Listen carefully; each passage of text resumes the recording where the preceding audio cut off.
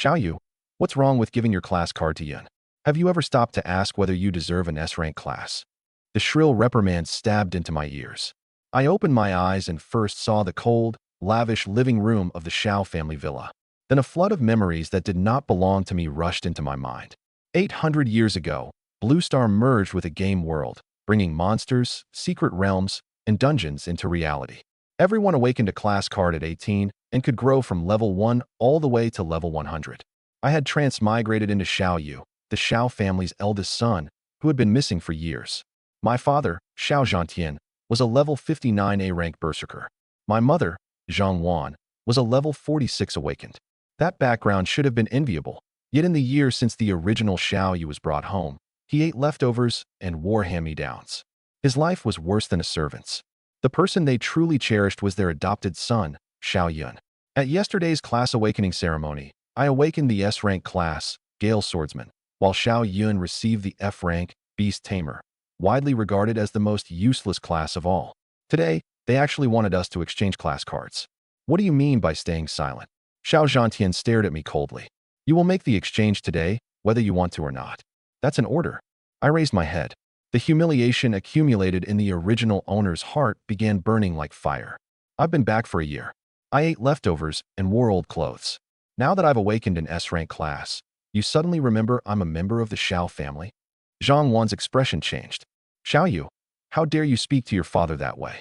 Brother, don't make father angry. Xiaoyan stepped out from behind her, his face full of grievance. It doesn't matter if I have to suffer a little. Father worked so hard to find you. Instead of being grateful, how can you be this unfilial? He pretended to mediate, but he could not hide the smugness in his eyes. The sight made my stomach turn. I stepped forward and drove my right fist into his face without the slightest hesitation. Bang! His nasal bone broke with a crisp crack. Xiao Yun toppled backward, and blood immediately poured between his fingers. Yun! Zhang Wan screamed and threw herself toward him. Xiao Yun trembled from the pain, yet he still remembered to play the understanding son. Mom, don't blame brother. He didn't mean to. You animal. Zhang Wan turned and glared at me as if she wanted to tear me apart. Xiao Zhantian's face darkened completely. Terrifying pressure spread from his body, making even the air seem to freeze. You ungrateful wretch. I stared at him and did not retreat. That punch was not only for me. It was also for the original Xiaoyu, who had endured an entire year and ultimately lost even his life. A family portrait stood in the living room. Xiao Zhantian, Zhang Wan, and Xiao Yun occupied its center, smiling like a loving family. Their real eldest son had been home for a year, yet they had never replaced the photograph. The original owner's memories held even more details. When he first entered the Xiao home, he had excitedly called them Dad and Mom, but Zhang Wan's first reaction was to complain about the mud on his clothes. Xiao Zhantian told the butler to put him in a first-floor storage room because there were no bedrooms available upstairs. Yet that same floor had 2 guest rooms devoted entirely to Xiao Yun's collections. No one checked on him when he had a fever. If Xiao Yun coughed twice, the entire family summoned a private medical team in the middle of the night. At the dinner table, Xiao Yun's favorite dishes were always placed in front of him. If the original Xiao Yu took one extra bite, Zhang Wan accused him of having no manners. A few words about favoritism could never encompass those memories. They were rusted needles that had pierced him for an entire year. Xiao Yun covered his nose and huddled in Zhang Wan's arms, his tears mixing with blood. He secretly glanced at me, and I did not miss the venom in his eyes. Brother, what did I ever do to you? He deliberately made his voice tremble with tears. If you hate me, I'll leave the Xiao family. Just don't break with Mom and Dad because of me. Zhang Wan instantly shook with distress. You're not the one who should leave. Did you hear that? I looked at Xiao Yun. Your greatest class isn't Gale Swordsman. It's turning other people into your weapons. Enough. Xiao Zhantian shattered the coffee table with one palm. Wood and glass sprayed everywhere as he finally stopped restraining his pressure. Not only are you ungrateful, you dared hurt your younger brother. The Xiao family has no need for an heir like you. I wiped away the blood his pressure had forced from the corner of my mouth. Instead of becoming afraid, I felt completely calm. If family affection could be bought only through obedience, it was not affection at all. It was a rope around my neck. Xiao Zhantian's pressure descended like a mountain.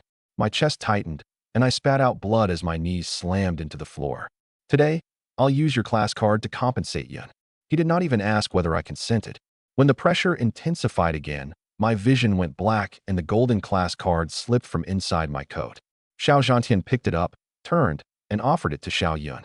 His voice instantly became gentle, as if he were a different man. Yun, bind it. Xiao Yun severed his connection to the F-rank Beast Tamer card and forged a soul link with Gale's swordsman. Cyan wind energy poured into his body. He could barely conceal the ecstasy in his eyes, yet he still feigned guilt as he handed back the gray class card. Dad, give this card to brother. With his personality, maybe a special class like this suits him better. Xiao Zhantian casually tossed the card in front of me. Your brother is kind enough to still think of you. Take this worthless card and get out of the Xiao family. From this day forward, I have no son like you. I picked up the gray card and pushed myself upright. What churned in my chest was not reluctance, but cold fury. Good. Remember what you said today. I dragged my injured body out of the villa. Zhang Wan's voice continued behind me as she comforted Xiao Yun. In their eyes, that adopted child was their only son. The lights of Nanshan's city blazed around me, yet I had nowhere to go. But once I passed through that gate, breathing gradually became easier. At that moment, a mechanical notification sounded in my mind. Host current class detected as F-rank Beast Tamer. Requirements met for binding the unique divine rank talents. Congratulations, player. You have awakened the only 2 divine rank talents. Divine Talent 1, Infinite Evolution. Divine Talent 2, Damage Transfer. I stood by the roadside, my heart beating hard enough to burst from my chest. Infinite Evolution, Divine Passive Talent. The player automatically gains 1 evolution point every second. Evolution points may be used to evolve any tamed beast without restrictions or an evolution limit. Additional effect. The player may form an unlimited number of beast contracts. 1 point per second meant 86,400 points per day. Given enough time, I could evolve even the weakest F-rank bloodline all the way into an SSS rank divine beast. The second talent was even more domineering. Damage Transfer, Divine Passive Talent. The player is immune to all damage. Damage received will be borne by tamed beasts in contract order. As long as at least 1 tamed beast remains alive, the player cannot truly die. The Beast Tamer's 3 greatest weaknesses: high training costs, a limit of 1 contract, and a fragile body had all been erased by 2 talents. I tightened my hand around the gray class card and suddenly smiled. Xiao Zhantian thought he had stolen my future. Instead, he had personally placed a path to the summit beneath my feet. I would remember every humiliation I suffered today. One day, they would learn exactly what they had abandoned. When the class card was forcibly removed, it felt as though a piece had been carved from the depths of my soul. The emptiness did not bleed, but it made every breath cold. After Xiao Yun established a link with Gale's swordsman, all the wind patterns on the card lit up, proving their compatibility was substantial. Zhang Wan immediately stopped crying and smiled. I knew Yun was the one who deserved it. No one asked whether having my class stripped away would leave permanent damage. When the Gray Beast Tamer card landed at my feet, Xiao Yun even said hypocritically, "Don't lose hope, brother. Beast Tamers may be weak, but if you work hard, perhaps you can find a job taking care of pets." I bent down and collected the card, not because I accepted their charity, but because I wanted to preserve the evidence. A trace of Xiao Yun's soul remained along its edge, reminding me how they had completed this theft. A light rain was falling when I left the Xiao estate. The gatekeeper saw me covered in blood and merely looked away. No one offered an umbrella or called a car. I walked a long way down the private road, with the brightly illuminated villa behind me looking like another world that had nothing to do with me. After the system notification appeared, I repeatedly checked the talent descriptions, focusing on the crucial phrases every second: without restrictions, no limit, and unlimited contracts. There was no daily cap, no need to settle a battle, and no restriction based on a beast's original bloodline. I watched the stopwatch on my terminal for 10 seconds. The evolution points increased once per second without missing a beat. Damage Transfer did not list any restriction on damage type either. Physical, elemental, mental, and even lethal attacks should theoretically be transferred. The only risk was that my beasts bore damage in contract order. If every one of them died, my absolute defense would disappear. That meant I could never treat my beasts as disposable. They were both my fighting force and companions who shared life and death with me. I pressed the gray card against my chest and felt the faint class energy within it. Xiao Yun had acquired an S-rank class with a fixed ceiling. I had obtained a system capable of accumulating and expanding forever.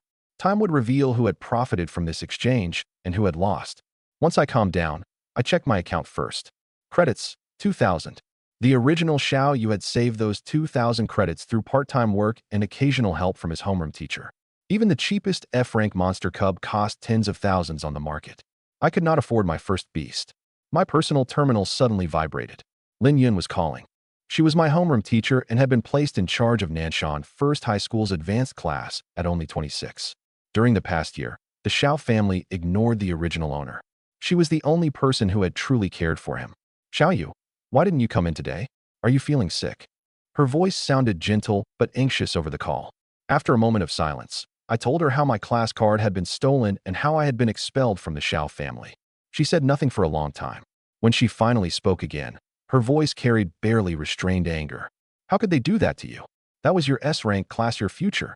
Ms. Lin, I'm fine. Leaving that place is actually better for me. Don't pretend to be strong. She softened her tone. I'll excuse you from school for 3 days. Don't worry about money either.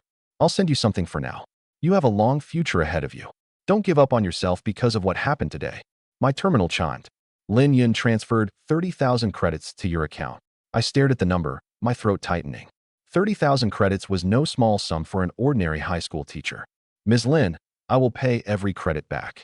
Get through the immediate crisis first. Call me anytime if you need help. I did not reject her help out of pride. My most important task was turning my talents into real power. Only by surviving and becoming stronger would I earn the right to repay her kindness. After ending the call, I hailed a hover cab. Nanshan Trading House. The towers outside the window slid backward as I temporarily pushed the 3 faces of the Xiao family from my mind. Revenge did not run on anger. My first tamed beast was the true beginning. As the cab crossed downtown, I searched the beast market. The cheapest monster cubs generally cost between 20 and 50,000 credits. Anything below market price usually had a congenital defect. A failed beast contract could even damage the contractor's mind. I also searched Ms. Lin's public information. An ordinary homeroom teacher at Nanshan First High did not earn much. 30,000 credits amounted to several months of her savings. The transfer note said only, "Take care of yourself first," with no conditions attached. The original owner's first real conversation with her had occurred during a parent-teacher conference 6 months earlier. Xiao Zhantian and Zhang Wan did not attend, leaving Ms. Lin alone in an empty classroom until evening. Instead of questioning him publicly about the Xiao family, she placed a hot meal on his desk and said, "It isn't your fault. Don't punish yourself for someone else's coldness."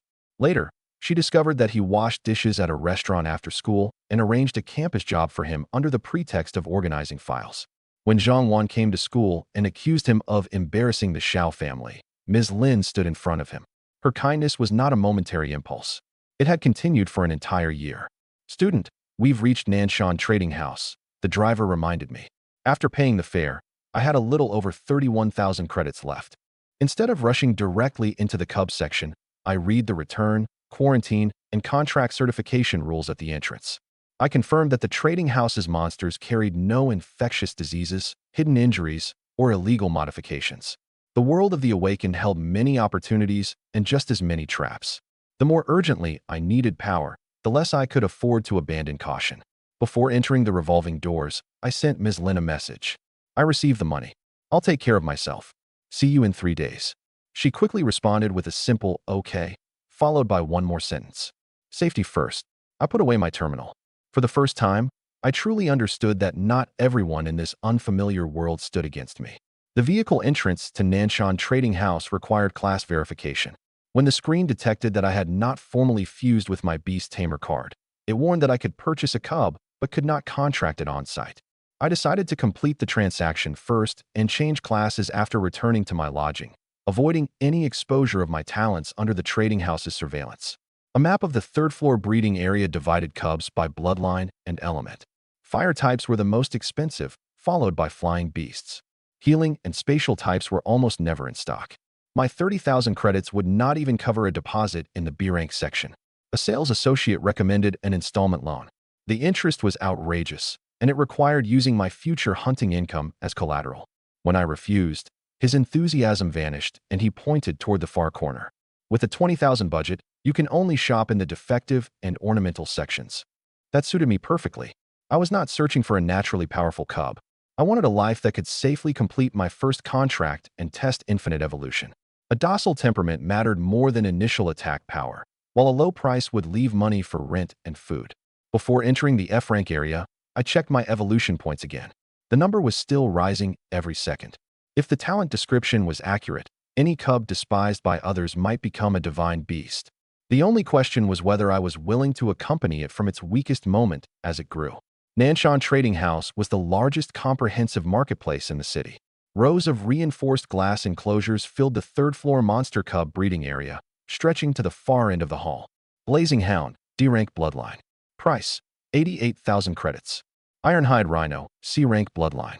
Price, 450,000 credits. Storm Griffin, B-rank bloodline. Price, 1,200,000 credits.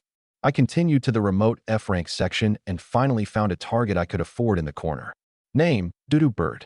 Bloodline, F-rank. Traits, docile. No combat ability. Price, 20,000 credits. The gray bird inside the enclosure was fat and clumsy, its head lowered as it pecked at food. When the salesman heard I wanted to buy it, he looked at me as though I were an easy mark. But in my eyes, a low bloodline made it even more useful for verifying my talent. After completing the paperwork, I rented a cheap house on the city's outskirts. Once the doors and windows were secured, I pressed the Beast Tamer class card against my chest. Congratulations, player. You have successfully changed classes to Beast Tamer. Personal status unlocked. Name, Xiaoyu. Class, Beast Tamer, F rank. Level, LV1. Attributes, Attack 10, Defense 10, Speed 10, Spirit 10. Skill, Beast Contract. Talents, Infinite Evolution, Divine, Damage Transfer, Divine. Evolution Points, 43,200. About 12 hours had passed since morning, and not a single second of evolution points was missing. I opened the cage and activated my skill on the gray bird. Beast Contract. White light entered its forehead, and a soul connection formed immediately. The little creature chirped affectionately. From now on, your name is Doodoo. Name, Doodoo Bird. Bloodline, F rank. Level, LV1. Attributes, Attack 2, Defense 1, Speed 3, Spirit 1. Skills, none. Evolution required, 200. May evolve to an E rank bloodline. Begin evolving.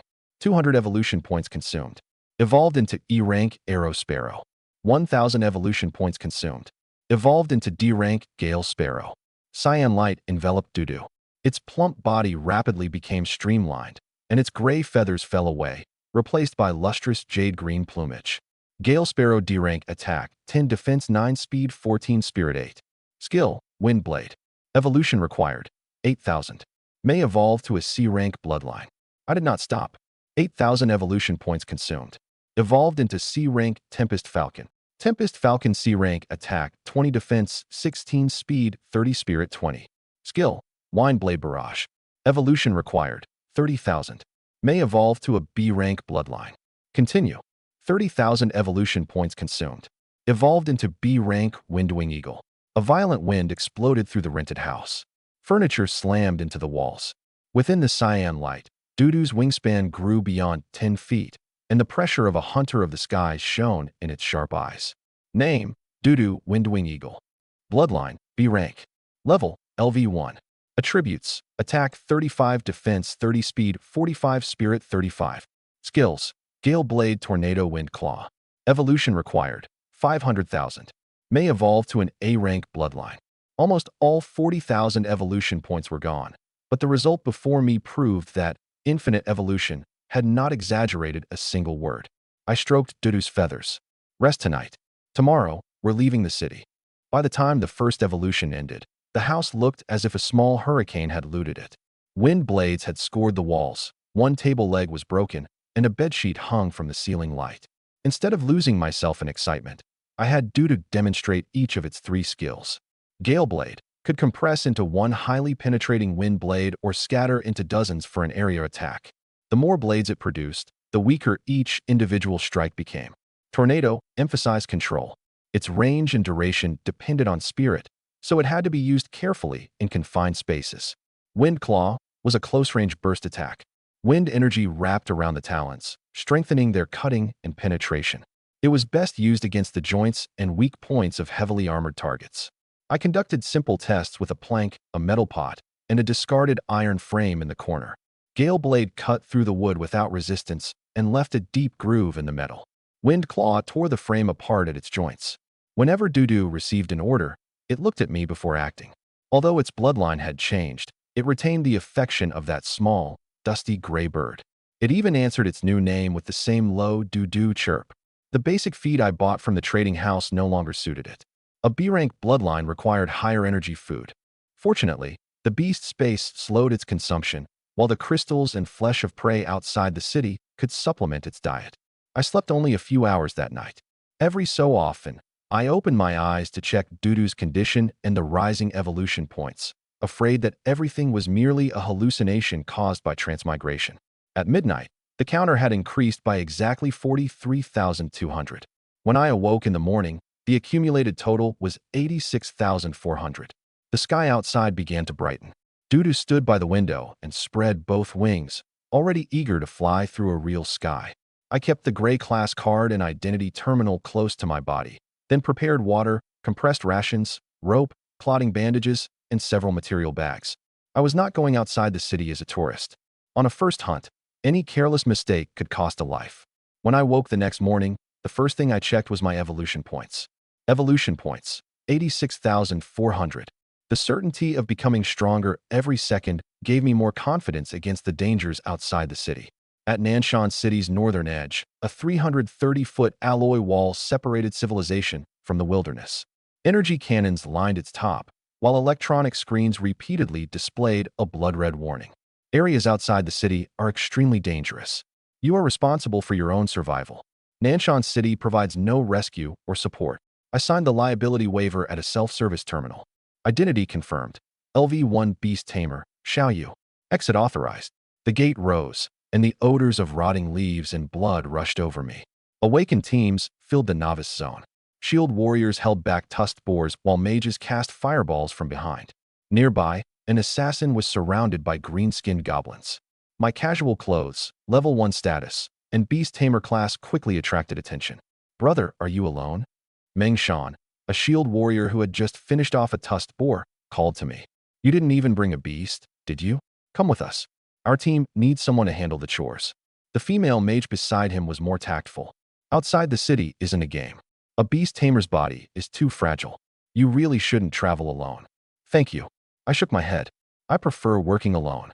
The warmth vanished from Meng Shan's face. "What is a level 1 beast tamer pretending to be an expert for? If you're determined to die, we can't stop you." I did not argue.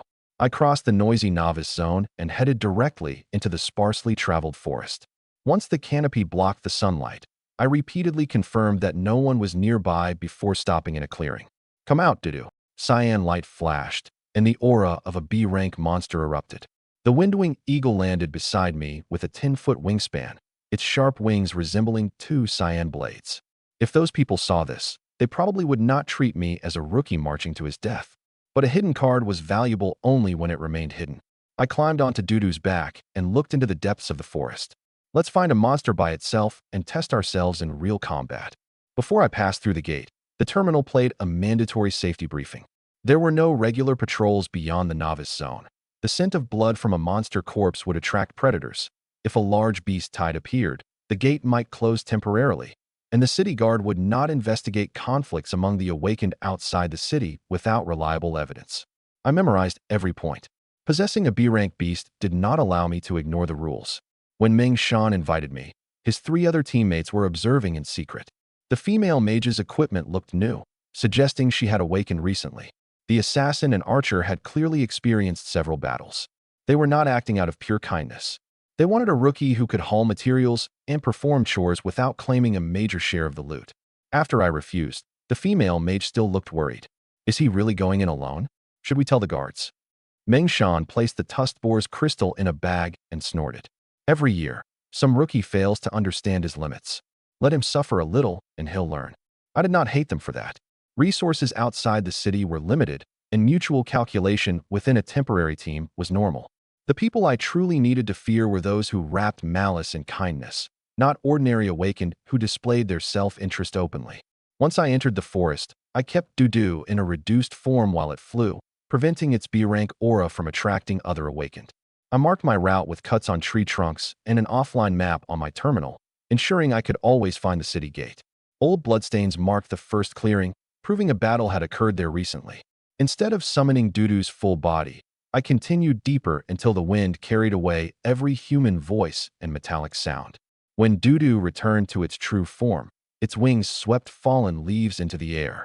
Its emotions came through our soul link with perfect clarity, excitement, curiosity, and the instinctive yearning for an open sky. I gripped the most stable feathers on its back, but did not immediately order it to take me into the air. For our first real fight outside the city, I would begin by commanding from the ground. I needed to learn how much information the soul connection could transmit when an enemy stood beyond my field of view. I also had to test whether Dudu's wild instincts would make it disobey. The soul link did not transmit Dudu's complete field of vision directly into my mind. It was more like receiving a direction, distance, danger level, and strong emotions. To obtain a clear image, I had to actively focus my spirit, and maintaining it too long caused a headache. I ordered Dudu to circle the clearing 3 times and land from a different direction each time. My judgment was accurate on the first 2 passes, but on the third, I mistook northwest for north. In combat, an error like that could let an enemy ambush me from the side. We therefore established simpler signals. 1 short cry meant a target ahead. 2 meant the left side. A continuous long call meant a powerful enemy. If Dudu discovered humans, it would remain silent and communicate vigilance only through the contract. Ground operations also had advantages. The canopy limited a large flying beast's turns, while I could observe branches and vines from below and mark a safe route for Dudu in advance. Before the first blackrock wolf appeared, I smelled rotting meat. It did not attack immediately, but crouched behind a fallen tree and waited for me to enter a 16-foot range. Judged by level alone, it was only LV3. If a level 1 awakened ignored its hunting habits, it could still tear out his throat. Drive it out from the right. Don't attack the head. I wanted to preserve the fangs and pelt as completely as possible, increasing the material's value. Dudu's battle intent came through clearly as it accepted the order, yet it did not attack early on its own. Our first real coordination began. Dudu soon spotted a level 3 blackrock wolf. The instant I gave the attack order, a cyan blur swept through the woods. The blackrock wolf did not even have time to pounce before a line of blood appeared across its neck, and its head rolled to the ground. Dudu killed a level 3 blackrock wolf and gained 30 EXP. Congratulations. You have reached level 2. All attributes +5. A B-rank bloodline suppressed low-level monsters far more thoroughly than I had expected. I sent Dudu into the air to scout, while I picked off isolated targets and avoided large nests. A little over 10 minutes later, a powerful energy fluctuation came from the distance. I concealed my presence and crept closer, only to see the 2 people I least wanted to meet beyond an ancient tree. Xiao Zhantian stood nearby with his hands behind his back, while Xiao Yun fought a level 5 wind wolf with the wind-infused sword aura of the Gale Swordsman class. Let the sword follow your will. Excellent. Pride covered Xiao Zhantian's face. This S-rank class was practically made for you. Xiao Yun drove his sword into the wind wolf's heart and put on a modest expression. It's only because you taught me so well, father. I had no desire to waste time on them, so I turned to leave. Xiao Yun happened to spot me, and concern immediately replaced his previous expression. Brother? What are you doing here? The smile vanished from Xiao Zhantian's face when he saw me. You worthless fool. Who allowed you outside the city? You're an F-rank beast tamer without a single beast, yet you dared come to a place like this? Xiao Yun hurried toward me. Brother, father is only worried about you. Come with us. With father protecting. No need. I cut him off. My affairs have nothing to do with either of you. A vein throbbed on Xiao Zhantian's forehead. You ungrateful son. You already threw me out of the Xiao family. I looked him straight in the eye. Have you forgotten? With that, I turned and continued deeper into the forest. A crushing pressure briefly rose behind me, but in the end, it never came down on my shoulders. I knew Xiao Zhantian was furious, and I knew Xiao Yun was staring at my back. What neither of them knew was that Dudu was circling high overhead. They had even less idea that the beast tamer they called trash already possessed a B-rank, tamed beast capable of sweeping the entire beginner zone. Dudu had killed the blackrock wolf so quickly that I had not even seen how it changed direction. Only after replaying the moment through our soul link did I understand. It had first used wind pressure to throw the wolf's forelegs off balance, then sliced the edge of its wing across the side of the wolf's neck. It was not merely an overwhelming advantage in attributes. It was the inborn hunting instinct of a flying monster. I collected the wolf's fangs and intact hide, but left its low-value, foul-smelling meat alone. My storage space held only 10 cubic meters, so I had to prioritize light, valuable materials. Before I spotted Xiao Zhantian, Dudu had sent me a warning. I ordered it above the canopy, then concealed myself behind branches and rocks. Xiao Yun's Wind Wolf was only level 5, yet Xiao Zhantian never attacked once. He was clearly using his high-level pressure to control the danger so his adopted son could claim all the experience. Yun, your swordplay needs to be more decisive. Xiao Zhantian pointed to the Wind Wolf's wound. An S-rank class isn't meant for showing off techniques. It's meant to end a fight with the least possible effort. Xiao Yun nodded obediently, but the corner of his eye never stopped watching Xiao Zhantian's expression. Every modest remark and flattering word was calculated to win more approval. When they discovered me, Xiao Zhantian's first rebuke might have sounded like concern, but he never once asked my level or whether I was hurt. All he cared about was why I had defied his judgment, why a piece of trash dared set foot in a place he had decided was beyond me. Xiao Yun chased after me for several steps and deliberately raised his voice. If you're short on money, brother, I can buy you an F-rank cub. Don't risk your life just to spite us. I did not look back. If Dudu descended from the sky now, the entire conversation would turn on its head. But exposing every card in my hand in front of a level 59 powerhouse merely to win an argument would have been the height of stupidity. True strength was not drawing your sword every time someone mocked you. It was knowing which sword to draw and when. After leaving Xiao Zhantian's line of sight, I did not have Dudu land immediately. A level 59 powerhouse could sense far more than an ordinary person. Just because I seemed to be gone did not mean he had stopped watching. I followed a stream for nearly 2/3 of a mile, using the water to mask my footsteps, and had Dudu circle through the sky in the opposite direction. Only after confirming that no one was following did we regroup. Xiao Yun's last remark about buying an F-rank cub told me that he had not seen Dudu before Blazefire appeared. I needed to preserve that information gap. As long as they believed I had no beast, they would underestimate my hunting ability. Even after Blazefire became public, they would focus all their attention on the only target they could see. I marked the area where the father and son were operating on my terminal map and deliberately planned my later route around it. It was not because I feared meeting them again. I simply did not want Dudu forced to hold back for the sake of secrecy. Along the way, I found several monster carcasses killed by the Wind Wolf. Xiao Yun had already removed the important materials. I did not bother with the scraps and studied the sword wounds instead. The S-rank Gale swordsman's cuts were steady, with concentrated traces of wind energy. The class itself was undeniably powerful.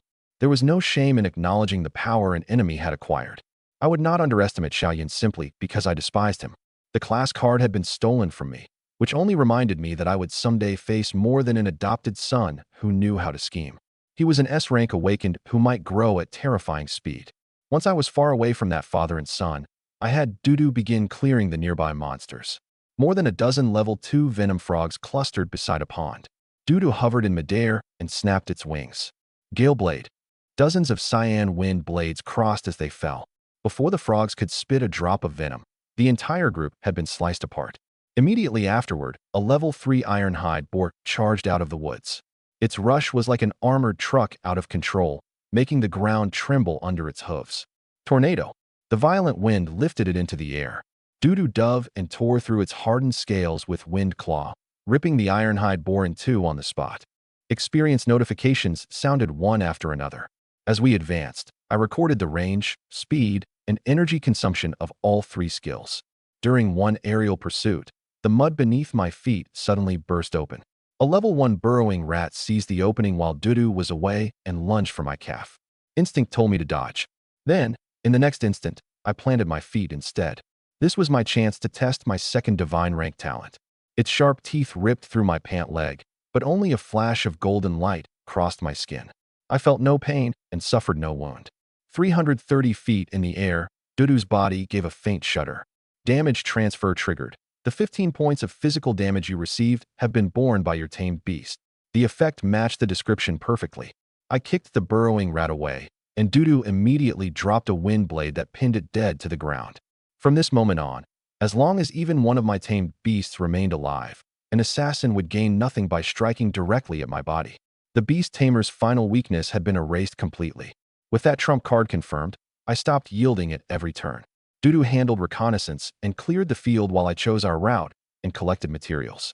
My level quickly climbed from level 2 to level 4. After half a day, my storage space was packed with hides, crystal cores, venom sacs, and claws worth an estimated 5 or 6,000 credits. but I was still a long way from repaying the 30,000 credits I owed Ms. Lin. I looked toward the level 7 monster zone deeper in the wilderness. Ordinary beginners considered it a line of death they dared not cross. To me, it was simply a more efficient hunting ground. 30,000 credits in 3 days. I patted Duda's neck. Come on, we're going deeper. The instant damage transfer activated for the first time. I checked Dudu's condition. 15 damage was negligible compared with its defense and HP. It had no physical wound. Instead, it seemed as though the rules had directly deducted its life force. A short rest was enough to recover. That detail mattered. If transferred damage created a corresponding wound on the beast, an enemy could repeatedly strike my heart, eyes, or other vital points and cause rapid structural damage. A rule-based deduction meant damage was settled only as a number, which was much safer. To rule out a false conclusion, I let a level 2 spiked rabbit's ranged quill hit my arm. The result was the same. The quill tore my sleeve, my skin remained unharmed, and Dudu bore the corresponding damage. Only after confirming it was no coincidence did I fully commit to a new battle plan. During the hunts that followed, I deliberately stood in a more conspicuous place. Many monsters with a little intelligence would bypass the airborne threat and try to kill the beast tamer first. After their attacks were transferred, they usually hesitated for an instant when their target remained unscathed. Dudu used that instant to finish them. Still, I did not mistake an inability to die for permission to be reckless. Unknown skills might inflict control, seals, or forcibly break a contract. Damage could be transferred, but losing my ability to move might be another matter. I continued using the terrain as cover and stayed within Dudu's rescue range. I also reclassified materials by value. I abandoned ordinary hides and collected only crystal cores, venom sacs, fangs, and well-preserved special parts. The change noticeably improved my storage efficiency. By the time the sun moved west of the canopy, I had been fighting for several hours. Duda showed no obvious fatigue. If anything, it grew more excited as its level rose. Before entering the level 7 zone, I stopped beside a stream to drink, redrew my return route, and sent Ms. Lin another message to let her know I was safe. Her reply appeared almost immediately. Don't push yourself. You can repay the money slowly. What matters is that you come back alive. I committed those words to memory. When I raised my head again, a tiger's roar shook the forest in the distance. The deeper I went, the heavier the smell of blood became. Giant vines coiled around ancient trees, and claw marks left by massive monsters covered the ground. A tiger's roar suddenly shook the forest. Weaker monsters flattened themselves against the ground. Even Dudu answered with a long cry from high in the sky. I had planned to avoid it, but the challenger had stirred Dudu's fighting spirit. It turned into a streak of cyan light and rushed toward the sound. I had no choice but to follow quickly, and at the edge of a valley, I saw the king that had issued the challenge. Name, Blazing Tiger King. Level, LV10. Bloodline, B rank. Skills, Flame Breath, Exploding Flame Claw, Blazing Body. It stood 10 feet at the shoulder and stretched 23 feet from nose to tail, its dark red fur resembling burning lava. A pillar of fire erupted from its mouth. Dudu slid sideways to evade it, but the blast melted a massive crater into the cliff behind it. The Tiger King leaped and swiped at the sky with exploding flame claw. Dudu climbed again and rained down dozens of gale blades. Blazing Body stopped most of them, but a few penetrated the defense and opened wounds across the Tiger King's body. One ruled the sky while the other dominated the earth. Neither could suppress the other in a short battle. If I could contract this Tiger King, I would have 2 great combatants, one for the air and one for the ground. Just as I searched for an opportunity, Xiao Zhantian's laughter came from the other side of the valley. Yun, fortune truly favors you. 2 B-rank monsters are fighting each other. We can take them both at once. He and Xiao Yun stood on the ridge. Xiao Zhantian drew a blood-red battle axe, and the presence of a level 59 A-rank berserker seemed to weigh down the entire valley. Today, your father will give you both of these B-rank monsters. Xiao Yun's eyes burned with desire, as if the monsters were already his trophies. My plan had been thrown into total disarray. With Xiao Zhantian's power, the Tiger King would not last long once he attacked, and Dudu would be exposed. One step back meant losing a rare B-rank Beast King. One step forward meant stealing prey from directly beneath the eyes of a level 59 powerhouse. I stared at the already wounded Tiger King and finally gave Dudu an order. Draw it toward me. This time, I was going to gamble. Dudu had dodged the first blast of fire head-on, but the heat still curled the edge of one tail feather. I immediately stopped it from fighting at close range and had it exploit its altitude instead. The blazing Tiger King's blazing body weakened any wind blades that came near it, making ordinary area attacks almost useless. Dudu quickly adapted on its own, condensing the scattered blades into several denser cutting arcs aimed at the corners of its eyes, its belly, and the insides of its legs. The Tiger King did more than charge blindly. It used the cliff to block Dudu's view from above and pretended to miss twice. On its third attempt, it sprang off a protruding rock to gain extra height and nearly caught Dudu with exploding flame claw. I kept warning Dudu about the distance through our soul link, but its fighting spirit only burned hotter. A similarly powerful bloodline stirred a monster's instincts. That, too, was a risk a beast tamer had to control. Xiao Zhantian's arrival added another layer to the situation. Rather than attack immediately, he observed both monsters' skills and injuries, clearly intending to let them exhaust each other a little longer. Xiao Yin stared at Dudu and asked quietly, "Father, can I have the flying one too?" "Of course," Xiao Zhantian answered without hesitation. "You have an S-rank class. There will be no harm in contracting several powerful mounts someday." He did not even understand that a beast tamer could normally contract only one beast, yet he had already decided that these two B-rank monsters were gifts for his adopted son. The valley had only 3 exits. Xiao Zhantian occupied the broadest. A second was so steep that the Tiger King would never choose it willingly. The field of broken rock where I hid lay directly along the third. Drawing the Tiger King to my side was not an impulse. I had calculated Dudu's flight speed, the range of Xiao Zhantian's axe aura, and the distance I would have to sprint out from behind the rocks. The only thing I could not calculate was the contract's chance of success. If the first attempt failed, I would take the fury of a level 10 Beast King head-on. Xiao Zhantian would never allow me a second chance. I therefore had to wait until the Tiger King's injuries, focus, and direction of attack were all aligned at the perfect moment. When Xiao Zhantian gathered his strength around the battle axe, blood-red light appeared along its edge before the true axe aura formed. That gave Dudu less than 1 second of warning. I did not have it fly directly toward me. Instead, it skimmed low over the ground, using the Tiger King's massive body to block Xiao Zhantian's view. Blood spilled from the Tiger King's wounds with every step it took in pursuit, and its breath had turned ragged after repeated blasts of flame. It was still a level 10 B-rank Beast King. If it noticed me approaching from the side, a single sweep of its tail could critically injure an ordinary level 4. I considered damage transfer my final insurance, but there was no beast at my side to absorb the first hit. Dudu was still in the air. If the Tiger King killed Dudu before striking me, the talent would be useless all the same. My route out from behind the rocks had to keep me outside the Tiger King's sight until my palm was truly pressed against its forehead. Before activating the contract skill, I could still sense the intensity of the will that remained within Blaze Fire, rage, pain, and the pride of a creature that would never bow to the weak. A forced contract was not completed with a mere command. It would bring my spirit into a direct collision with its own. I did not try to crush it into submission. I conveyed only one clear thought. Follow me, and you will not die here. The wounds you endured today are ones you can personally repay in the future. Perhaps that conviction made its resistance falter for half a heartbeat.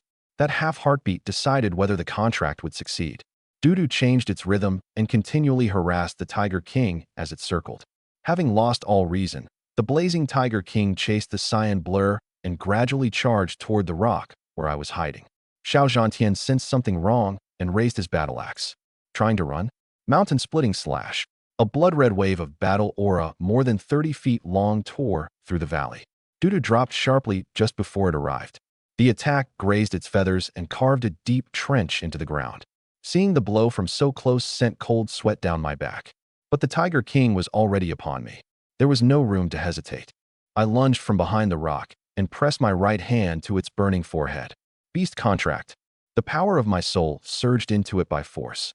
The Tiger King struggled instinctively, and one enormous claw was already rising.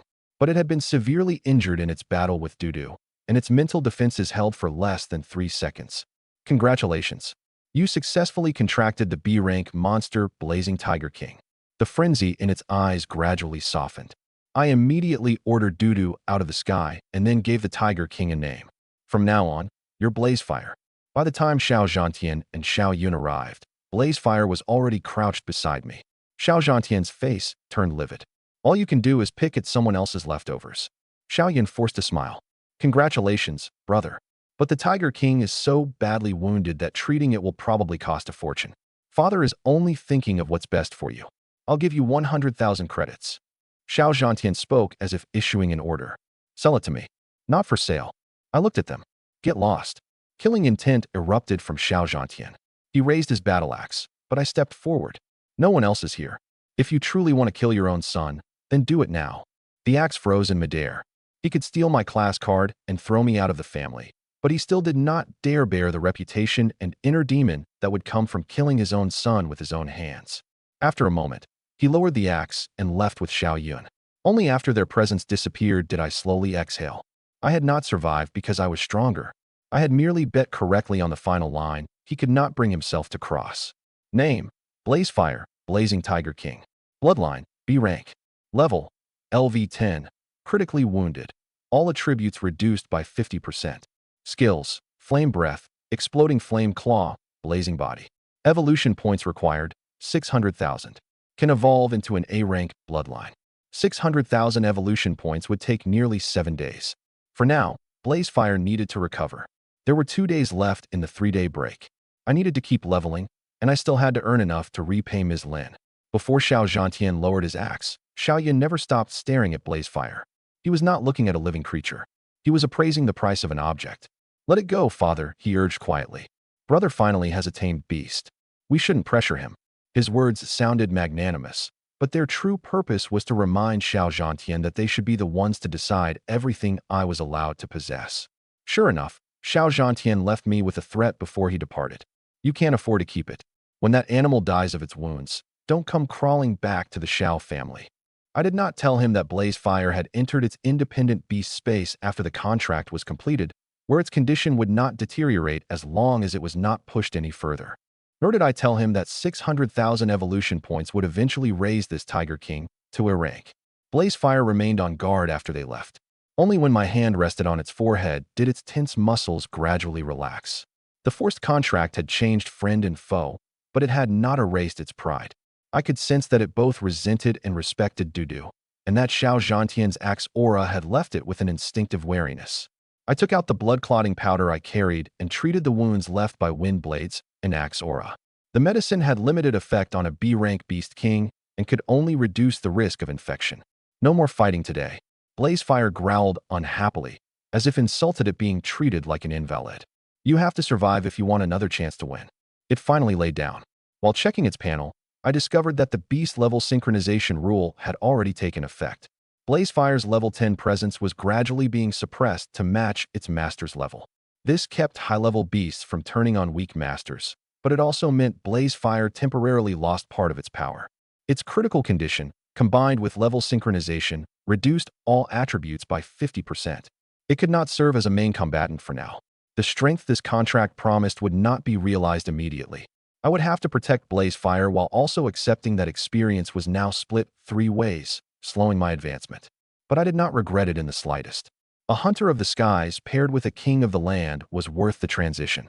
Night settled heavily over the forest.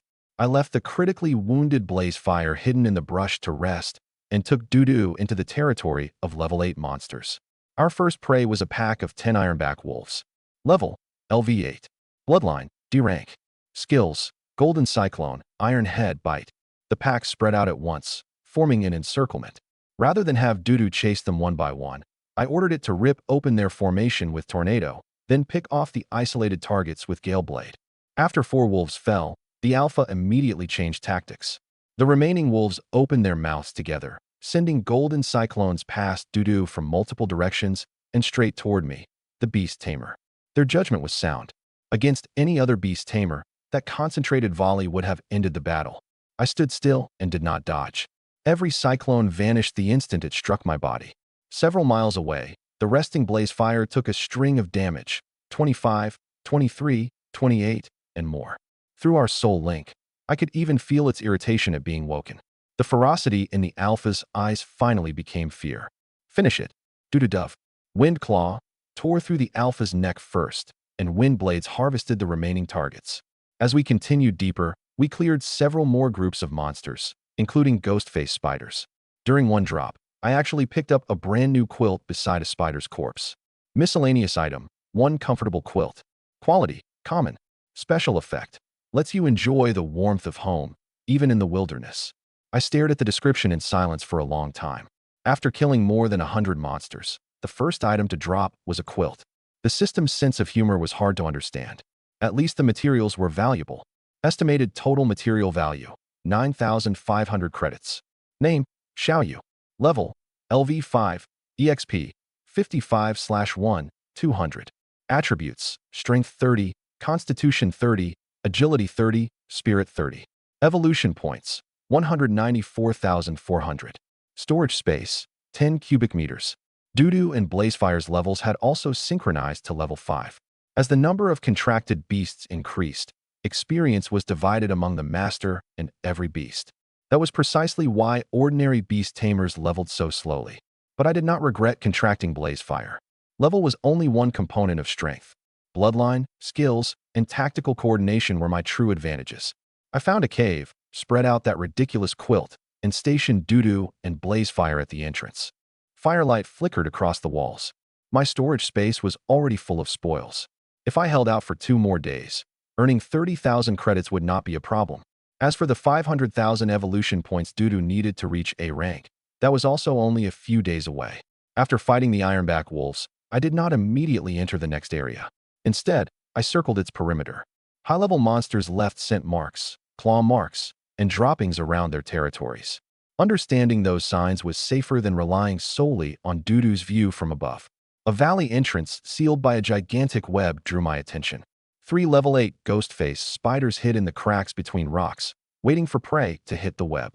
I had Dudu deliberately lower its altitude and bait them into shooting silk, then use Tornado to whip the silk back at them. Entangled in their own web, the ghost-face spiders were helpless as Dudu sliced open their armored abdomens one by one with wind blades. The quilt had dropped while I was clearing the corpses. Absurd or not, it solved the problem of keeping warm at night, and it gave me my first confirmation that monster drops did not entirely follow real-world logic. Before finding the cave, I also dealt with 2 packs of rawbone hounds. They could play dead. When the first collapsed, I did not approach carelessly and had Dudu strike again from above. Sure enough, the corpse suddenly sprang up just before the wind blade landed. An inexperienced beginner would already have had their throat torn open. There were old claw marks at the mouth of the cave, but no fresh scent. I had Dudu scout the cracks in the ceiling, then made Blazefire release a brief pulse of pressure outside. Only after confirming that no hidden owner remained did I enter. While tallying the gains, I discovered another problem with shared experience. Blazefire had synchronized to level 5 after the contract, but still claimed a full share of experience. The more tamed beasts I acquired, the more slowly I would advance. If I contracted dozens or even hundreds in the future, the dilution might become unimaginable. There were 2 solutions: raise the level and quantity of my targets, or find resources that could increase a beast's level independently. Evolution points improved bloodlines. They did not directly replace experience. I could not confuse that boundary. I recorded each of those rules in my terminal's notes, then established a priority order for damage transfer. Dudu had been my first contract, so it took damage first by default. Blazefire was second. To prevent a sudden transfer from interrupting Dudu during an aerial assault, I would eventually have to test whether I could change that order manually. The fire burned low. Blazefire rested at the cave entrance while Dudu kept watch from a high perch. I stretched a simple alarm line made of slime gel across the entrance. If anything crossed it, the suspended metal tabs would sound. Before midnight, the forest still held the chirping of insects and the roars of beasts. After midnight, everything suddenly fell silent. It was not a peaceful silence. Every weaker creature had stopped breathing because a stronger hunter had entered the forest. The campfire warmed the cave. I sorted and stored my spoils, then checked the condition of both my beasts again. Name, Dudu, Windwing Eagle. Bloodline, B rank. Level, LV5. Shares EXP with Master. Status, mildly fatigued. Attributes, attack 65, defense 55, speed 75, spirit 60. Skills, Gale Blade, Tornado, Wind Claw. Evolution points required, 500,000. Can evolve into an A-rank bloodline. Name, Blazefire, Blazing Tiger King. Bloodline, B rank. Level, LV5. Shares EXP with Master. Status, recovering from critical injuries. All attributes reduced by 50%. Attributes, attack 70, defense 65, Speed 50, Spirit 55. Skills: Flame Breath, Exploding Flame Claw, Blazing Body. Evolution points required: 600,000. Can evolve into an A-rank bloodline. After the contract, Blazefire's original level 10 was synchronized to my own level. That was a rule of the Beast Tamer system. Beasts grew with their master, and all of them shared the experience. All my own attributes were only 30. An A-rank Berserker gained far more in its core attributes with every level. If one looked only at the Master's panel, an F-rank Beast Tamer truly had no future. But I had no need to trade punches with a warrior using my own fists. Dudu possessed superior speed and air dominance, making it ideal for scouting, surprise attacks, and crowd control. Blazefire had strong defenses and plenty of area damage, allowing it to withstand direct pressure. With damage transfer, on top of that, an enemy who bypassed my beast to attack me would merely send the damage back to them. As long as I stayed calm and played to both their strengths, the experience split caused by multiple contracts would not be a fatal weakness. I divided the next 2 days into 3 stages. First, I would use low-risk targets to help Blazefire recover. Then we would push deeper in search of elite monsters worth more experience. Finally, I would reserve enough time for the return trip and make certain I reached school before the 3-day break ended. As for evolution order, Dudu still needed a little over 300,000 points, while Blazefire required 600,000. Evolving Dudu first, with its advantages in speed and mobility, was the safest choice. With the plan settled, I rested my head on the quilt that had dropped from a ghost-faced spider and closed my eyes. Outside the cave, Dudu perched high above while Blazefire lay across the entrance. For the first time since arriving in this world, I finally felt a measure of security that truly belonged to me. But at midnight, that peace was abruptly severed. When planning the route, I also accounted for the recovery rates of both beasts. Dudu needed only normal food and rest, but sleep alone could not fully heal Blazefire. A wind blade wound on its shoulder nearly reached the bone, and the side of its abdomen had been torn open by Xiao Zhantian's axe aura. Forcing it to fight could reopen both wounds. I picked out 2 low-level wood element crystal cores from the materials I had gathered and let Blazefire absorb them slowly. The mismatched element reduced their efficiency, but the life energy of wood could at least speed its healing. Then I rinsed the wounds with clean water, trimmed away the scorched fur, and applied fresh medicine and bandages. Blazefire disliked being handled and tried several times to push me away with a paw. Dudu stood nearby, making cries that sounded distinctly mocking. The 2 beasts almost faced off inside the cave all over again. Your companions now. I pressed a hand to each of their heads. The next one to start an internal fight goes back into beast space first. Our soul link conveyed my attitude with perfect clarity. Dudu folded its wings while Blazefire reluctantly turned its head aside. They were nowhere close to affectionate, but at least they accepted that they would fight together. I also tested the recall rules. Combat, powerful restraints, or excessive distance could all slow the process of recalling a beast. Under normal conditions, a single thought was enough. There were no enemies inside beast space, and time passed at the same rate as the outside world. It was suitable for rest, but it did not conjure food or energy from nothing. The panel offered no way to change the priority of damage transfer yet. Dudu, as my first contract, took damage first by default. If a single hit was too powerful, all surviving beasts shared it. The Shadowfiend Panther's later attack for 500 damage happened to confirm that detail. I placed drinking water and my weapons beside the cave wall, then spread the quilt where I could see both the entrance and the crack in the ceiling. Before lying down for real, I taught Dudu 3 warnings. Send only a mental signal for ordinary prey, cry aloud if a powerful enemy approached, and attack immediately if there was no time to warn me. Those preparations seemed trivial, but they determined whether I would gain an extra half-second to react during an ambush. And between powerful opponents, life and death sometimes came down to that half-second. At some point, the insects had stopped chirping. A warning through our soul link ripped me out of sleep. Dudu's feathers stood on end as it stared outside the cave. Blazefire also forced its injured body upright, the lava-like stripes across its fur lighting up inch by inch. Something's coming. Before the words left my mouth, a shadow shot out of the darkness. Instead of confronting 2 B-rank beasts head-on, it skimmed along the rock wall, slipped past Blazefire, and went straight for me deep inside the cave. Too fast. Blazefire moved across my path and unleashed Flame Breath. The blast lit the entire cave and revealed our enemy. Name: Shadowfiend Panther. Level: LV12. Bloodline: B+ rank, Elite. Skills: shadow assault, shadow meld, fatal bite. A pillar of fire crashed toward it head-on, yet the shadow fiend panther used its claws to tear through the wave by force. Blazefire met it with exploding flame claw. Black claw and burning claw collided, and the shock wave sent gravel spraying in every direction. The badly wounded Blazefire was forced back a foot and a half. Dudu dove from the roof of the cave, aiming, wind claw, at the panther's skull. But it twisted impossibly in midair, brushed past the claw's wake, landed, and merged into the shadows. Shadow melt. In the next second, it was past both beasts and directly in front of me. The distance was less than 16 feet. Neither Dudu nor Blazefire had time to defend me, and the Shadow Fiend Panther clearly believed that killing the fragile beast tamer would end everything. I did not retreat. I focused all my attention on the Soul Link. Its sharp claw passed through my chest as though piercing a phantom. No searing pain arrived. Instead, Dudu and Blazefire both grunted. Damage transfer triggered. The 500 points of physical damage you received have been divided equally between Dudu and Blazefire. Confusion entered the panther's eyes for the first time. The flawless killing strike it had engineered became its greatest opening. Our turn. The Shadow Fiend Panther's first attack had not been a simple swipe at my chest.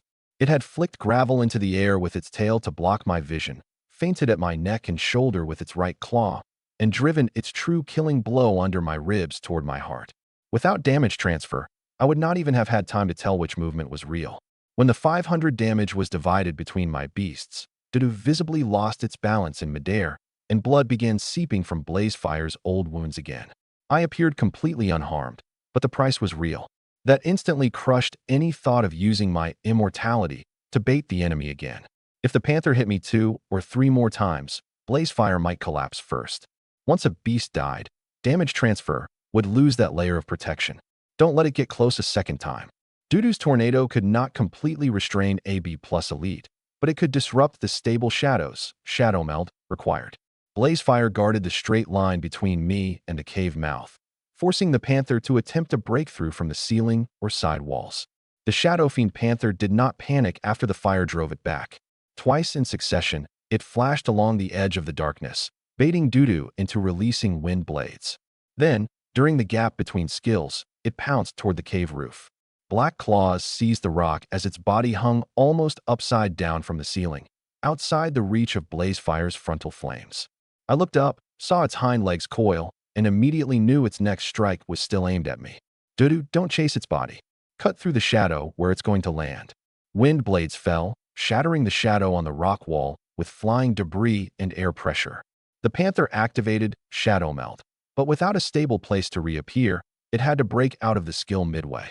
For the first time, it was truly exposed in the line of fire between both beasts. This was the chance I had been waiting for. Even after being forced out of Shadow Meld, the panther did not give up.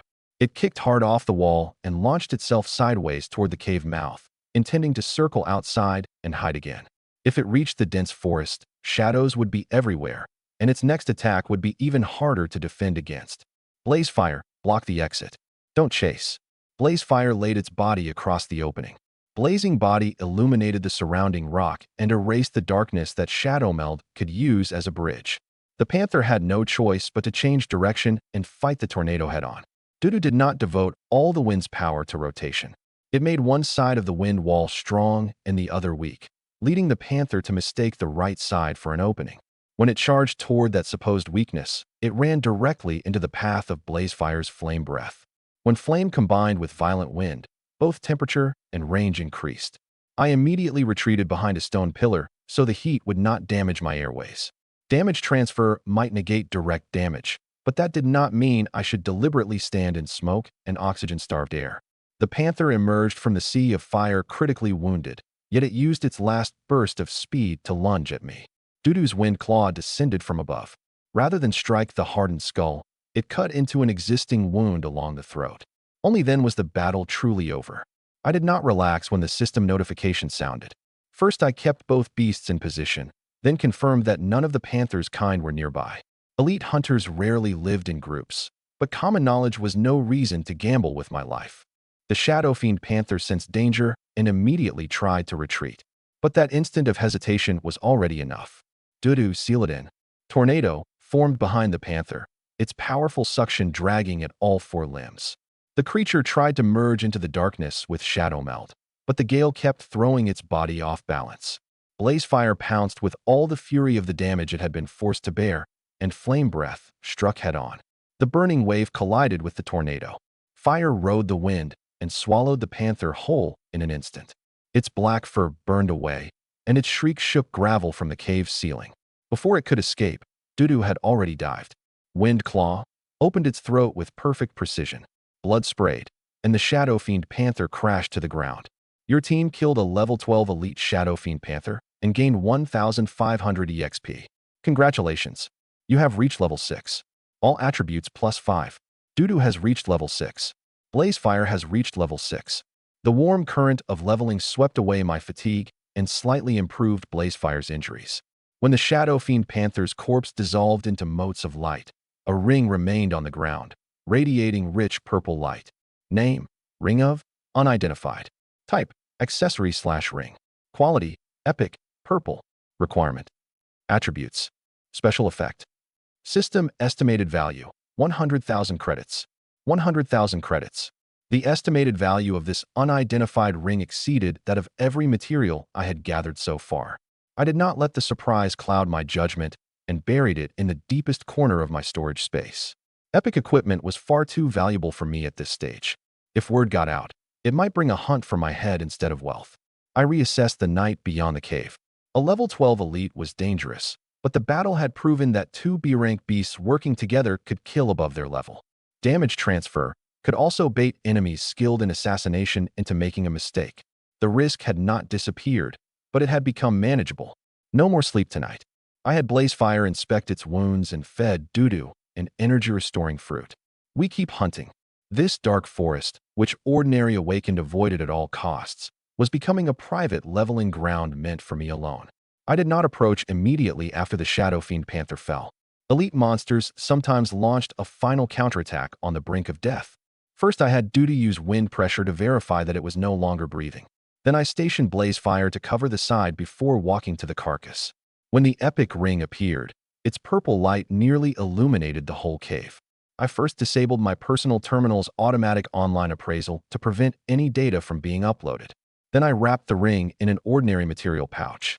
Only after confirming that the purple glow could not be completely concealed did I place it in storage. The system estimate was only a reference, not a market price. An unidentified item might be worth $1 million, or its requirements might be so restrictive that no one would want it. The only certainty was that I could never sell it with my ordinary materials. In my review of the battle, I recorded my mistakes in greater detail than my gains. First, although the cave seemed easy to defend, the crack in its ceiling gave the Shadow Fiend Panther a rout inside. Second, I had underestimated an elite monster's speed and nearly forced Blazefire to withstand the first frontal impact alone.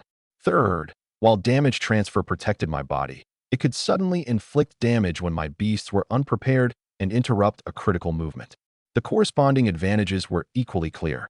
Dudu provided control, Blazefire supplied explosive power, and by using myself as bait, I could lure an enemy that specialized in decapitation directly into our encirclement. I treated Blazefire's wounds again and gave Dudu half an hour to rest. Their auras were more stable after leveling than before the battle, and Blazefire had recovered somewhat from its extreme weakness. Outside the cave, the pressure of the Shadow Fiend Panther was gone, yet the insects did not resume their calls for a long time.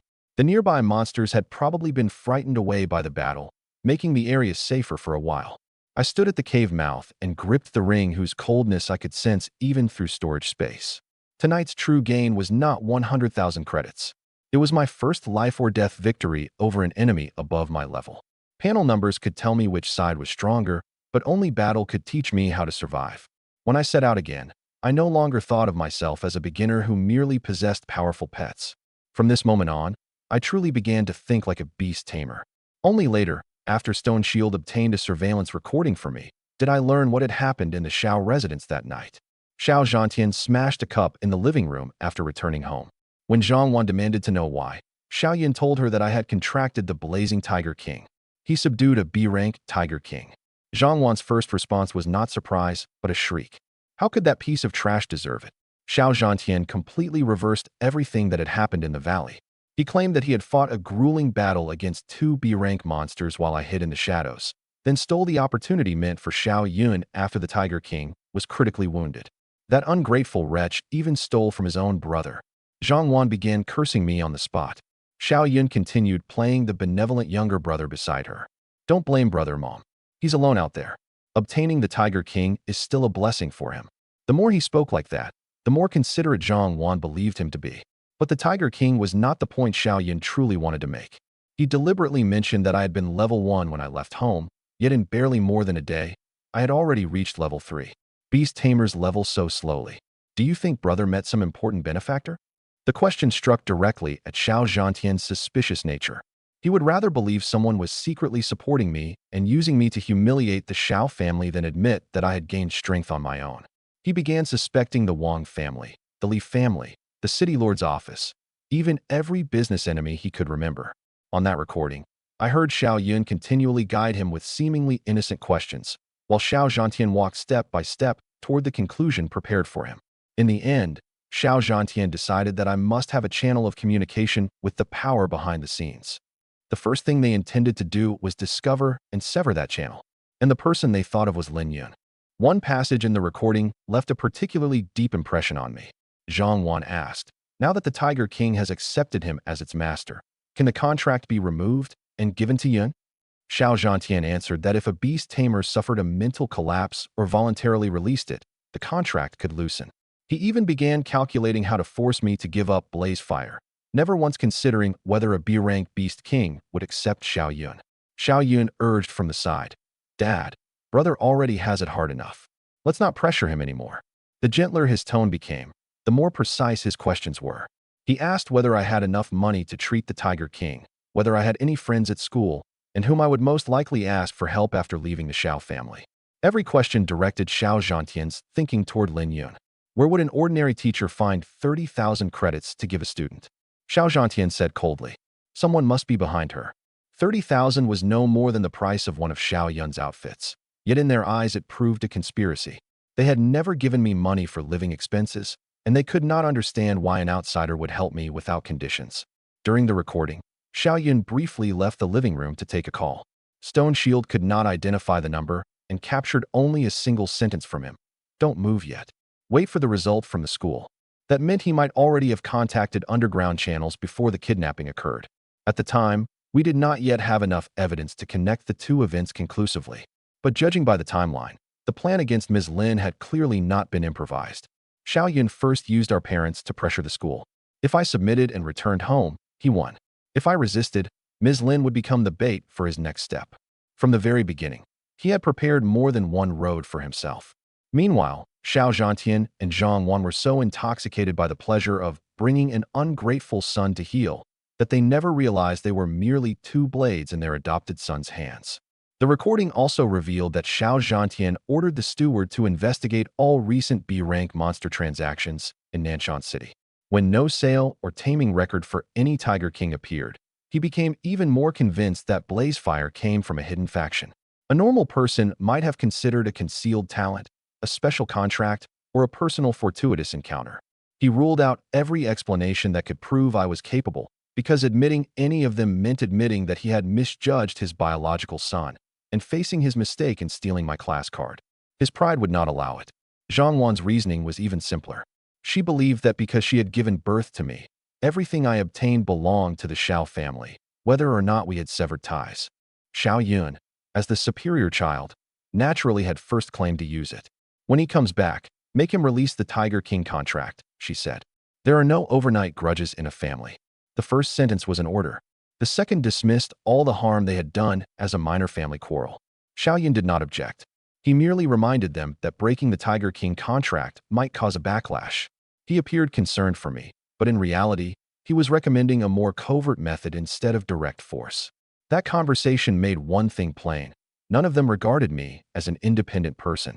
Xiao Zhantian cared about authority, Zhang Wan cared about control, and Xiao Yun cared about profit. Even the so-called closeness between them depended on my remaining at the very bottom of the family. Once the weakest person broke free, the entire family would begin tearing at one another. As the surveillance recording continued, Xiao Zhantian asked Zhang Wan whom I was closest to at school.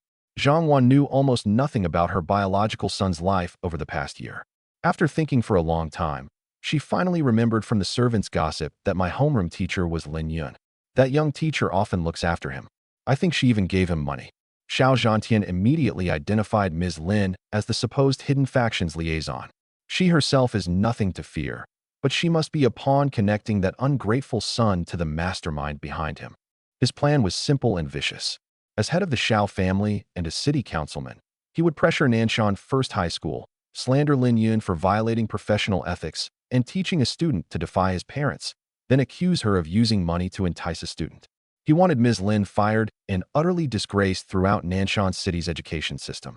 Cut off that ungrateful son's money and emotional support. Xiao Zhantian sneered on the recording. Once he has nowhere left to turn, he'll crawl back on his knees and beg me. Zhang Wan agreed enthusiastically. What mattered most to her was not whether I could survive, but why I was no longer under her control. Xiao Yun never directly suggested hurting Ms. Lin. He merely whispered a few well-placed suggestions and turned Xiao Zhantian and Zhang Wan into the people who swung the blade for him. I listened to that recording many times afterward. Xiao Yun's final laugh was quiet, but it chilled me more deeply than any insult. He knew Ms. Lin mattered to me more than anyone else. He also knew that attacking her would enrage me more easily than attacking me directly. At the time, I was still outside the city and completely unaware of the plot. If I had learned about it even a moment earlier, I would never have allowed Ms. Lin to face them alone. Xiao Zhantian's story was not sophisticated, but it seized upon the two things the school feared most: professional ethics and its duty to keep students safe. He told Zhang Wan not to demand that Lin Yun be fired at the outset. Instead, she should first paint a picture of a minor led astray by a teacher, a student who could die outside the city at any moment. As long as the principal first accepted the premise that Lin Yun had acted improperly, everything that followed would seem natural. Zhang Wan even rehearsed several times how to cry and where to pause when she spoke of losing her son. One second, she was cursing me as an ungrateful wretch. The next, she could say in a grief-stricken voice, "I only want my child to be safe." Xiao Yun did not accompany her into the office. He needed to preserve the appearance that he was uninvolved in the family conflict, and he also wanted to remain in the classroom to see whether I returned to school. Later, I asked Stone Shield how such a private conversation had been recorded. They could not infiltrate the Xiao residence, so they bribed an outsourced worker responsible for clearing the smart home cache. The person accessed the living room devices every day, yet no one ever noticed. That also gave me my first glimpse of the value Ordinary Awakened could provide. Meng Shan and the others were not strong combatants, but their identities attracted no attention. They could extract intelligence through the cracks that high-level powerhouses ignored. Of course, all that came later. That night, I was still hunting in the forest with my two beasts. With every monster I killed, the Xiao family's plot moved one step closer to execution. With every evolution point I gained, I moved one step closer to striking back. Those two timelines would eventually collide at the school. They believed identity, public opinion, and authority could force me to submit. I would return carrying every ounce of strength accumulated over 3 days and tell them with my own hands. Their control was over. Xiao Zhantian had another reason for targeting the school. Students were forbidden from summoning large beasts at will on campus, and security systems limited conflict. He believed that even if I possessed a Tiger King, I would still have to obey the rules once I stepped onto school grounds. He never considered that those same rules would record Zhang Wan's slander and the administration's coercion. Still less did he imagine that I would voluntarily withdraw, rendering the threat of suspension meaningless. Xiao Yun had cultivated his image at school for years. To the teachers, he was an excellent student with a gentle manner. To his classmates, he was heir to the Xiao family. If I lost control of my emotions, he could reframe the class card dispute as a hot-tempered older brother voluntarily giving it up. The only variable his plan could not control was Ms. Lin. She knew how I had lived for the past year and had personally witnessed the S-rank class at the awakening ceremony. She would not be silenced by the Xiao family's status. That was precisely why she had to be discredited. She later told me that before being summoned to the principal's office, she had received an anonymous warning telling her to stay out of the Xiao family's affairs. Instead of deleting it, she took a screenshot as evidence.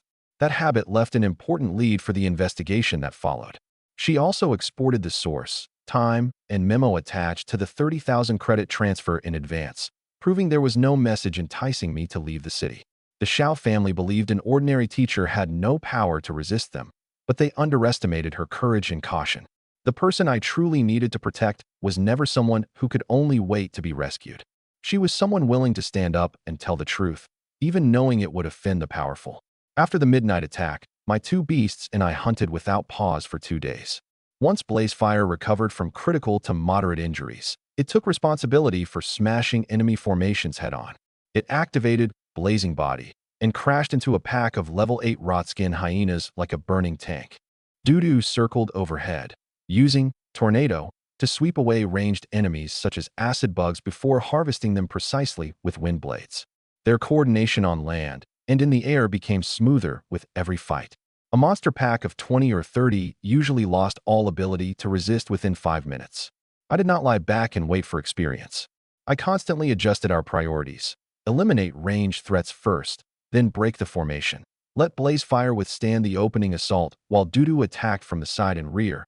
If the enemy attacked me, divide the damage through damage transfer, then exploit their mistaken judgment to counterattack. The intensive hunting brought us more than experience. Blazefire's condition gradually improved from moderate to light injuries, while the two beasts developed genuine teamwork. On the afternoon of the third day, we encountered a level 10 giant rock lizard in a valley of broken stone. It was 33 feet long, with scales as thick as a cliff face, and a sweep of its tail could shatter an ancient tree. Blazefire held its attention from the front, while Dudu repeatedly struck at its eyes and joints. When the enraged giant rock lizard swept its enormous tail toward Blazefire, I had Blazefire retreat with the motion. Dudu dove from its blind spot, driving Wind Claw through an old wound and into the skull. A little over 10 minutes later, the colossal beast crashed to the ground, killed a level 10 giant rock lizard, and gained 137 EXP. Congratulations! You have reached level 7. All attributes +5. Dudu has reached level 7. Blazefire has reached level 7. In 3 days, I had risen from level 1 to level 7. My storage space was also packed with materials. Estimated total material value, 41,500 credits. Adding the epic ring valued by the system at 100,000, the profit from this trip far exceeded my plan. The sun was already setting. I recalled Blazefire into Beast Space and climbed onto Dudu's back. The 3-day break was over. It was time to return to the city, and time to make everyone who had written me off as trash look at me again. The final battle had not been nearly as easy as the panel notification made it seem. The giant rock lizard's scales absorbed impacts, and Dudu's first volleys of wind blades left only shallow marks. Layers of rock also kept Blazefire's flames from penetrating to the flesh beneath. I ordered Blazefire to attack the same hind leg repeatedly, forcing the monster to shift its weight to the other side. It kept turning to protect the wound, sweeping its tail in ever wider arcs, and exposing the thinner gray-white scales on its belly. Dudu, push only its left side with Tornado. Don't try to lift it. A heavy monster 33 feet long could not be carried into the sky by a tornado, but lateral wind pressure was enough to ruin its balance. The instant the wind hit, Blazefire rammed its right shoulder, and the giant rock lizard finally rolled over. Even on its back, it guarded its head and neck with that enormous tail. I did not send Dudu in blindly. Instead, Blazefire used flame breath to force it to open its mouth and roar. Dudu plunged straight down from above and drove Wind Claw through the eye socket into the brain, completing the kill. That battle proved the true value of their teamwork. Blazefire did more than absorb damage, and Dudu did more than deal it. Power on the ground created angles for attacks from the air, while aerial control magnified the force of Blazefire's charges. After leveling, all my attributes reached 40, restoring part of my stamina. The leveling energy also stabilized Blazefire's injuries from moderate to light, so they would no longer interfere with normal movement. When I sorted the materials, there was almost no room left in the 10 cubic meter space. I had to discard some low-value bones and place the giant rock lizard's heart core and intact back armor in the safest positions. I wrapped the epic ring separately inside the quilt so that it would not touch any corrosive venom sacs. Before returning, I stood on high ground and looked back over the forest. In 3 days, I had grown from a level 1 beast tamer with only 2,000 credits to level 7. I had truly killed monsters, faced an elite, and confronted a high-level awakened for the first time. But I did not regard the forest as conquered. Deeper within, I could still sense presences that made both B-rank beasts wary. My strength was enough only to establish a foothold around its perimeter. The next time I came, I would bring an A-rank Dudu and far better preparations. Dudu carried me toward Nanshan City. Wind roared around us at an altitude of more than half a mile while I arranged my tasks for after our return. First, I would sell the materials at Nanshan Trading House. The moment I had the money, I would repay Ms. Lin's 30,000 credits. Then I would find a master appraiser and confirm the properties of the epic ring. As for Dudu and Blaze Fire, Dudu would remain hidden. Since Blaze Fire had already been exposed in front of Xiao Zhantian, it could serve as the card I played openly. As we approached the outskirts, I had Dudu land and walk through the beginner zone myself. The level 1 and level 2 monsters I had cautiously detoured around 3 days ago were no longer threats. Just as I prepared to enter the city, an argument erupted nearby. Mengshan's party was facing another 5-person team. The other group called themselves the Fierce Gale Squad. Their leader, Feng Rue, was a level 4 swordsman, and their equipment was noticeably better. This tusked boar spawn belongs to us. Feng Rue pointed his sword at Mengshan. Outside the city, the strongest fist makes the rules. Get lost, or I'll send you back to the city for free. Mengshan's face flushed with anger, but he did not dare attack. I had intended to walk straight past them. Then Feng Rue noticed that I had hidden my level and mistook me for a rookie too afraid even to reveal his information. Stop. I halted. He pointed the tip of his sword between my eyebrows, drawing jeers from the teammates behind him. The Fierce Gale Squad has claimed this place. If you know what's good for you, get lost now. I looked at the sword inches from my face, then at Mengshan. 3 days ago, he thought I was a level 1 fool with no beast who had gone off alone to die. 3 days later, a single level 4 still had him too frightened to raise his head. Strength truly was the only universal language outside the city. On the flight home, Dudu's speed reduced a journey that would normally take hours to less than 1.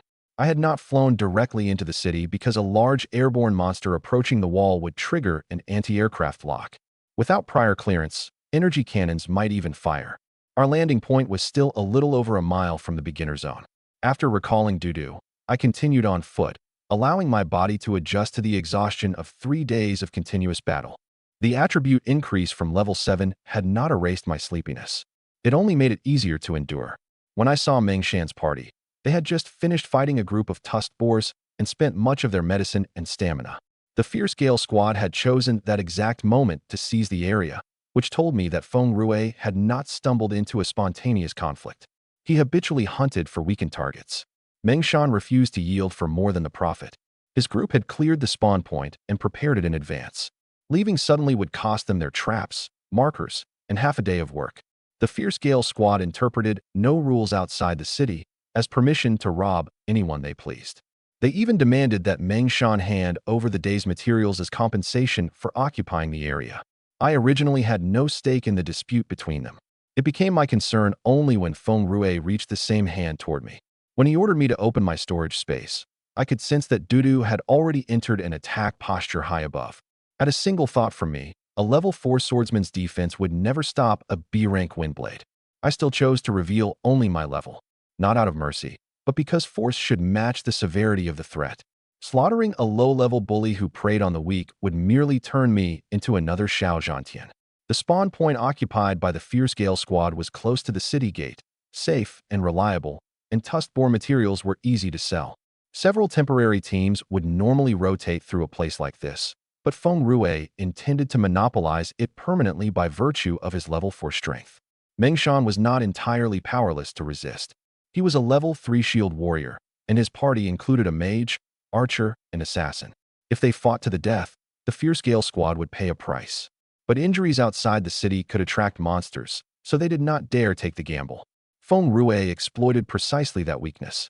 He knew the weak would retreat in order to survive, and he treated every retreat as justification to push them farther. As I passed, he first swept his eyes over my equipment. Ordinary clothes, no weapon, and no visible beast made me fit his definition of easy prey perfectly. Captain, I think this kid went in alone 3 days ago, the archer in the Fierce Gale Squad said. If he came back alive, maybe he found something. At the word something, Feng Rue's gaze immediately settled on my storage equipment.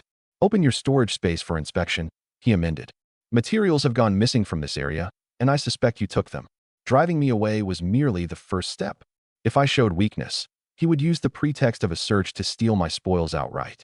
I stopped not because he frightened me, but because I wanted to see how far he would reach. Mengshan shook his head at me, signaling that I should not argue. The female mage said quietly, "He didn't take anything from you. We've been here the entire time." Feng Rue snapped his sword sideways in front of her. Did I ask you? At that moment, I changed my mind about merely passing through. The rule of the strong did not mean that the highest level person could rob others at will. At least, not in front of me. So when the scabbard tapped my chest, I neither stepped back nor summoned blaze fire. For a man like this, I needed only to show him what he valued most and feared most, a higher level. After recognizing me, Meng Shan warned in a low voice, "Brother, get out of here. These people are trouble." But Feng Rue stepped in front of me and tapped the scabbard against my chest again and again. "You have 3 seconds. 3, 2. I looked past him and asked Meng Shan, "What's going on?" Being ignored made Feng Rue's face flush instantly. Cyan's sword aura gathered around his palm as he raised it high. "You won't leave, huh?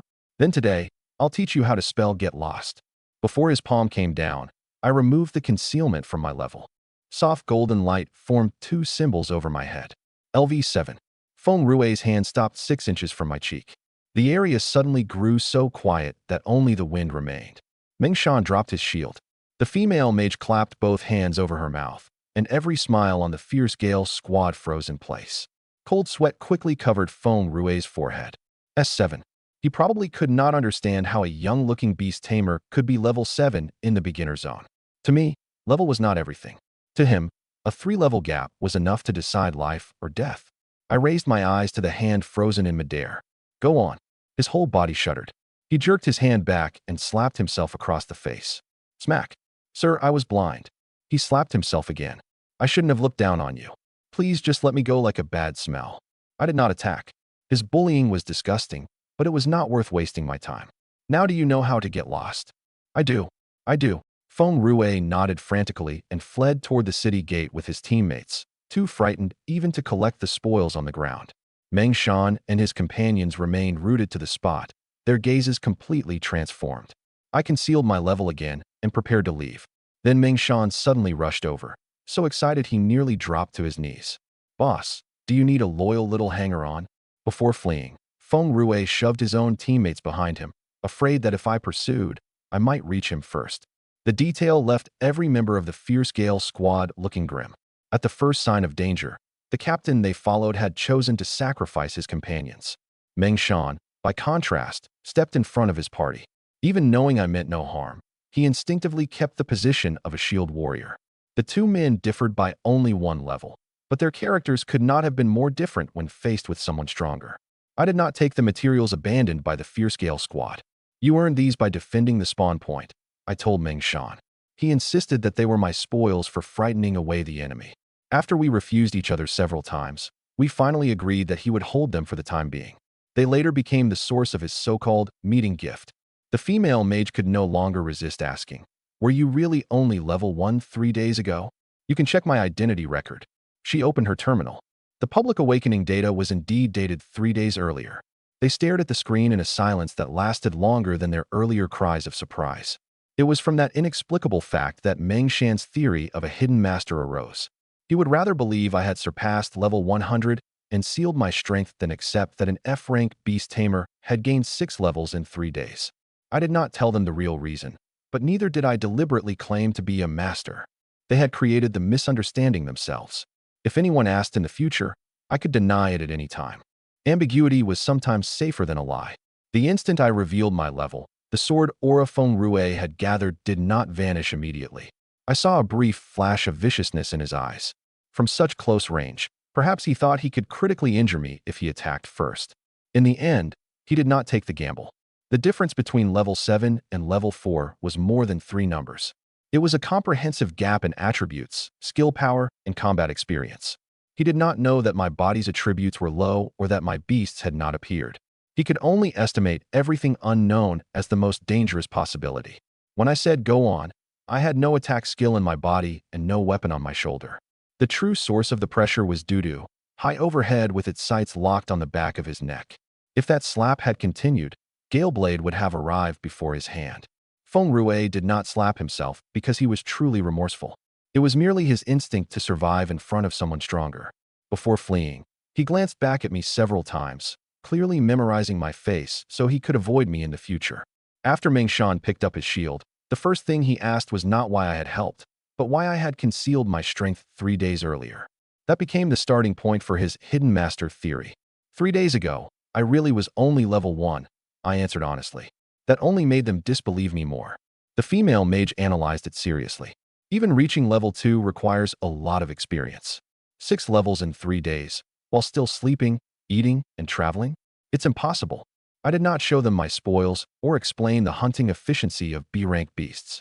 The information gap led them to invent a story even more extraordinary than the truth. For now, the misunderstanding did no harm. A hidden legendary master was easier for the outside world to accept than 2 divine-rank talents, and it was better at frightening away those who might covet them. Before concealing my level again, I deliberately allowed the golden LV7 to remain visible for several seconds. Other beginners were nearby. They would carry the news back into the city. From this moment on, word of the beast tamer who went from level 1 to level 7 in 3 days would spread through a small circle. What I needed to watch was who would come looking for me because of it. I stared at Meng Shan, not immediately understanding what he meant. One who walks, talks, serves tea, and pours water. His expression was utterly serious. Take me in. From now on, if you tell me to go east, I'll never go west. The female mage and the rest of his party crowded around behind him, talking over one another as they offered to follow me. What happened just now was nothing, I said. That only made them more excited. In their eyes, if frightening off a team led by a level 4 counted as nothing, I had to be hiding far greater strength. I neither accepted them nor deliberately put on airs. I merely nodded and continued toward the city gate. A hushed argument immediately broke out behind me. Wasn't he only level 1 3 days ago? 6 levels in 3 days? Even those S-rank geniuses in Longjing couldn't do that, could they? That's why he isn't an ordinary genius at all, Meng Shan said with certainty. He must be a legendary master suppressing his level and wandering the world for amusement. That absurd conclusion gave the others a ready explanation for everything. Ordinary clothes meant I cared nothing for possessions. Traveling alone meant I needed no teammates. Gaining 6 levels in 3 days was not leveling. It was the restoration of my suppressed power. Hearing their theories, I almost laughed aloud. They even decided to abandon their training and trail behind me at a distance, hoping to become familiar faces and wait for a so-called opportunity from the master. I neither exposed them nor drove them away. As long as they meant no harm, they could follow if they wanted. After my identity cleared the gate, the city's lights filled my eyes again. Only when I smelled the food from street vendors did I realize I had gone 3 days without a proper meal. But something more important came first. I looked toward Nanshan Trading House in the city center. The materials in my storage space had to be turned into money, and the ring had to be appraised. As for the little tails behind me, who thought they were concealed so well, perhaps someday I truly would have a use for them. After passing through the gate, I deliberately paused at a public notice screen. It was displaying recent missing person cases and wanted notices from Nanshan City, including several underground gang members. Later, when I saw Scarface Chang's men at the warehouse, I recognized 2 of those faces and knew in advance that they were not ordinary people hired on short notice. Meng Shan's party followed me to the trading house, but did not all go inside. The assassin remained across the street to observe. The female mage and the archer pretended to shop. Meng Shan's armor was too conspicuous, so he hid in the parking area. Their methods were clumsy, but they had already begun dividing duties naturally. I gave them no task at the time. I merely used Dudu to observe whether they would pry into my privacy, ask about my identity, or sell information about me once I entered an upscale business. They did not. The female mage even stopped a merchant who questioned her. We only happened to travel the same way. We don't know that gentleman. That basic instinct for discretion was why I later gave them access to an encrypted channel. A follower did not necessarily have to be strong. Knowing how to keep a secret, respect boundaries, and stay away at the right time also had value. I also realized that scouting through Dudu could reveal only what was happening in the moment. What the Xiao family discussed indoors, whom Xiao Yun used to contact the black market, and how the trading house assessed me all required information channels within human society. Meng Shan and his companions happened to fill that gap, but I would never trust them completely because of a few admiring words. A real test should be a limited-risk task with results I could verify. Watching the Xiao family fit perfectly, Meng Shan asked whether I needed help carrying my materials. When I refused, he did not pester me. He simply collected the spoils abandoned by the Fierce Gale squad and declared that he would give them to me the next time we met. That raised my opinion of him slightly.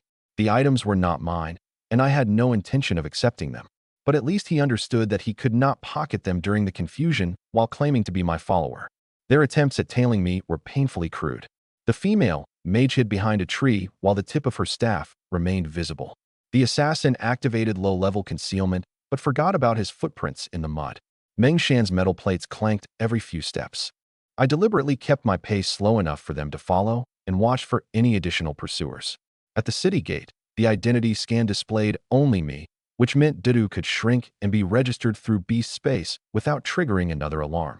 Summoning a large combat beast without cause was forbidden inside the city. Blazefire had to remain in its space, while Dudu shrank to the size of an ordinary bird and perched on a distant rooftop to maintain a view of the area. I first bought a hot meal and ate it beside the road. 3 days of compressed rations had almost numbed my sense of taste, and an ordinary bowl of noodle soup brought an unfamiliar sense of satisfaction. Meng Shan's group waited at a distance and did not use the meal as an excuse to approach. That restraint was more valuable than any declaration of loyalty. I changed routes several times on the way to the trading house. They continued following, but I sensed no one else with a professional presence. Only after I entered the lobby did Dudu report a faint gaze from above. It was steady and calm, devoid of Meng Shan's excitement, and unlike the curiosity of a passerby. It moved only slightly when I passed the materials section and the elevator. I could not identify its source at the time and merely remembered the position. Only later did I learn it belonged to an internal observer for Nanshan Trading House. From the moment I emptied my materials, he relayed every detail to someone higher up. Even after we entered the city, Meng Shan and his companions continued following from 100 feet away.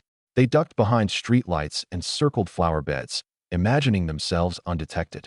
But Dudu was scouting overhead, and every one of their positions was transmitted clearly into my mind. Their strength did not interest me, but their attitude did. In the world of the awakened, powerful people never lacked temporary flatterers. What was truly rare was someone who held their ground after danger appeared.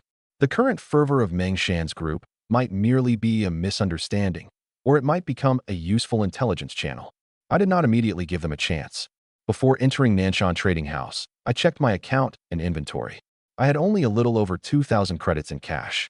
My materials were estimated at 41,500.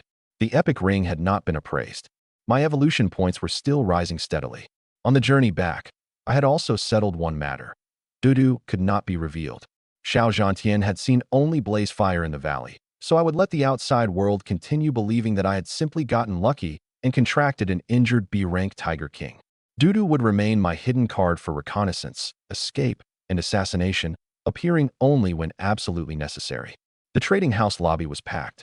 I walked straight to the materials purchasing section while Meng Shan and the others peered around a support column. The clerk behind the counter recognized me. 3 days earlier, he had sold me the unwanted F-rank Duda bird. Even now, he looked at me like a beginner with no money to be made. I'm selling materials. He pointed to the purchasing platform. Put them all there. At a thought, my 10 cubic meter storage space opened. In the next second, wolf hides, spider silk, crystal cores, venom sacs, and the giant rock lizard scales poured out like a flood, becoming a small mountain on the platform in the blink of an eye. Every sound in the purchasing area slowly died. The clerk stood with his mouth open, unable to speak for a long time. And I knew these were only the ordinary gains from the past 3 days. The truly valuable item was still lying silently in the deepest corner of my storage space. As the mountain of materials settled, an awakened standing near the counter instinctively reached for a crystal core that rolled free. The clerk immediately activated a transparent barrier, sealing the entire purchasing platform. This transaction area is under continuous surveillance, he warned the crowd, all laziness gone from his tone. The intelligent scanner first identified each material, then evaluated its condition, remaining energy, and market demand. An ordinary level 8 wolf hide was worth only a few hundred credits, but a well-preserved alpha hide commanded a far higher price because it could be made into rare armor. Ghostface spider silk was ideal for capture nets, while the giant rock lizard's heart core was a premium material for earth element equipment. Several awakened began whispering about whether a hunting party stood behind me. A level 7 obtaining so many materials alone made no sense to them. They preferred to believe I merely represented a team. I did not correct them. When the clerk checked the storage capacity, confusion also crossed his face. Fitting so many materials into 10 cubic meters required repeated dismantling, sorting, and precise packing in the field. It was not difficult for a veteran party, but it was highly unusual for a beginner returning from his first trip outside the city. "Sir, some of these materials are contaminated with shadow energy," He pointed to a piece of cloth stained with the panther's blood. Did you also kill a shadow element monster? I found it on the road. The answer clearly did not convince him, but it denied him any reason to continue questioning me. While waiting for the appraisal, I used Dudu to observe the corridors on the second and third floors. Internal surveillance was dense throughout the trading house. Trying to hide by force would be more likely to trigger its security system. I decided to complete the transaction normally and test no abilities here. The epic ring was concealed separately between folds of the quilt, with another layer of ordinary spider silk around it. Even a basic inspection would reveal only a pile of worthless odds and ends. Only one decision remained: leave immediately after receiving the material appraisal, or risk seeking an appraiser. The unknown equipment might increase my strength directly, or it might carry a tracking mark. I ultimately chose appraisal, but established a firm boundary in advance. If the other party demanded its origin, insisted on holding it, or quoted an obviously unreasonable price, I would take the ring and leave at once. Jean and would soon cross that line. The purchasing platform's intelligence system began scanning the materials one by one. Still not satisfied, the clerk picked up a handheld detector and personally selected 2 pieces from the pile. Ironback Wolf King, LV9, intact hide, quality, rare. Giant Rock Lizard, LV10, heart core, quality, rare. When he looked at me again, his previous indifference had become respect. Sir, the final appraised value is 52,000 credits.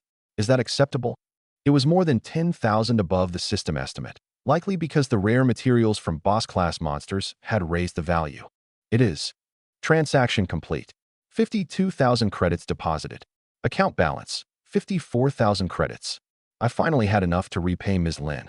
Rather than linger among the spectators' speculation, I went directly to the 3rd floor and entered the Treasure Appraisal Center.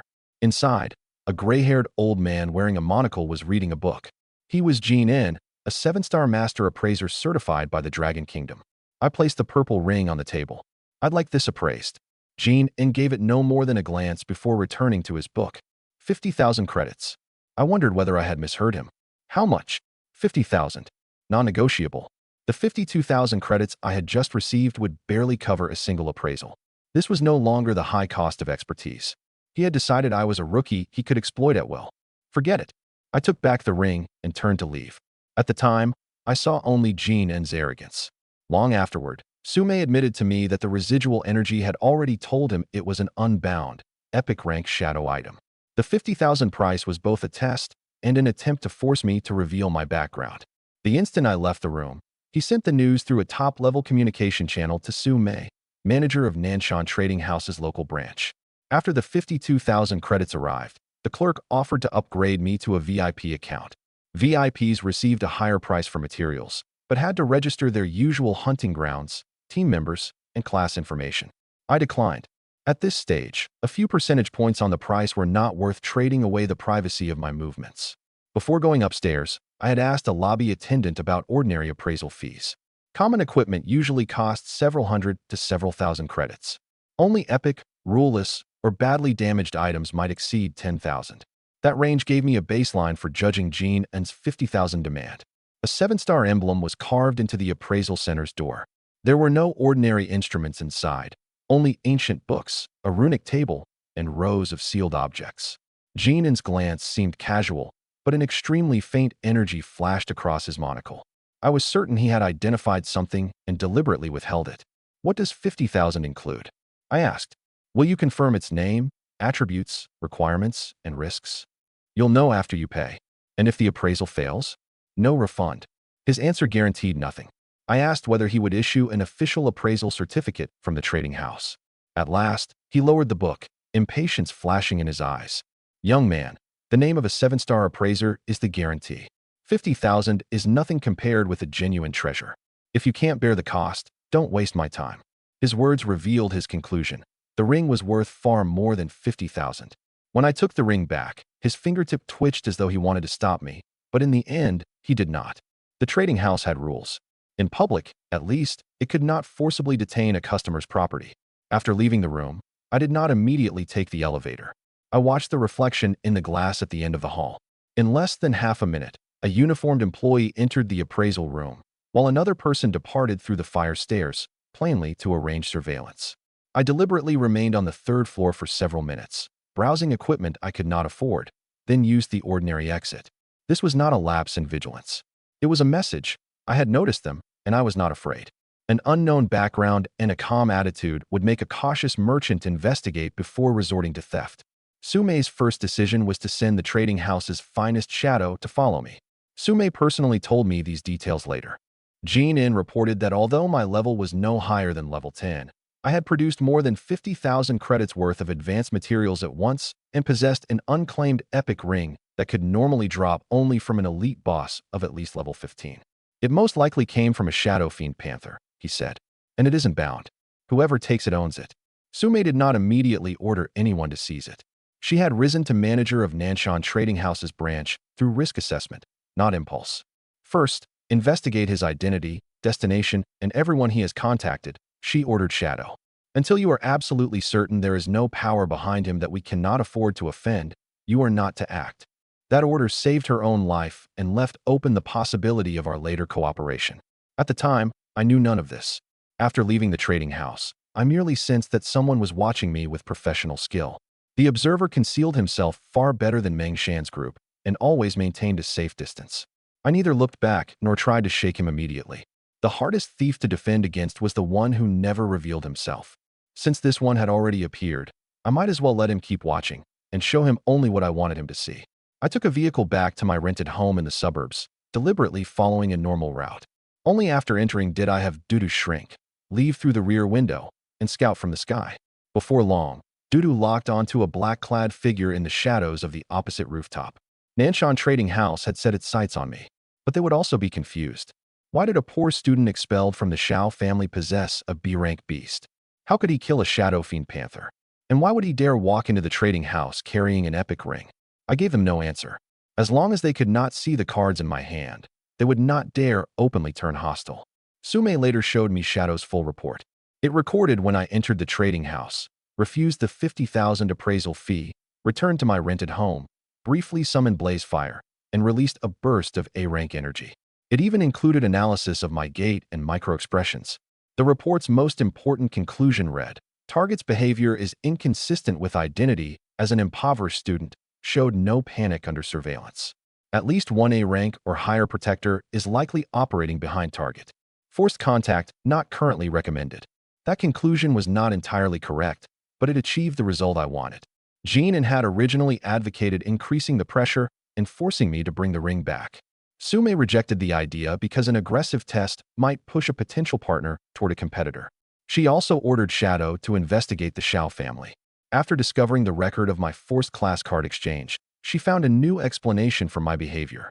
My secrecy, vigilance, and distrust of authority were not an act of mystery. They were reasonable responses from someone his own family had just betrayed. A merchant exploited weaknesses but also assessed emotions. Sumei chose to apologize before proposing cooperation precisely because she knew that continued arrogance would only drive me farther away. Their analysis behind the scenes also reminded me that the illusion of a hidden master would not work forever. The deeper a professional intelligence network dug, the more holes it would find. My objective was not to keep acting forever. It was to make my true strength powerful enough that I would no longer need the performance before the lie was exposed. After Dudu found the man in black, I did not send it closer. A professional scout might carry passive alarms, counter-surveillance devices, or defensive items. Trying to capture him carelessly would expose the true cards I possessed below A rank. I had Dudu record only his appearance, route, and direction of withdrawal. The man changed observation points every 15 minutes, never remained on the same rooftop for long, and used hovering buses and advertising screens to block lines of sight. Training of that caliber did not belong to an ordinary mercenary. To test him, I left the house and bought water at a nearby convenience store. He did not follow closely, instead confirming my destination through city cameras and distant visual contact. After returning, I deliberately summoned Blazefire in the courtyard for a moment and allowed its B-rank presence to leak. The man in black reported it immediately, but made no attempt to contact me. That meant the trading house knew about the openly displayed Blazefire, but not Dudu. The intelligence advantage remained mine. That night, I established 3 layers of warning around the rented home. The first consisted of fine threads across the doors and windows that would break if opened. For the second, Dudu would sense air currents from a high position. Blazefire formed the third, waiting in beast space to be summoned at any moment and block the entrance. I placed the soul-stealing ring in a pouch against my body, but did not try it on. An unidentified epic item might carry a curse, mental corruption, or compulsory binding. Curiosity was never worth that risk. I also divided the trading house's intentions into three possibilities. First, they merely wanted to complete a high-value transaction. Second, they wanted to learn the ring's origin and locate the Shadow Fiend Panther's hunting ground. Third, they intended to confirm that I had no backing and then take direct action. Whichever was true, I needed to evolve Dudu as soon as possible. When my evolution points reached 500,000, its speed and ability to escape would transform. Then, even if Nanshan Trading House turned on me, I would be confident of leaving the city. I therefore did not change my plan merely because I was under surveillance. True deterrence was not appearing mysterious. It was ensuring that a power the other party could not afford to provoke truly existed behind the mystery. After closing the door, I opened my current panel. Name, Xiaoyu. Class, Beast Tamer, F rank. Level, LV7, EXP, 1, 350/2, 800. Attributes, Strength 40, Constitution 40, Agility 40, Spirit 40. Talents, Infinite Evolution, Divine, Damage Transfer, Divine. Evolution Points, 475,200. Storage Space, 10 cubic meters. Tamed Beasts, Dudu, Windwing Eagle, Blaze Fire, Blazing Tiger King. First, I decided how to use the two cards in my hand. Blaze Fire had already been exposed to Xiao Zhantian and could serve as my public combat strength. Dudu had to remain completely concealed. Air supremacy and superior speed were my most important guarantees for scouting, retreat, and surprise attacks. I could not reveal them early for the sake of showing off. Next came my future path. Top institutions such as Longjing University and Moda University valued class potential. In public records, I was merely an F-rank beast tamer. Even with a B-rank Tiger King of unknown origin, I would struggle to pass the preliminary screening. Rather than waste my time in theoretical classes, I could remain outside the city and level through real combat. My short-term goal was level 15. Only at that level would I qualify for the Pathfinder selection jointly organized by the military and the top guilds, granting entry into frontier zones with richer resources. I could also register with the Mercenary Guild and accept high-paying assignments from trading houses, families, and the military. I listed the supplies required for long-term survival in the wilderness: compressed rations, high-energy nutrition bars, large quantities of drinking water, healing potions, antidotes, beast repellent powder, and backup equipment. Tomorrow, I would first repay Ms. Lin's 30,000 credits, then request an extended leave from school and withdraw if necessary. The remaining 24,000 would be enough to purchase the first batch of supplies. The lights of countless homes glowed beyond my window, but my eyes were already fixed on the world outside the city walls. The Xiao family and the school had once been prisons for the original Xiaoyu. Now, I would walk my own road. More importantly, I was only 24,800 evolution points short of 500,000. Dudu's next transformation was almost here. While planning my future, I did not overlook the threat of the Xiao family. After Blazefire became public, Xiao Zhantian had three likely ways to attack me: demand cooperation from the school and authorities in his capacity as my father, send people to investigate where Blazefire came from, or arrange an accident outside the city. The first would involve Ms. Lin, the second might uncover Nanshan Trading House, and the third was both the most dangerous and the easiest to turn against him. I set Ms. Lin as the highest priority contact on my personal terminal and enabled emergency location sharing. If she ever sent a distress signal, I would receive her position instantly. That step was exactly what later allowed the warehouse rescue to begin so quickly. I still had some hesitation about school. The original Xiaoyu had always wanted to graduate normally, earn his diploma, and use his S-rank class to enter a top university. Now that his class had been stolen, that road appeared closed. But leaving school outright would also mean abandoning the goal he had pursued for a year. I opened the course schedule. Most of the remaining content consisted of class theory, basic dungeon knowledge, and university application guidance. I could study those materials myself, and they offered little practical value. What I truly needed from the school was valid enrollment, exam eligibility, and connections. But when the administration could sacrifice Ms. Lin at any time under pressure from the Xiao family, those protections were no longer reliable. I did not make the decision in an instant. I calculated both routes. If I remained in school, I would lose at least 8 hours every day when I could not hunt consistently and face constant attention once my F-rank class became public. If I left, I could push toward level 15 within a month, but I would lose the conventional path to higher education. In the end, the Pathfinder selection decided it. It did not care which school an applicant came from, only their level, combat power, and performance in practical tests. Its resources and authority also far surpassed those given to an ordinary university freshman. I did not need to wait for mercy in front of a door that had already closed to me. I also divided the shopping list into 3 priorities.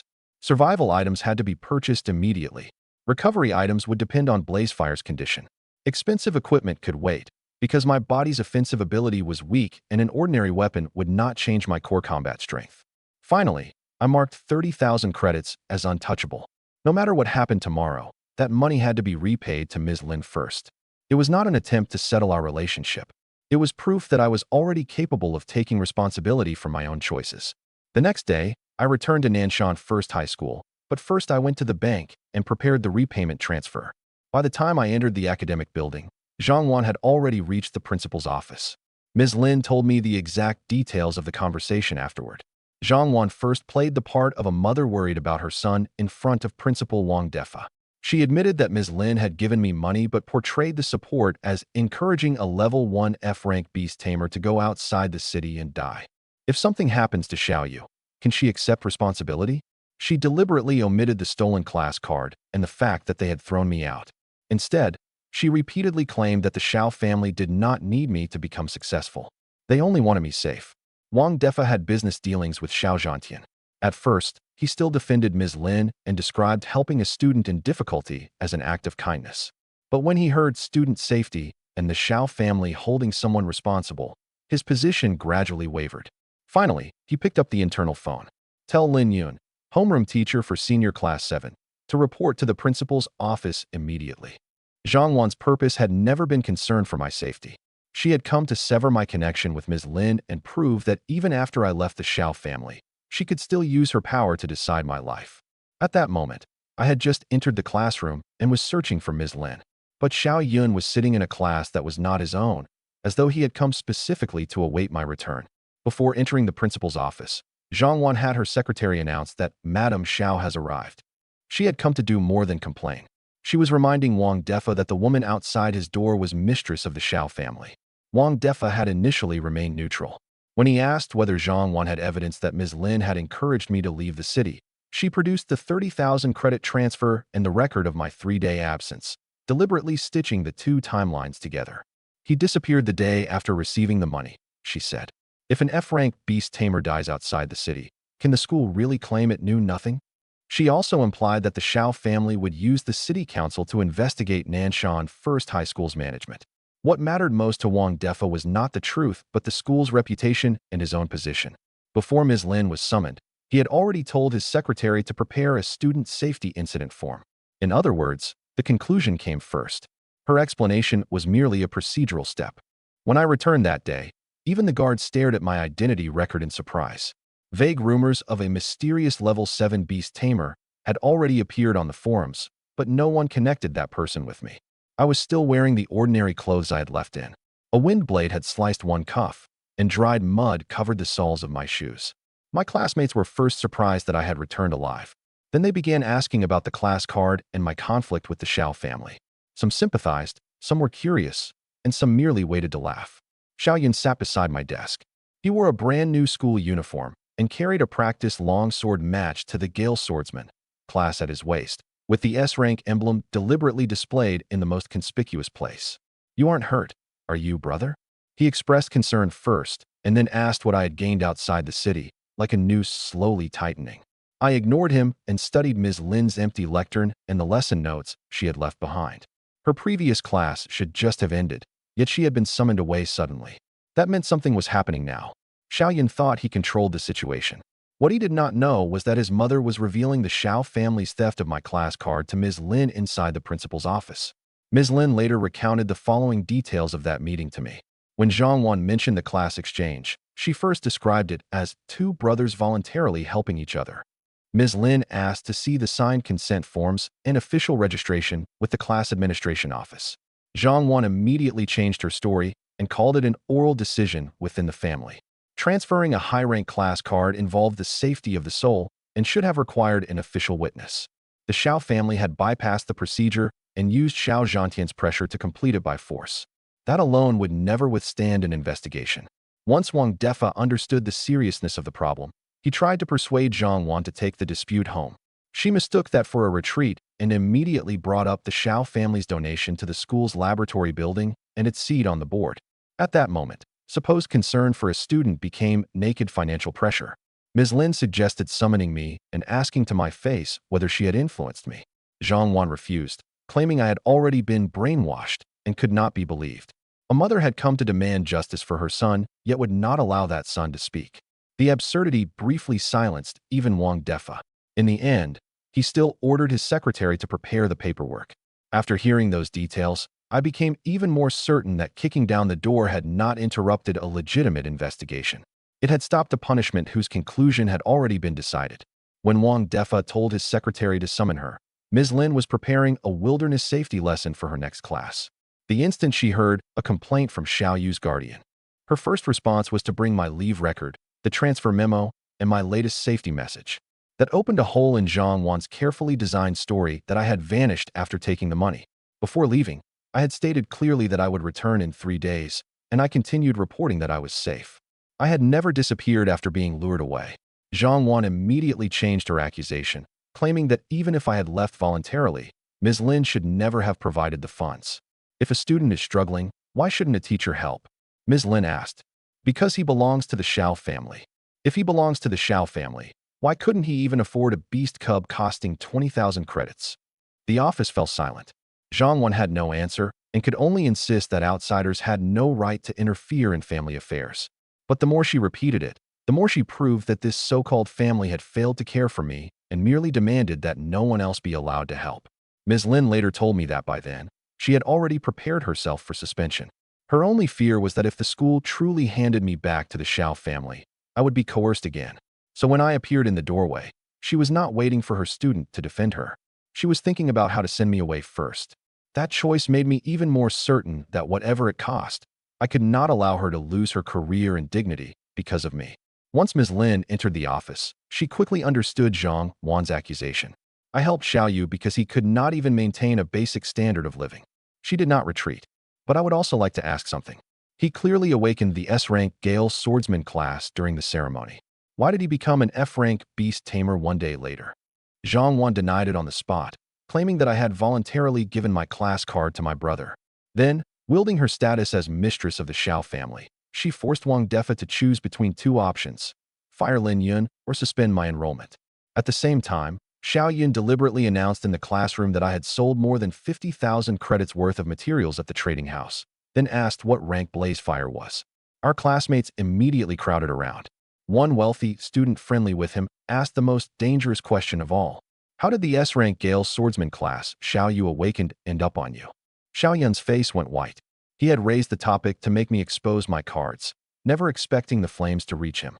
He leaned close to my ear and whispered, "My mother is giving Lin Yun trouble in the principal's office. Brother, you'd better think carefully about what you do next." With that, he left immediately and abandoned every question to me. The instant I heard Ms. Lin had been dragged into this, the fury in my chest reached its peak. Move. I pushed through the classmates blocking my path and rushed out. The people along both sides of the corridor saw my expression and moved aside on their own. Ms. Lin had helped me without asking for anything in return. It was not enough for the Xiao family to steal my class and cast me out. Now they meant to destroy her future as well. This time, I would not let them succeed. When the questions began in the classroom, Xiao Yun first tried to conceal the truth beneath brotherly affection. Brother gave me the class card voluntarily. It was a family decision, and we shouldn't discuss it at school. But the rich student missed the warning and continued heckling him. Who would voluntarily trade S rank for F rank? Young Master Xiao, your family didn't really force him, did you? The surrounding gazes began to change. For the first time, a crack appeared in the gentle image Xiao Yun had cultivated for so long. Before threatening me in a lowered voice, he kept a smile on his face, ensuring everyone else saw only a private exchange between brothers. His words did not explicitly say, "Whether Lin Yun keeps her job depends on your choice," but the meaning lay within his tone. Looking at his face inches from mine, I felt genuine killing intent for the first time. If he merely stole my class and fought me for resources, I would strip him of everything. But dragging an innocent person into it had crossed the line. I did not attack him then. The school had cameras, and Xiao Yun was waiting for me to lose control first. If I injured him, Zhang Wan could substantiate her charge that a violent student had been corrupted by his teacher. So I controlled my strength when I pushed through the crowd and hurt no one. As I raced toward the administration building, I did not summon blaze fire and cause a panic. Reason had not reduced my rage. It merely gave that rage a direction. While crossing the athletic field, I used my terminal to locate the principal's office and sent Ms. Lin a message. She did not reply, but the location indicator showed she was still in the administration building. 2 administrators tried to stop me at the stairs. I gave them my name and mentioned the guardianship dispute, then slipped past while they verified the information. Zhang Wan's shrill voice was already audible outside the principal's office. Either you fire her today or suspend Xiaoyu. Otherwise, I'll have Zhantian come discuss this in person. I stood in front of the door and took one final deep breath. In the next second, I kicked open the mahogany door that symbolized the school's authority. Even while racing upstairs, I continued evaluating the worst-case scenario. If the suspension stamp had already been applied, I would obtain the document number and meeting record first, then appeal to the education authority. If Zhang Wan tried to take Ms. Lin away, I would publish the evidence of the class card exchange. If Xiao Zhantian appeared in person, I would summon blaze fire and withdraw immediately. I placed no hope in persuading them with reason, but I had prepared every rule I could use. The secretary outside tried to grab me. The instant his fingers touched my sleeve, I shook him off. He was not injured and merely stumbled 2 steps. The hallway camera would prove that my only objective was to enter a hearing concerning me, not indiscriminately attack school staff. The door opened, and I saw that the official stamp was only inches from the document. That was why I shouted my challenge. The hurt in Ms. Lin's eyes made me furious, but the way she stepped in front of me brought me back under control. If I attacked anyone in the office, she would still be the first person dragged into the consequences. So I let my hands hang at my sides. I neither summoned a beast nor released any pressure. In the confrontation that followed, I had to make Zhang Wan reveal her true purpose with her own words and make Wang Defa see that the person he was preparing to sacrifice was not a problem teacher, but the only teacher willing to protect a student. I raced to the 3rd floor of the administration building and kicked open the principal's door. The door slammed into the wall. Wang Defa held the official stamp aloft. Zhang Wan wore the expression of someone certain of victory, while Ms. Lin stood beside them with a pale face. Zhang Wan, what exactly are you trying to do? When Ms. Lin saw me, her first instinct was still to stop me. Xiaoyu, don't do anything rash. I can handle this. I moved her behind me and looked directly at Zhang Wan. Stealing my class card and throwing me out wasn't enough? Now you want to destroy someone who helped me too. Zhang Wan immediately assumed the posture of a loving mother. Everything I've done is for your own good. This woman corrupted you. You stay out all night and run beyond the city walls to get yourself killed. She turned to Wang Defa and shrieked that he must suspend my enrollment immediately, threatening to make Xiao Zhantian speak with the school board in person. At the name Xiao Zhantian, Wang Defa's attitude changed completely. Between an ordinary young teacher and the family of a level 59 A-rank powerhouse, he had already decided whom it was more profitable to sacrifice. He raised the official stamp again. Ms. Lin curled her fingers into fists, but still refused to bow to Zhang Wan. Yet I could tell that losing her job was not what truly hurt her. She was afraid this conflict would damage my future. I stepped forward and blocked Wang Defa's view. Leaving the Xiao family was my decision, and training outside the city was my decision. Ms. Lin only helped me. My choices are mine to answer for. Wang Defa frowned. Student Xiaoyu, this is not the place for your tantrum. This is no tantrum. I looked at the document on his desk and suddenly understood that remaining here no longer had any meaning. If they wanted to use my enrollment to control me, I would sever that chain myself. After the door flew open, Wang Defa's first response was to defend his authority. Who gave you permission to barge in? Go outside and knock. I pointed at the document in his hand. You're deciding my enrollment status, yet I am not allowed to attend. A leave of absence application was not the only paper on the desk. There was also a notice opening an investigation to suspend Ms. Lin. Zhang Wan clearly intended to attack us both. Even if I accepted suspension, she would not spare Ms. Lin. Ms. Lin covered the notice with her palm, unwilling to let me see. She still tried to accept every ounce of blame. The transfer was my personal decision and had nothing to do with the school. Xiaoyu was not acting under my instruction either. Zhang Wan sneered. A teacher so interested in a male student? Who knows what you're really after? The slander drained the remaining color from Ms. Lin's face and sent my anger burning from my chest to my fingertips. Apologize. Am I wrong? Zhang Wan lifted her chin. He was perfectly fine at home. After 1 year under you, he dares talk back to his parents and run away. You know exactly why he left. At last, Ms. Lin stopped enduring in silence. You took his S-rank class, threw an F-rank card at him, and cast a child who had just undergone class extraction onto the street. Now you accuse the person who helped him. At the mention of the class card exchange, Wang Defa's expression visibly wavered. Forcibly extracting a high-rank class from a minor could constitute a grave violation. If the matter became public, the school would also face questions about why it had failed to report it. Zhang Wan slapped the desk at once. That is a private matter of the Xiao family. The more she evaded it, the clearer the truth became. I looked at Wang Defa. Principal, now you know why she came. If you still choose to stamp that paper, I won't beg you. But every word spoken here has been recorded by the office system, and I will petition to obtain it. The hand holding the stamp paused for an instant. But when Zhang Wan mentioned Xiao Zhantian and the board again, he ultimately chose power. That tiny hesitation was what made me abandon my last expectation of the school. Wang Defa knew perfectly well who was right and who was wrong. After calculating the costs, he had merely decided that sacrificing Ms. Lin was cheapest. The school can reassign Ms. Lin internally. She may not be fired, he said, trying to smooth things over. Student Xiao Yu, you should also take some time away and return after your family conflict has been resolved. It sounded like a compromise, but in reality, it made me accept the Xiao family's control as my guardian and forced Ms. Lin to pay with her future for something she had not done wrong. If the person here today were an ordinary parent instead of Madame Xiao, would you stamp the document without investigating then? He did not answer. Beside him, Zhang Wan urged him on and even took out her terminal to call Xiao Zhantian directly. She was certain that the moment an A-rank powerhouse appeared, everyone in the office would submit. At last, I saw clearly that enrollment was not a protection in their hands, but a rein they could tighten whenever they wished. If I remained, they would use classes, exams, and graduation eligibility as bargaining chips next time. My decision to withdraw was therefore not an angry act of self-destruction. It was the termination of an institutional relationship that no longer offered fairness. I would lose the conventional path to college, but gain control over my own time and direction. I was willing to pay that price. There's no need to stamp a suspension form, I said calmly. I'm withdrawing. All three people in the office froze. Ms. Lin hurriedly caught my arm. Dropping out isn't a small matter. Don't destroy your future just to stand up for me.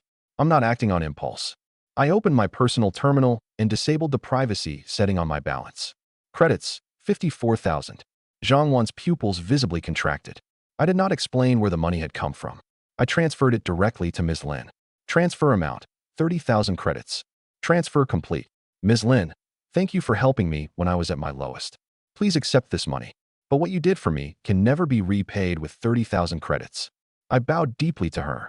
Her eyes reddened, and she tried to refuse.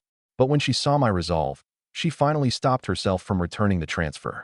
Then I looked directly at Zhang Wan for the final time. From this day forward, I have nothing to do with the Xiao family. You threw me out. Any supposed debt for raising me has been settled. Never provoke me or the people around me again. Next time, I will show no consideration for our past. With that, I turned and left. An extremely faint energy fluctuation came from behind me. Zhang Wan had cast the basic detection skill, Eye of Appraisal. I did not block it. She should have seen only the two simplest lines of information. Name, Xiao Yu. Level, LV7. Someone in the office sucked in a sharp breath. By the time I reached the door, Zhang Wan finally lost control and screamed. Stop! How could you possibly be level 7? After the transfer, my balance fell from 54,000 to 24,000. But Zhang Wan stared only at the original number, and the first question she asked was where it had come from. Did you steal something from the family? She could not accept that I had earned more than 50,000 credits myself. Doing so would mean that instead of reaching the end of my rope after leaving the Xiao family, I was living better. When I bowed to Ms. Lin, she helped me upright and whispered, I'll hold the money for you. If you ever need it, just tell me.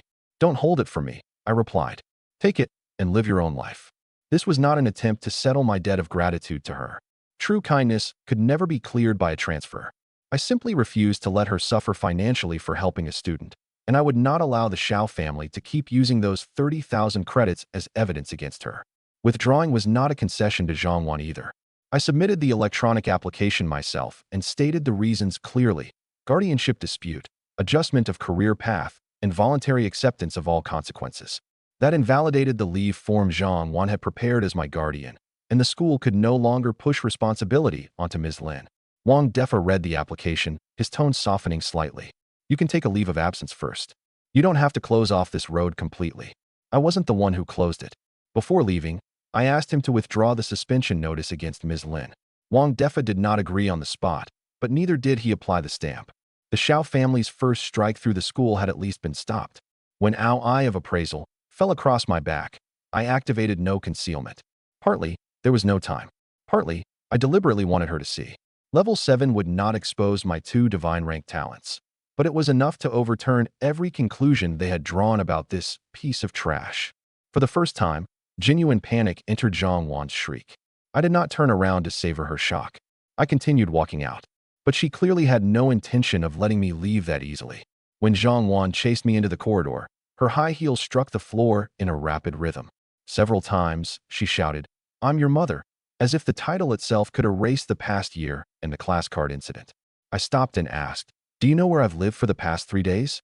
Do you know what I ate or what injuries I suffered?" She opened her mouth, but did not have a single answer. "Then are you stopping me because you're worried about me? Or because the things I possess are no longer under your control?" The surrounding students heard every word. Zhang Wan's face went from white to red.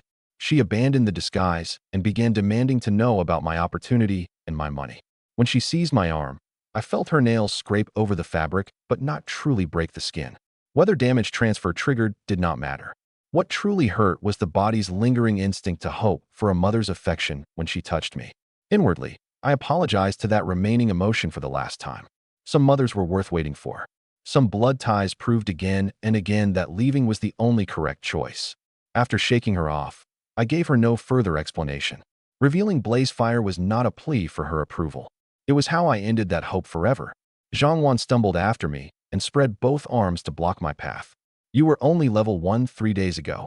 What kind of miraculous opportunity did you find?" What I saw in her eyes was not concern but greed. She even seized my arm, digging her nails hard into my sleeve. The corridor and the plaza below were already packed with students drawn by the commotion. "Did Lin Yun give you more money? 300,000. 3 million. She became more frantic with every word. "The blood of the Xiao family runs through you. Everything you obtain belongs to the Xiao family. To Yun." Hushed whispers rose around us. She had finally torn away her own mask of a loving mother. "Let go.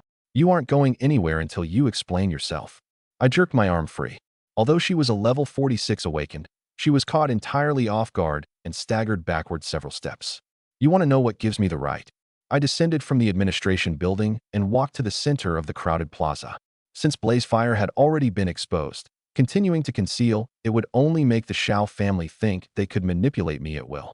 I wanted everyone to see clearly that from today onward, I was no longer the helpless person they could casually discard. I raised my right hand, and the power of the contract spread beneath my feet. Golden lines traveled across the ground and intertwined into a summoning circle more than 65 feet in diameter. An ancient pressure rose from its center, draining the color from the students nearest to it. Zhang Wan stood on the steps, her lips trembling. "What is this?" I did not answer. A tiger's roar exploded like thunder from within the magic circle.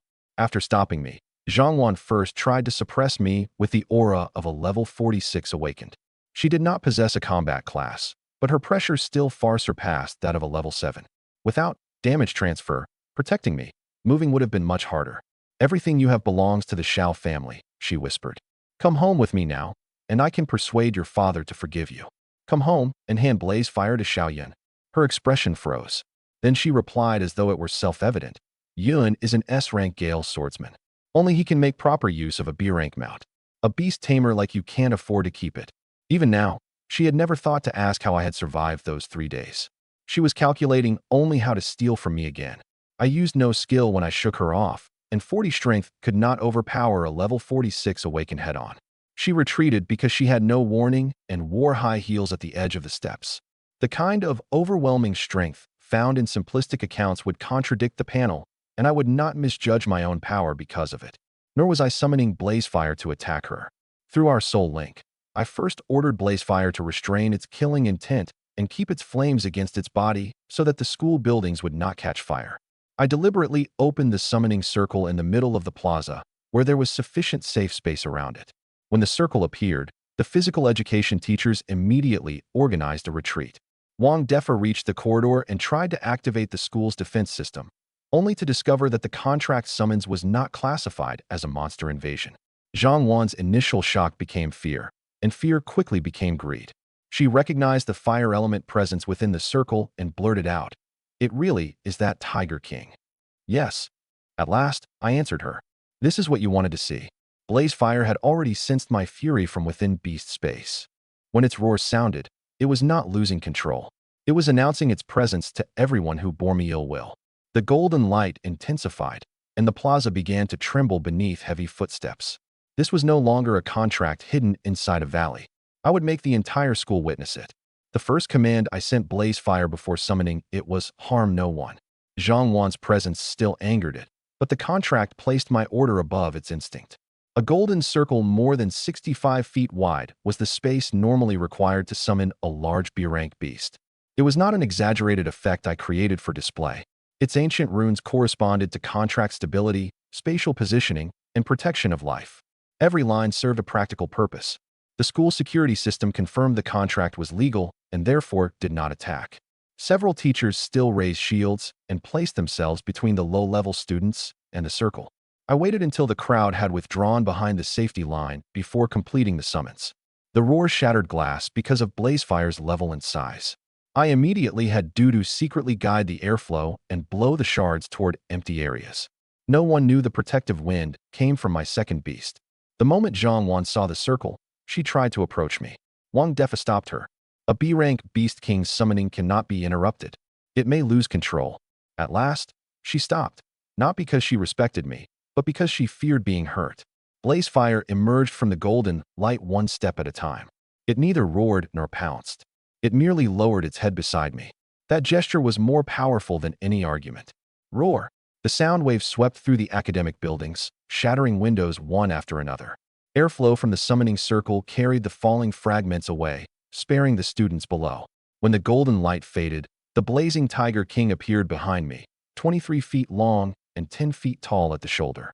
Fire surged across its dark red fur, and the pressure of a B-rank Beast King covered the plaza. The weaker students' legs gave out. Some collapsed to the ground where they stood. Blazing Tiger King. At last, someone recognized Blazefire, and cries of alarm spread rapidly. Why is a B-rank monster at the school? It's standing beside Xiaoyu. Is that his beast?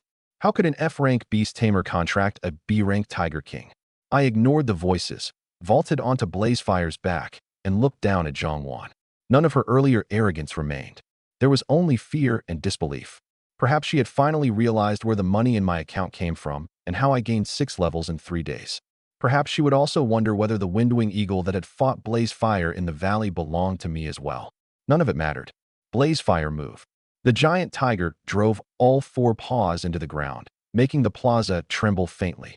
It became a scarlet blur racing toward the school gates, then leaped more than 30 feet at the intersection and cleared the traffic. Behind us, the entire campus remained submerged in silence. I took no pride in their momentary shock. Revealing Blazefire meant the Xiao family would become more wary, and other powers would also turn their eyes toward me. But it was a necessary step.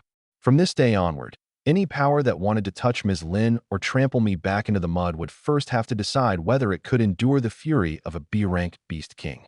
And in the sky where none of them looked, Dudu followed the entire time. That was the blade I had truly never drawn. When Blazefire appeared, the students in the nearest row instinctively retreated. Heat rolled across the ground, but parted automatically in front of their feet. Blazefire attacked no one.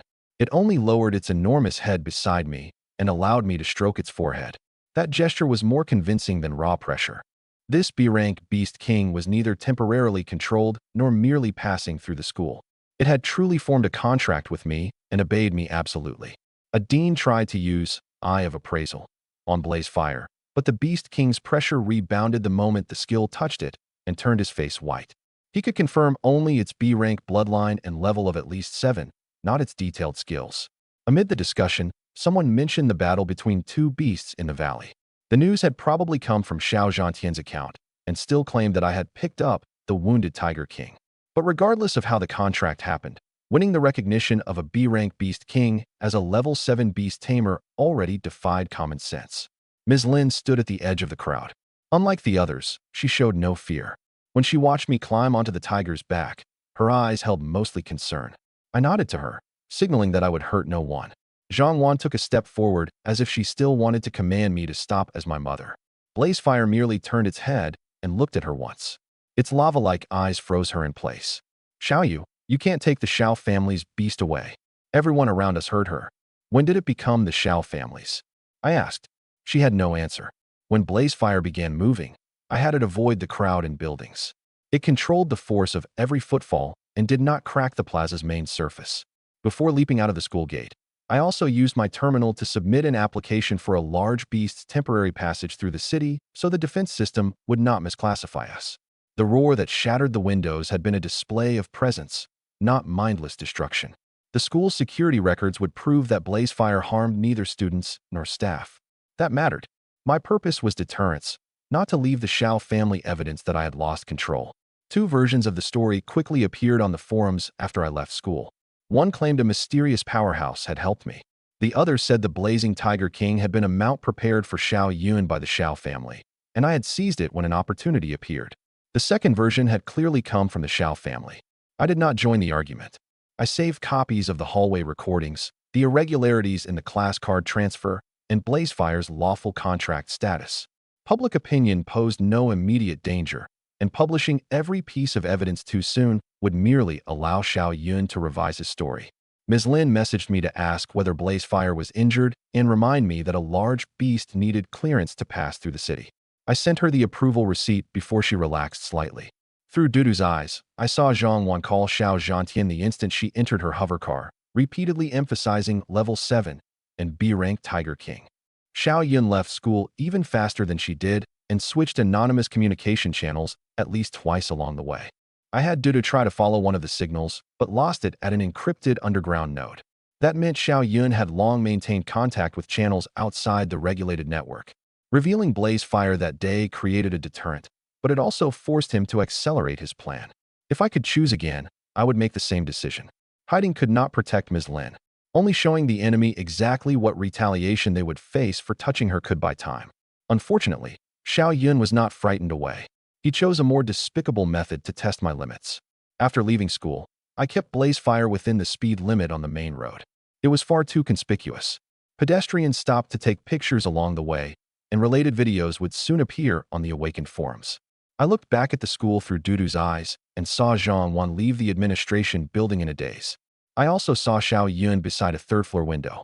He stared at Blazefire. Even from far away, I could feel the jealousy that had almost become tangible. A recording stone shield later gave me confirmed my judgment. That mount should have been mine, Xiao Yun repeated quietly in an empty classroom. Only it is worthy of an S-rank Gale swordsman. He never considered that the Gale swordsman had originally been my class, or that I had personally contracted Blazefire while risking an attack from Xiao Zhantian. He simply believed that every desirable thing rightfully belonged to him. More dangerously, he quickly calmed himself after that burst of jealousy. Seizing Blazefire by force was no longer realistic, so he turned his attention to Ms. Lin again. He knew affection was my most obvious weakness and intended to use her as bait to force me to surrender my beast. At that moment, I had not yet heard the recording, but I had already sensed several followers behind me. Several flustered presences belonged to Meng Shan's party. Another was far more covert and came from Nanshan Trading House's shadow. I had Blazefire enter a maze of alleys and change direction repeatedly until we shook off the trading house scout. Then I entered a dead end and waited in silence. A few minutes later, Meng Shan and his companions ran into the alley, panting for breath. When they saw me waiting at the far end, every face went pale. "Boss, we don't mean any harm," Meng Shan hurriedly explained. "We just want to follow you and see whether there's anything we can do." I did not drive them away immediately. If Xiao Yun might strike from the shadows, I truly did need several pairs of inconspicuous eyes. While Blazefire ran along the main road, it always remained within the city's speed limit. Its size still disrupted traffic temporarily, so I moved to the broad lane reserved for Awakened. Live streams soon appeared on the forums. Their titles changed from B-rank monster appears at Nanshan First High to level 7 beast tamer rides Blazing Tiger King away from school, and the number of viewers kept rising. I did not conceal my face. Now that I had become public, I would settle my identity once and for all, preventing different powers from harassing innocent people while searching for the mysterious beast tamer. Dudu sent me Xiao Yun's position from the sky. He did not pursue me, but continually contacted some number through his terminal. The school network blocked the contents of the communication, so I could only remember the encrypted underground note it used. After we left the main road, the trading house's shadow remained firmly behind us. He clearly had access to the city surveillance system, making it difficult to escape through Blazefire's speed alone. I first passed through 3 crowded areas, then suddenly entered the alleys of the old district. Dudu created a faint crosswind that altered the movement of the dust and concealed signs of our turn. Shadow took 2 wrong turns and stopped, unwilling to risk proceeding. But Meng Shan's group used the crudest possible method, asking people along the way where they had seen a giant tiger and somehow reached the vicinity. While waiting in the dead end, I recalled Blazefire. Only a shrunken Dudu remained on the wall, watching for any third party.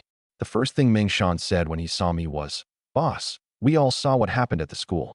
If the Xiao family bullies you again, we'll fight them to the death." "And what will you fight them with?" The question silenced all 5. Passion could not replace strength, but it could reveal an attitude. I did not mock them. I merely explained that truly useful assistance did not mean charging to their deaths. It meant collecting information other people overlooked. The Xiao family knew powerhouses, guilds, and merchants, but it would never notice several low-level awakened. That was precisely why Meng Shan's party could become the most suitable observers. The test I gave them both used and protected them. As long as they did not cross the boundary, the Xiao family would find it difficult to discover them.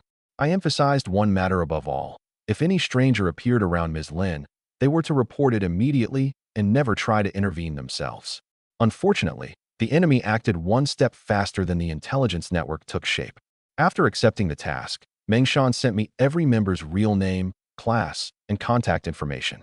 The party consisted of Meng Shan, a shield warrior, Zhou Ning, a fire mage, Zheng Chuan, an archer, Su Rui, an assassin, and Tang Xiaoyu, a healing support. All 5 ranged from level 2 to level 3. I required no oath of loyalty and agreed instead to pay for actionable intelligence. During the first assignment, each would receive 500 credits per day, plus an additional reward for discovering a critical operation. "Boss, we don't want money," Meng Shan refused immediately. "Take it," I said. "Followers without compensation will only drain everything they own. You need equipment, medicine, and a life. Admiration doesn't put food on the table." For the first time, those words made them regard me less as a figure from legend and more as someone who genuinely considered the cost of cooperation. They proposed their own surveillance plan. Zhou Ning and Tang Xiaoyu would pose as shoppers and watch the entrances of the Xiao family villa.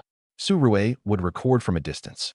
Meng Shan and Zheng Chuan would remain in reserve because their armor and bow were too conspicuous. I added 3 hard limits. Do not enter private homes, do not steal information unrelated to the task, and do not follow ordinary servants other than Zhongwan. Intelligence work could easily slide into limitless intrusion. If opposing the Xiao family allowed me to harm everyone connected to it, I would be no different from them. The encrypted channel was set to destroy its messages automatically. If anyone was captured, they could not reveal the entire task. Only after completing those arrangements did we leave the alley separately. Ms. Lin was abducted within hours of the party beginning its work, which meant Xiao Yun had issued his underground commission much earlier. Meng Shan's group failed to stop it in advance, but they later uncovered the living room cache, the internal mole in the business group, and the trail of Xiao Yun's escape. Value was not measured by one task's success or failure, but by whether we could build a more reliable network from our mistakes. "You can follow me." Meng Shan and his companions' eyes all lit up. "But I don't support deadweight. First, prove your value. Just give the order." Meng Shan thumped his chest. "Through a mountain of blades or a sea of fire, we'll go anywhere." I did not need them to throw away their lives. I needed them to perform the role best suited to ordinary people. Watch the Xiao family, especially Xiao Yun. Record everyone he meets, everywhere he goes, and everything he does. Do not make contact without permission, and do not expose yourselves. I created a one-use encrypted channel and sent it to Meng Shan. He held his terminal with all the solemnity of someone receiving a secret legacy. Once the arrangements were complete, I had Blazefire take me away. By the time I truly returned to the rented home, my evolution points finally crossed the critical threshold. Evolution points, 502,400. 500,000 was enough to evolve Dudu from B rank to A rank. I summoned Dudu. It tilted its head at me, its cyan feathers gleaming coldly beneath the light. It was the first companion I had contracted after arriving in this world, and the core hidden card that had accompanied me all the way from level 1 to the present. Are you ready? Dudu gave a soft cry and spread its wings voluntarily. I drew a deep breath. System, evolved Dudu. Host detected with 502,400 evolution points. Deducting 500,000 points. Bloodline evolution commencing. Wind erupted without warning. Tables and chairs skidded across the floor, and every window in the rented home rattled at once. Cyan energy poured from Dudu and became a pillar of light that pierced upward through the ceiling. I immediately realized that I had underestimated the disturbance caused by an A-rank evolution. If this energy kept spreading, the entire neighborhood would be alerted. But the evolution had already begun. Any external interruption could harm Dudu. All I could do was stand in the heart of the storm and guard it through the final transformation. Before beginning, I should have found an open area. But the conflict at school, the trading house's surveillance, and Xiao Yun's possible retaliation made me unwilling to wait. Once my points passed 500,000, every additional minute meant facing unknown dangers with only B-rank strength. I shut off the home's energy valve, closed the curtains, and returned blaze fire to B's space so the two presences would not interfere with each other. The only thing I failed to anticipate was that the energy of an A-rank evolution far exceeded that of the previous three. After the cyan light appeared, Dudu showed no pain. Through our soul link, however, I felt an instinct that continually strained toward greater heights. Wind energy was rebuilding its bones, wings, and organs. Every contraction pushed its body toward a higher order of life. I tried to block the doors and windows with bedding, only for the gale to tear it apart at once.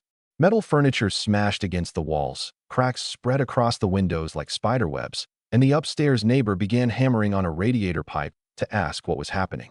Farther away, the city guard's red alarm began sounding. A-rank energy had appeared in a residential area, and the city defenses would classify this location as the highest possible risk. If any residue remained after the evolution, I could not explain how a level 7 beast tamer had released A-rank fluctuations. Across the street, the trading house's shadow stopped attempting to hide. When he activated encrypted communications, a device on his shoulder glowed red. He had plainly elevated the situation to the highest alert level. I had no attention to spare for him and merely remembered his position. In the worst case, Dudu and I would use the new form's speed to leave the instant the evolution was complete. I would abandon the rented home, the security deposit, and every possession inside. When the cyan pillar passed through the roof, I repeatedly called Dudu through our soul link, making certain its consciousness had not been swallowed by bloodline instinct. Remember your name. A clear, melodious response came from inside the light. No matter how its form changed, it was still the companion I had carried away from a corner of the trading house, the little bird whose first cry had sounded like Dudu. That bond was the most stable anchor in the entire evolution. Only 2,400 points remained after the deduction. I checked the system log specifically and confirmed that the 500,000 had been a one-time expense. There were no hidden maintenance charges and no additional loss caused by evolving inside the rented home. Before the cyan light contracted, Dudu's old skill icons went dark one after another and then relit. The A-rank form did not override its previous abilities. It upgraded the existing bloodline. Gale Blade, Tornado, and Wind Claw all remained, while the new skills came from a higher level of control over space and domains. Through our contract, I felt two entirely new energy nodes forming within it, one in its chest and another connected to both wings. But the panel had not yet revealed their precise abilities. I could not judge them in advance and could only continue observing the flow of energy. The instant the evolution ended, instinct made Dudu want to spread its wings and burst through the roof. I stopped it in time, with the tip of its enormous wing only inches from slicing through the wall. Shrink first. It needed 3 attempts to compress its body to the size of an ordinary bird. The first only halved its wingspan. On the second, its tail feathers still dragged across the floor. The third finally restrained it completely. Each transformation required precise control of energy and was not easy immediately after evolving. The city guard's alarm grew nearer. I placed every feather that obviously belonged to the evolution into storage, then had Dudu draw its newborn power inward and erase as much of the wind and lightning scent as possible. Blaze fire sent constant agitation from inside beast space. The presence of an A-rank bloodline stimulated even a companion, and it was clearly unwilling to remain B-rank. Your turn will come. I soothed it through the contract. But not now. No matter how reliably the system accumulated points, emotion could never decide the order of evolution. Dudu had only just completed its transformation. The priority was learning its abilities and surviving the inspection at our door. By the time footsteps stopped outside, Dudu was perched on my shoulder. I deliberately disheveled my hair and clothing so I would look like someone jolted awake by an external impact. The lock shook. The city guard called out again. The moment the cyan pillar entered the night sky, the city guard's alarm sounded in the distance. The trading house's shadow was also on the opposite rooftop and must already have reported the A-rank energy response. When the light contracted, Dudu's body was nearly twice the size of its windwing eagle form, with a wingspan of more than 16 feet. Fine threads of wind and lightning flowed between cyan gold feathers, and 3 long tail plumes descended like a rainbow. Dudu's bloodline evolution succeeded. Current form: A-rank, 9 heavens wind god bird. Name: Dudu, 9 heavens wind god bird. Bloodline: A-rank. Level: LV7. Shares EXP with master. Attributes: Attack 120, Defense 100, Speed 180, Spirit 150. Skills: Gale Blade, Tornado, Wind Claw, Wind God's Domain, Spatial Blink. Wind God's Domain suppresses the speed of all enemies within the domain by 30% and continuously inflicts cutting damage with wind blades. Once activated, it can perfectly conceal the user's energy fluctuations and all energy fluctuations within the domain. Spatial Blink consumes a large amount of wind element energy to teleport instantly within a 100-meter range. Before I had time to study it, someone pounded heavily on the door. Routine city guard inspection. Open the door immediately. Dudu, activate Wind God's Domain and conceal every trace of energy. The invisible domain rapidly contracted around the room. The violent energy flattened into calm, and Dudu shrank to the size of a parrot and settled on my shoulder. I opened the door. The city guard captain explained that an A-rank response had appeared here, while one of his officers carefully scanned the room with an energy detector. Something suddenly exploded outside. The windows and furniture were blown all over. I pointed at the wreckage. The detector's readings remained normal. No energy residue detected, the officer reported. The captain remained doubtful, but without evidence, he had no choice but to leave with his team. The instant the door closed, my terminal issued a highest priority alert. Ms. Lin had sent me a live location map from an abandoned industrial district in the west of the city, accompanied by only 4 words. Xiaoyu, save me. During the city guard's inspection, Dudu displayed its shrinking ability for the first time. It was not a separate skill, but the precise control an A-rank flying beast possessed over its energy and body. Its attributes remained while shrunken, though the form was unsuitable for releasing large-scale attacks head-on. The officer's detector passed beside it several times, always identifying no more than an ordinary pet bird. Wind God's Domain did more than hide energy. It smoothed away the airflow, heat, and elemental residue created by the evolution. The captain still noticed new cracks in the ceiling. If the explosion came from above, why did your furniture fall in every direction? I don't know. When the energy blast came, all I could do was get down. He had me display my identity. The screen showed a level 7 F-rank beast tamer with no skill capable of producing an A-rank response. That impossibility actually made my story more credible. Before leaving, the city guard affixed a temporary monitoring talisman to the door. If another high-energy fluctuation appeared within 24 hours, it would raise an automatic alarm. I decided to move out as soon as possible. But Ms. Lin's emergency message brought every plan to a halt. The location map was not an ordinary share. It came from her terminal's compulsory distress function, which sent only after the side button was pressed 3 consecutive times under restraint, then automatically uploaded 10 seconds of environmental audio. I opened the recording. First came the sound of a moving vehicle, then a man's obscenities and an electronically altered order. Wait for Xiaoyu to bring the Tiger King. Metallic echoes, an old ventilation fan, and a distant train whistle were also audible in the background. All matched the industrial district in the city's west perfectly. Ms. Lin had not triggered it accidentally, nor had random criminals targeted her by chance.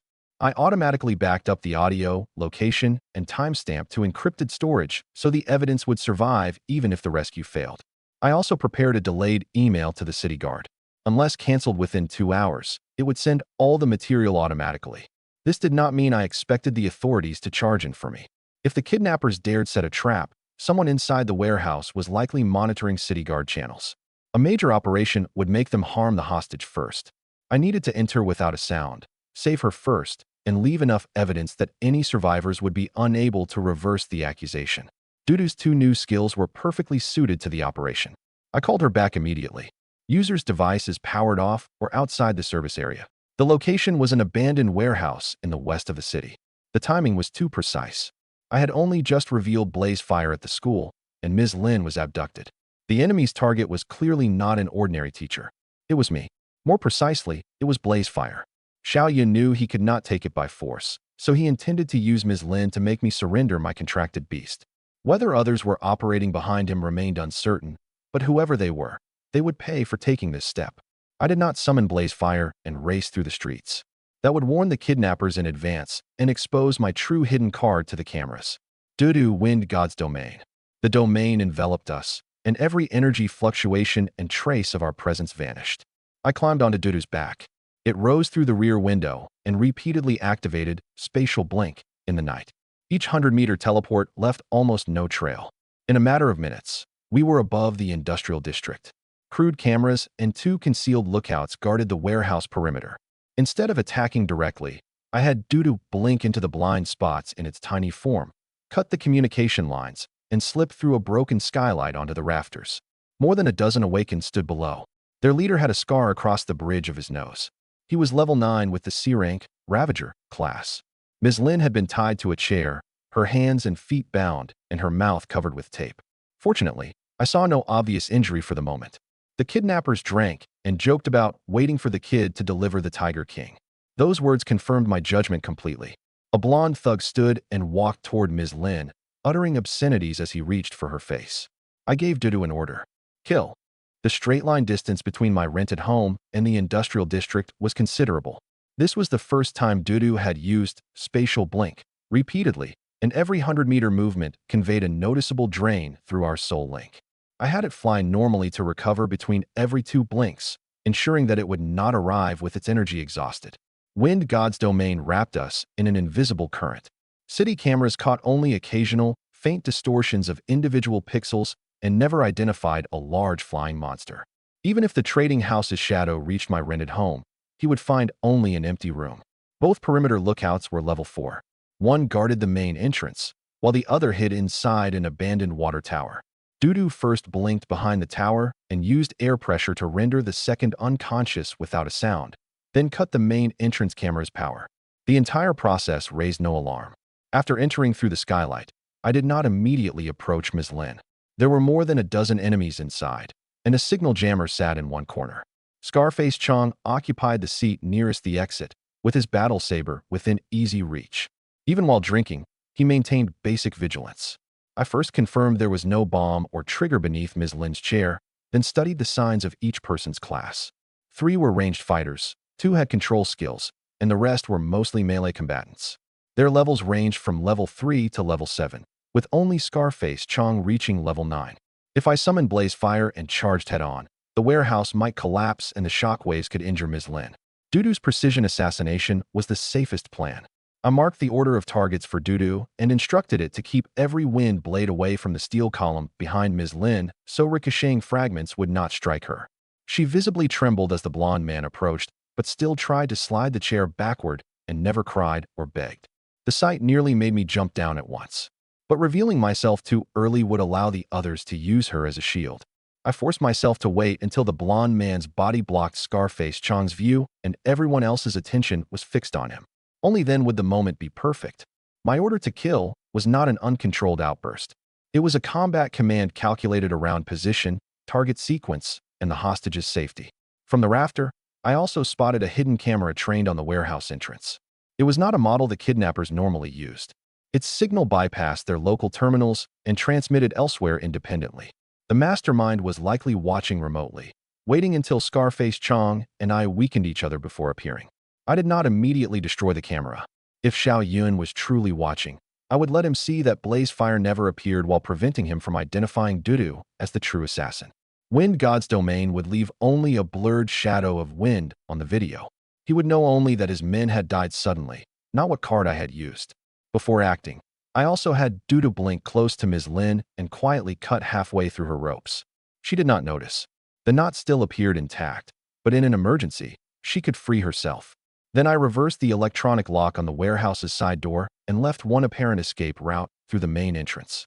That path looked like survival, but it lay entirely within Dudu's line of fire. Frightened enemies would instinctively converge on the same exit, making them easier to control. After the first wind blade fell, Ms. Lin saw the blonde man collapse and visibly flinched. Through a tiny Dudu beside her ear, I played a single recorded sentence. "Don't move. It's me." She could not see me, yet she stopped struggling at once and voluntarily lowered her head to avoid any attacks that might pass overhead. That trust made the rest of the battle much safer. When Scarface Chong ordered his men to seize the hostage, she had already freed one hand with the partially severed rope. She pretended to remain bound until the nearest enemies were dealt with, then quietly moved the chair away. I was not protecting her alone. With her own calm, she was doing everything possible not to increase the danger of the rescue. By the time the blonde man reached out, every preparation was complete. Communications severed, exits controlled, the hostage able to escape, and every enemy position marked. Only then did I order the net closed. A faint breeze crossed the warehouse. The blonde man's hand froze in midair. An impossibly fine line of blood appeared on the side of his neck. In the next second, his body came apart along dozens of intersecting cuts before he could even scream. The laughter ended abruptly. "Who's there?" Scarface Chong grabbed a battle saber as broad as a door and shot to his feet. A second wind blade answered him. The skinny man on the left lost his head, and burning blood sprayed across the drinking table. At last, the remaining kidnappers reacted and threw skills wildly in every direction. Fireballs, arrows, and saber aura crashed into the warehouse walls, but not one of them saw the attacker. Wind God's domain had covered the entire warehouse. Everyone's speed was suppressed by 30%, while tiny wind blades continually sliced at their defenses. Duty used spatial blink to move between the shadows, taking a life every time it appeared. I did not allow the battle to become indiscriminate slaughter. Dudu prioritized anyone near Ms. Lin, ranged fighters, and those attempting to raise the alarm, then severed every remaining target's retreat one by one. One man ran for the warehouse door and had both knees cut through after 2 steps. Another hid behind a steel column, only for Dudu to blink behind him and drive a claw through his heart. In less than a minute, only Scarface Chong remained out of more than a dozen kidnappers. He pressed his back to a wall and swung the battle saber wildly. None of the ferocity remained on his face. There was only fear. I dropped from the rafter and placed myself between him and Ms. Lin. My patience is limited. "Who sent you?" When Scarface Chong saw my face clearly, his saber dropped to the floor. "I'll tell you. An anonymous client contacted me through the underground black market and paid 50,000 credits as a deposit. I was supposed to abduct this teacher and force you to surrender the Blazing Tiger King. Identity? I don't know. He used a voice modulator and an anonymous account. I swear I don't know." I had Dudu read and copy the records from his terminal. The contact had been deleted, but the payment, assignment details, and communication times remained. That was enough to prove the kidnapping had targeted me. After the first man fell, Scarface Chong did not charge around like an ordinary thug. He immediately placed his back against a support column, activated the Ravager, class's skin-hardening ability, and ordered his men toward Ms. Lin. I had already listed control classes as priority targets. 2 invisible wind blades crossed at once. One severed a wrist, while the other shattered the energy node of a binding skill before it could form. The survivors finally realized that the attacker could see every corner. They shut off the lights and tried to turn the warehouse into a battlefield of darkness. But Dudu located targets through air currents rather than sight. Darkness only kept the kidnappers from seeing one another. Wind God's domain continued cutting at their defenses. None of those wounds were immediately fatal, but everyone's speed and judgment became increasingly disordered. Spatial blink handled the true harvesting, ranged first, then control, and melee last. A shield warrior tried to protect Scarface Chong with his body. Dudu did not break the shield head-on. It blinked near his feet and sent a rising wind blade through an unarmored opening. Another assassin became invisible and approached Ms. Lin, but the dust beside his feet revealed his path, allowing me to point him out in advance. 10 feet to the right. Wind Claw descended, and the invisible man lost all ability to fight on the spot. After his companions continued to fall, Scarface Chong finally charged toward the main door. His level 9 speed should have been the highest, but the domain reduced it by 30%, making every step feel like running into a gale. Dudu deliberately spared his life and used wind blades only to sever the tendons behind his knees. When the battle ended, the warehouse remained standing, and no stray attack had entered the 16-foot radius around Ms. Lin. The true difficulty was not killing more than a dozen low-level awakened.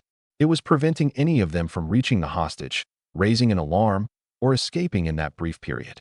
When I landed in front of Scarface Chong, not a drop of blood stained me. That detail broke him more thoroughly than a body covered in killing intent. During the interrogation, I did not rely solely on his confession. Dudu watched the changes in his breathing and heart rate while I compared everything against the terminal's timeline.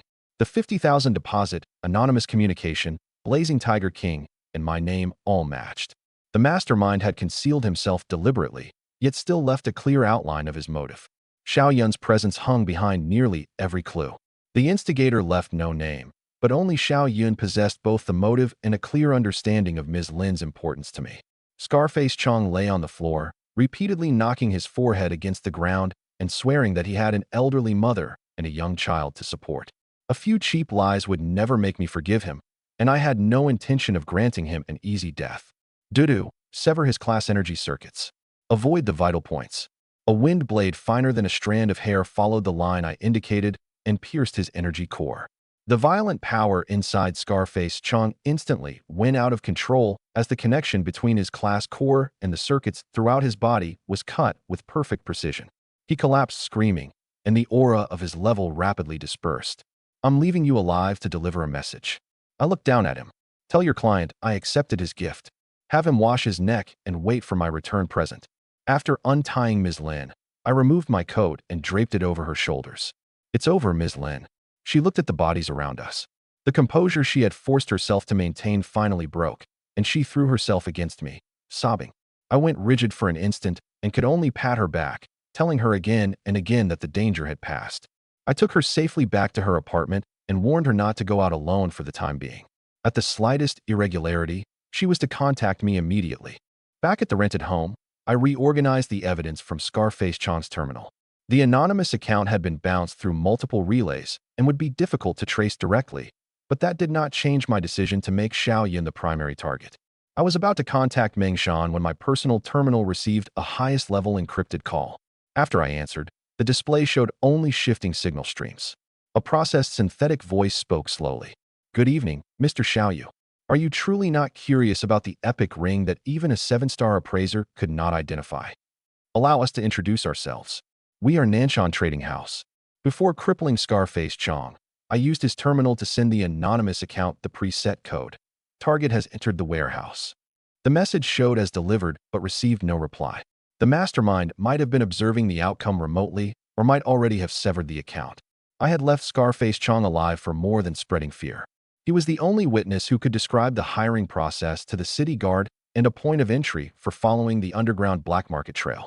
When Dudu's wind blade severed his class energy circuits, I ordered it to avoid major blood vessels and the spine. Scarface Chong would lose his class power but would not die immediately of his wound. Afterward, I used his communicator to call an anonymous medical service to collect him from the warehouse. The first thing Ms. Lin asked after being freed was whether I was hurt. Although she was the one who had been abducted, she still checked my arms and chest first. I'm fine. I did not tell her what damage transfer meant and merely blocked the bloodiest sights behind me. On the way to her apartment, she gradually told me what had happened. After school, someone claiming to be a staff member told her to collect student materials. The instant she entered the underground parking garage, she was drugged. When she woke, she was already inside a vehicle. The kidnappers used her terminal to send the plea for help and deliberately let her see the location, ensuring that I would come. Did these people come because I sent you money? She asked, blaming herself. No. They wanted to use you against me. Then you shouldn't have come alone. If I hadn't come, they would have hurt you. Neither of us spoke again. The city lights receded beyond the window. The silence held both the aftershock of survival and an uncertainty born from a relationship quietly changing.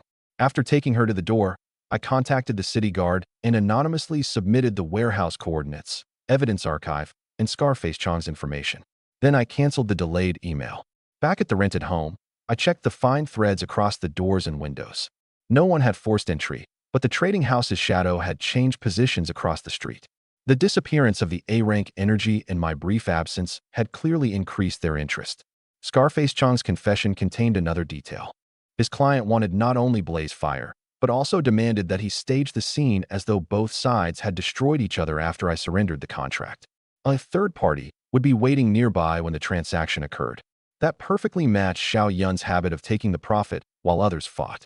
He might have intended to wait until I lost my beast and Scarface Chang obtained the Tiger King, then appear as an S-rank Gale swordsman, kill the witnesses, and portray himself as the rescuer. I had Dudu search a 2-kilometer radius around the warehouse. It found no sign of Xiao Yun, but did discover an unoccupied observation vehicle sitting powered down on high ground. Its storage had been wiped remotely, leaving only a connection record to the same underground node used near the school. The enemy was cautious enough and patient enough.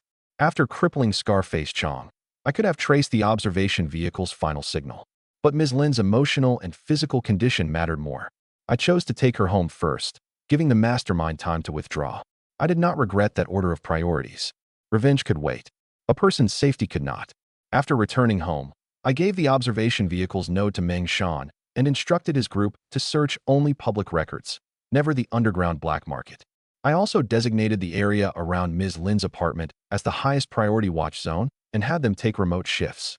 As for Xiao Yun, I did not intend to charge into the Xiao residence and kill him immediately. Without direct evidence, Xiao Zhantian would use the opportunity to accuse me instead. More importantly, Xiao Yun might have other arrangements targeting Ms. Lin.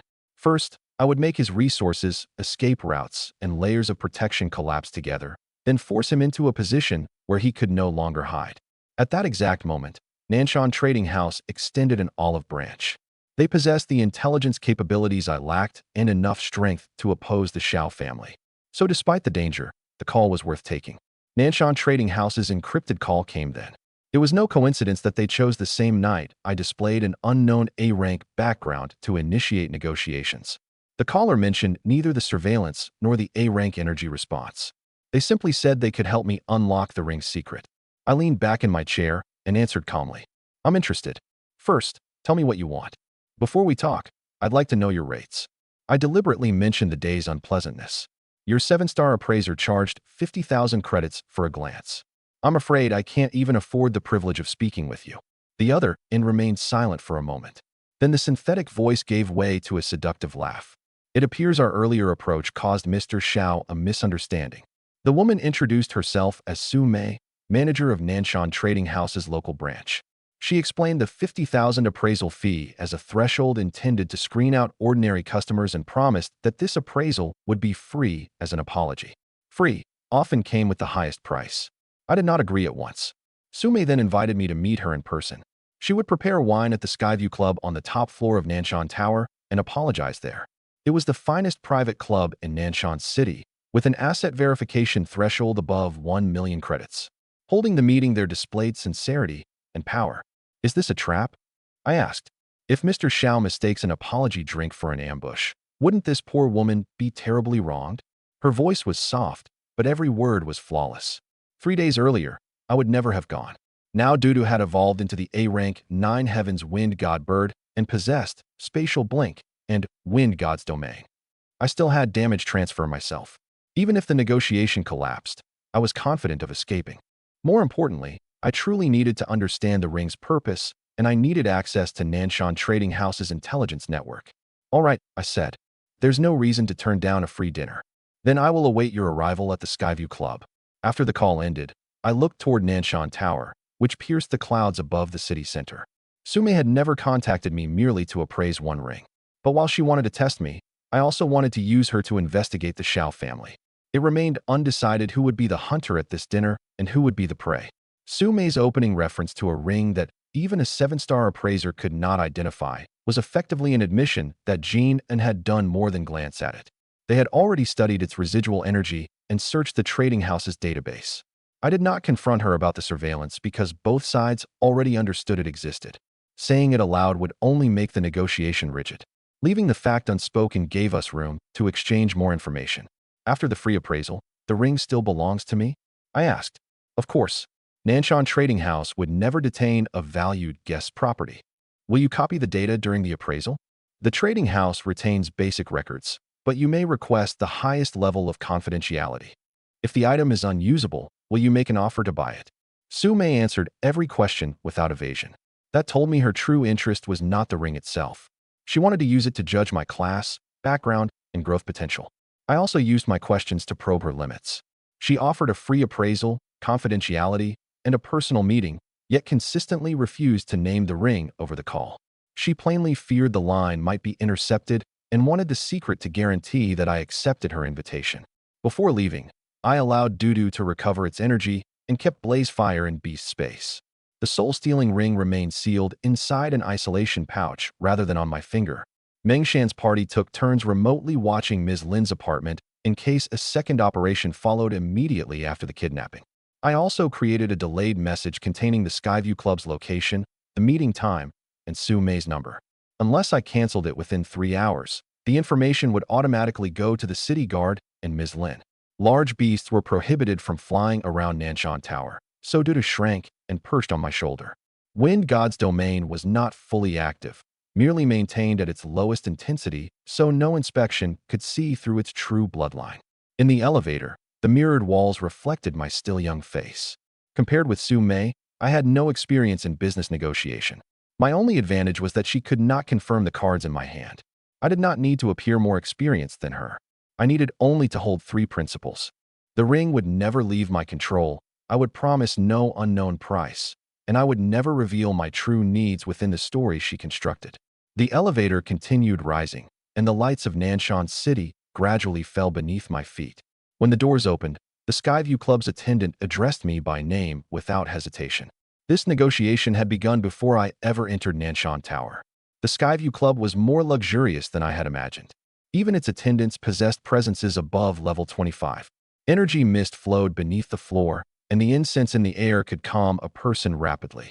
Sume awaited me in a private room on the top floor. She wore a red silk dress and leaned against a floor-to-ceiling window with the nighttime panorama of Nanshan City behind her. Mr. Xiao is even younger than I imagined. She poured my wine personally and apologized first for Jinan's rudeness. Then she changed direction and began probing for information about my master. I followed her lead and invented a reclusive teacher who refused to meet outsiders, claiming I had been forced down the mountain to gain experience in the ordinary world.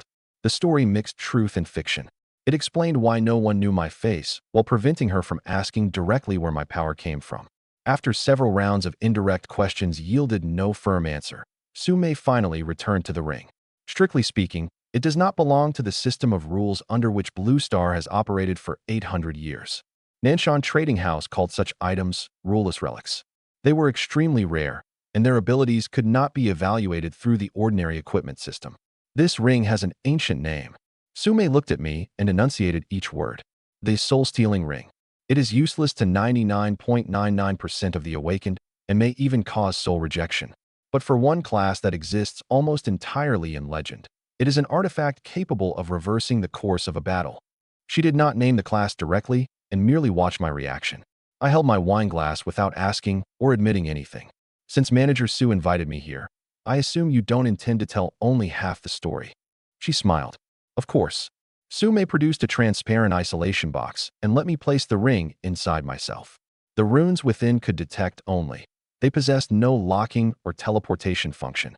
I had Dudu sweep it with a faint current of air to confirm that before opening the sealed pouch. When the purple glow appeared, concealed detectors around the room illuminated simultaneously. Instead of hiding them, Sume projected their live data onto the table. Ordinary epic equipment displayed its level requirement, attributes, and bound owner. This ring showed only a string of soul fluctuations that could not be decoded. The system seemed to acknowledge its existence while refusing to explain its rules. Ruleless relics are not absolutely free of system constraints, Sume added. More precisely, they follow another set of rules that humanity does not yet understand. Some come from special dungeons, others appear after monsters die. There is no reliable source. I asked how many had been recorded over the past 800 years. Fewer than 300 in Nanshan Trading House headquarters archives. Most have vanished or been destroyed, and we have confirmed the effects of less than half. That made them much rarer than epic equipment. As she explained the name, Soul-Stealing Ring, an ancient account appeared in the projection. During a war, a beast tamer had made an enemy's contracted beast defect in the middle of battle. The ring disappeared afterward. The account gave no usage limit, conditions for success, or cost of failure. So you cannot fully appraise it, I said. Correct. Sume admitted it openly. We can confirm only its name, the class it matches, and the general direction of its ability. The exact rules can be discovered only after the holder binds it. That honesty was more valuable than an exaggerated description of its power. I did not bind it immediately. The ability to forcibly steal a beast was powerful, but if the price was permanent soul damage, or if it worked only on targets below my own level, its value would change drastically. Sume observed my restraint and continued asking about my supposed master. I deliberately confined my answers to a range that was unverifiable but not excessively grand. The old man disliked outside interference, specialized in beast bloodline research, and imposed strict demands on me. She mistook the A-rank energy as evidence that the master had appeared in person, conveniently concealing Dudu's evolution. I neither confirmed nor denied it. The finest lie was not one packed with detail. It allowed the other party to fill the blank with their own fear. Sume attempted to refill my glass several times, but I only sipped. Energy-infused wine could restore the spirit quickly, but it also reduced control over subtle emotions. In a negotiation built on mutual probing, a clear head mattered more than manners. She asked whether my master lived in Nanshan City, and I said the old man never stayed in one place. She asked whether the A-rank energy was some kind of protective measure, and I replied only, my master doesn't like other people touching my things. When she asked how Blazefire maintained a stable contract with a level 7 master, I returned the question, hasn't Manager Sue already investigated that? None of my answers provided a verifiable location, number of people, or ability. Yet each reinforced the same fact. Attacking me carelessly might trigger consequences that could not be assessed. Sume did not believe me completely. She merely discovered that the cost of further verification exceeded the cost of cooperation and chose to invest first. As we discussed the ring, I also watched her reactions to certain details. When she mentioned it being unclaimed, one fingertip tapped the table, confirming that the trading house had indeed considered buying or taking it. When she called it Beast Tamer exclusive, her gaze briefly dropped to my class emblem, indicating that her interest in cooperation was closely tied to my class. Her later friendliness did not make me forget the greed with which this had begun. Sume was a partner, not an unconditional friend. When our objectives aligned, we could share resources. When they conflicted, I would still keep my defenses. That understanding made the relationship more stable, not less. I did not require her to be kind. I required clear terms, measurable interests, and consequences for breach that both parties could endure. Nor did she need me to trust the trading house. She needed only to confirm that her investment would eventually produce a return. On that foundation, the secret of the soul-stealing ring could finally move beyond mutual probing and become a real transaction.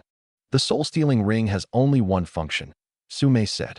It grants a beast tamer one opportunity to seize another awaken's contracted beast by force. My grip on the glass tightened slightly. In a life-or-death battle, an enemy's trump card beast could suddenly change masters and attack its former owner. Such an ability truly could overturn the outcome. For that very reason, if the ring's ability became public, every awakened who possessed a powerful beast would regard its holder as a threat. What do you want in exchange for telling me this? Sume stopped circling the subject. Nanshan Trading House would provide real-time distribution data on all monsters below A rank in the Southern Dragon Kingdom, gather rare natural treasures required for beast evolution on my behalf, and even help me deal with the Shao family. There were two conditions. First, if the trading house encountered a problem it could not conveniently address in the future, I would act once as its partner. The exact matter was to remain undecided for now. Second, if I obtained another, ruleless relic, Nanshan Trading House would receive the right of first offer at a separately negotiated price. It was an exchange for the future.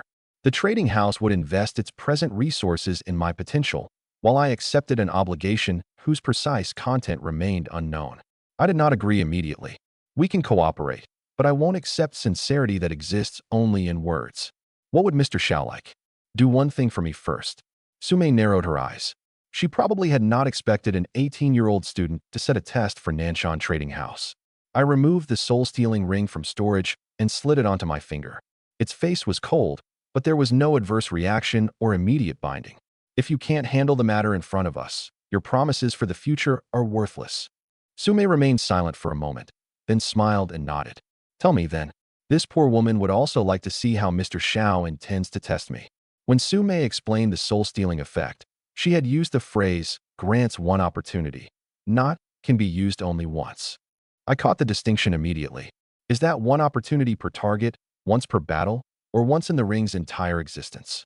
We cannot confirm it. Does seizing a beast require breaking its existing contract?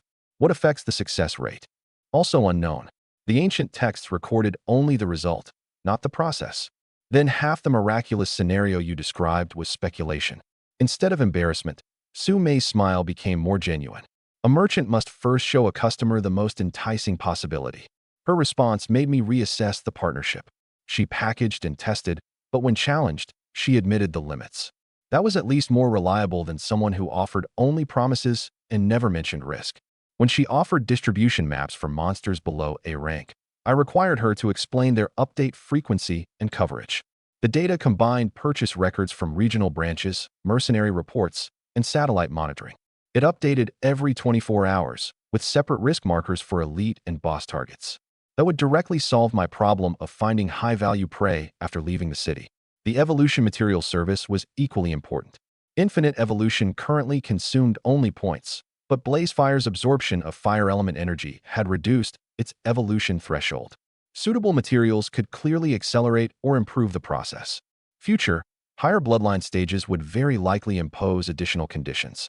I immediately rejected her offer to have the trading house deal with the Shao family directly.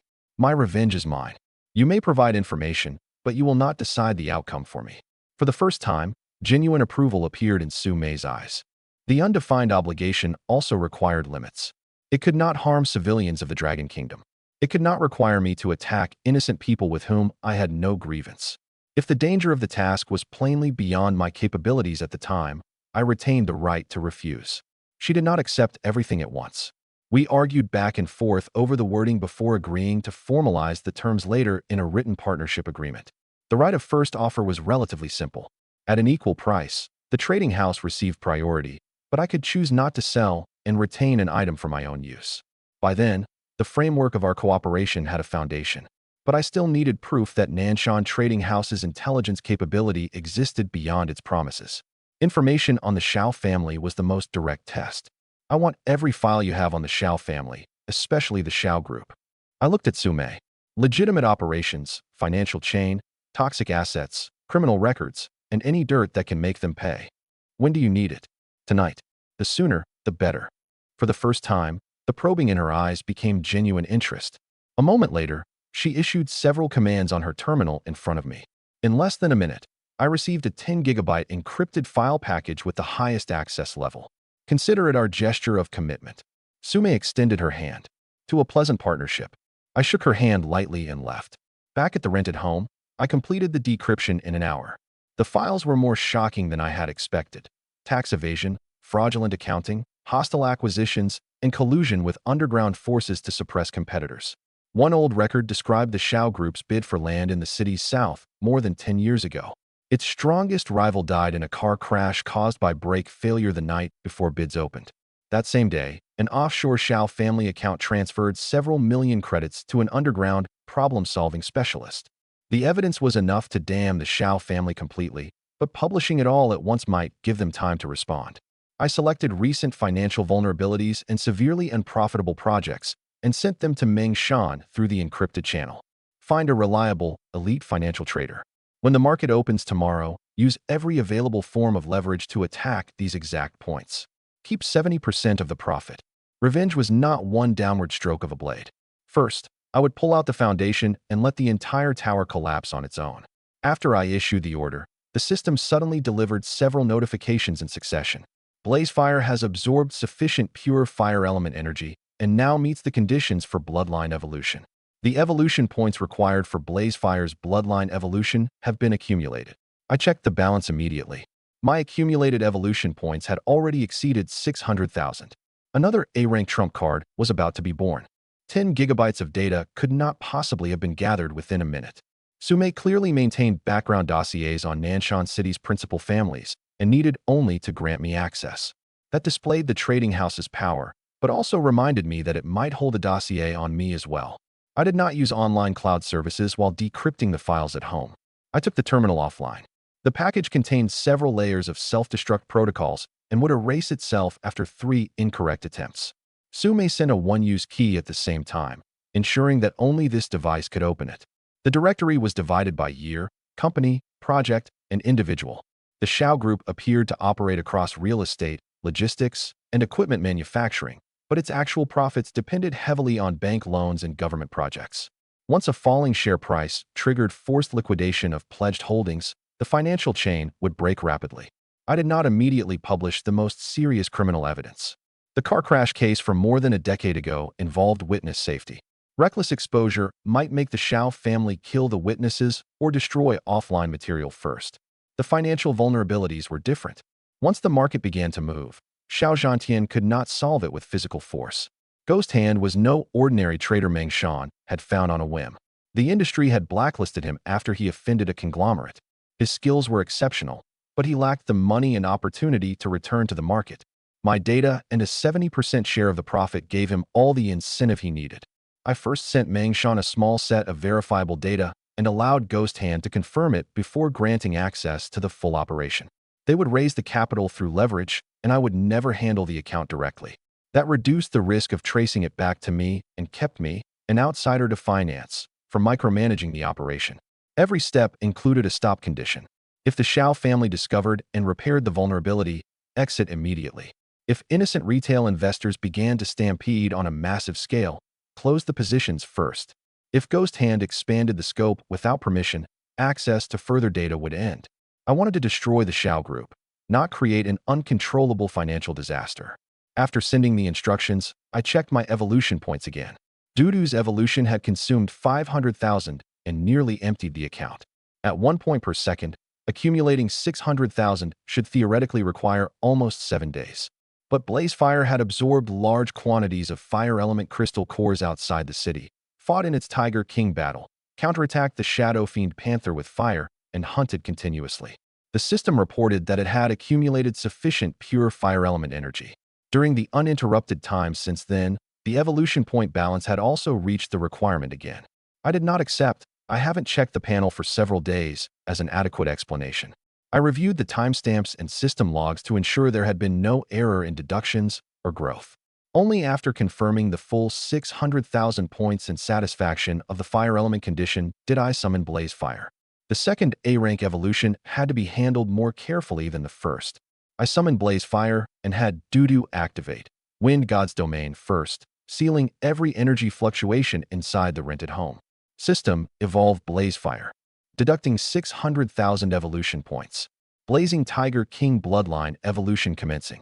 Scarlet and dark gold energy enveloped the giant tiger. Its body expanded again, and dense snapping sounds came from its muscles and bones. The fire patterns across its dark red fur became flowing lava. Finally, 2 fierce demonic horns slowly grew from its forehead. When the energy torrent withdrew completely into its body, a demon tiger bearing the pressure of a king from hell crouched before me. Blazefire's bloodline evolution succeeded. Current form, A-rank Infernal Demon Tiger. Name, Blazefire, Infernal Demon Tiger. Bloodline, A-rank. Level, LV7. Shares EXP with Master. Status, lightly injured, recovering. Attributes, Attack 160, Defense 170, Speed 110, Spirit 100. Skills, Exploding Flame Claw, Blazing Body, Hellfire, Magma Armor, Demon King's Dread. Hellfire, breathes eternal black flame that inflicts corrosion and grievous wounds. Extremely difficult to extinguish with conventional water or ice element skills.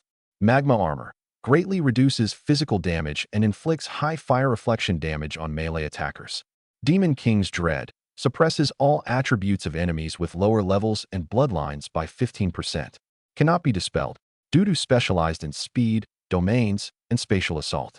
Blazefire specialized in defense, frontal destruction, and group suppression.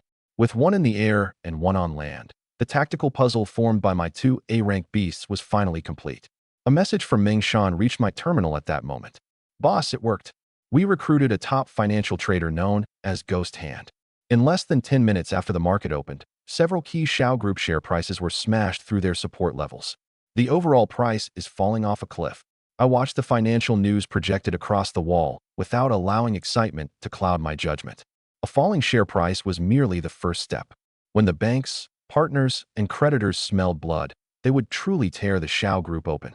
The wealth and power on which the Xiao family depended were being pulled out from beneath them inch by inch.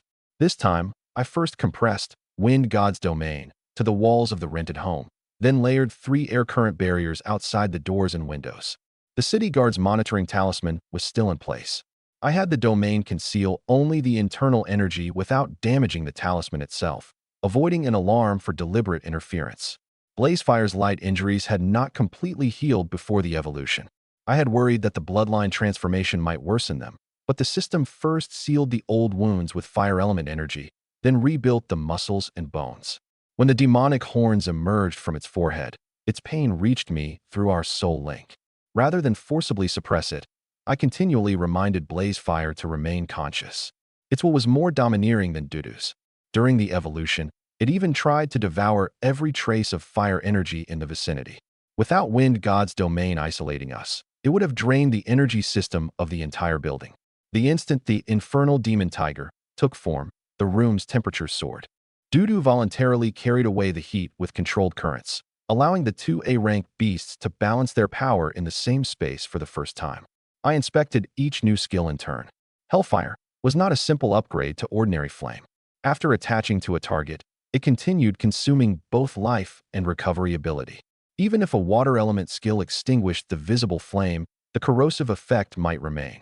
Magma armor depended on an energy cycle across the body. The higher the intensity, the faster the drain. It could not be regarded as permanent invincibility. Demon King's Dread suppressed only enemies whose level and bloodline were below Blazefire's. It might have no effect against an A-rank target of the same level.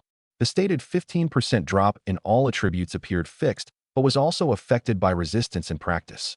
I needed to understand those limitations before real combat, and could not become blindly optimistic merely because the skills appeared miraculous.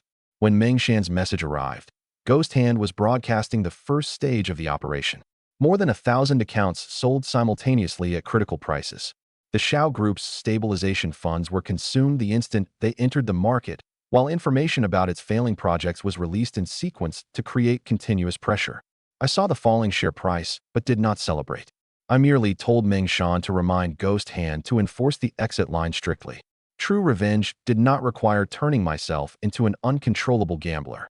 I turned off the news and stroked Dudu's head, then Blazefire's. The battle against the Xiao family would be fought with money and information. My own battle returned to the fundamental question: how could 2 A-rank beasts unleash their full power against truly formidable opponents? The rented home could no longer contain our next test.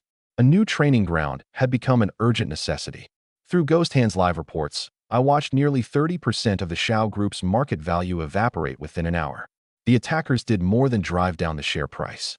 They simultaneously released evidence of project losses and holes in the financial chain. Once market panic took hold, every attempt by the Xiao family to support the price burned through its liquid funds faster. In a recording of a later group meeting, Xiao Zhantian shattered a solid wood table in the chairman's office and ordered the chief financial officer to identify the traitor behind the attack. "We can't find them." The CFO's voice trembled. "The capital has been distributed across more than 1,000 accounts, and the route is completely untraceable. The other side also has our internal secrets. This is a precision strike." Zhang Wan immediately turned the accusation toward me, claiming that because the company collapsed after I left the family, someone powerful had to be helping me. Xiao Zhantian refused to believe it aloud. He preferred to imagine the attacker as an old commercial enemy, like the Wang family, rather than admit that the son he had cast out possessed the ability to shake the Xiao Group. He called everyone in his contacts and begged the partners he normally addressed as brothers for help. Some claimed their money was tight. Others did not answer at all. After more than a dozen calls, not one credit entered the market. Finally, he had no choice but to humble himself and call Su Mei. "Manager Su, I need emergency assistance. We can discuss any interest rate." Su Mei's answer was polite and cold. "What unfortunate timing. Nanshan Trading House has recently made a very large investment of its own. I can only express my deepest sympathy for the Xiao Group's difficulties." She ended the call immediately. I later asked Su Mei what that large investment was. She smiled and pointed at me. Only then did I understand that the last person Xiao Zhantian asked for help was the very partner who had placed the fatal data in my hands. His escape route had never existed. After the Xiao Group's share price fell, Ghost Hand did not mindlessly increase the position. As planned, he locked in part of the profit, then used the Xiao family's own share pledge thresholds to create a chain reaction. Once the price fell below an agreed level, the banks automatically demanded additional collateral. When Xiao Zhantian could not produce cash, the pledged shares would be sold by force, driving the price still lower. It was a noose built entirely from rules. No one needed to storm the Xiao Group's offices. In the meeting recording, the CFO suggested selling high-quality assets to survive. Zhang Wan objected immediately because those assets included the luxury goods company and private estate in her name. The crisis had barely begun, yet the Xiao family was already protecting individual interests. Xiao Yin appeared the calmest. He took no part in the argument and merely asked how much remained in the liquid accounts, whether overseas funds could be transferred, and how long the banks would need to freeze them. Xiao Zhantian mistook it for an attempt to help and even gave him access to several accounts. That was exactly how Xiao Yin later gained the opportunity to take the last of the money. The partner's refusal to help was not entirely heartless. A risk rating issued by Nanshan Trading House spread rapidly through their circle. Anyone who injected cash into the Xiao family might become trapped in its debt. Su Mei never publicly said blacklist, but everyone understood her position. I asked whether she had deliberately encouraged everyone to kick the Xiao family while it was down.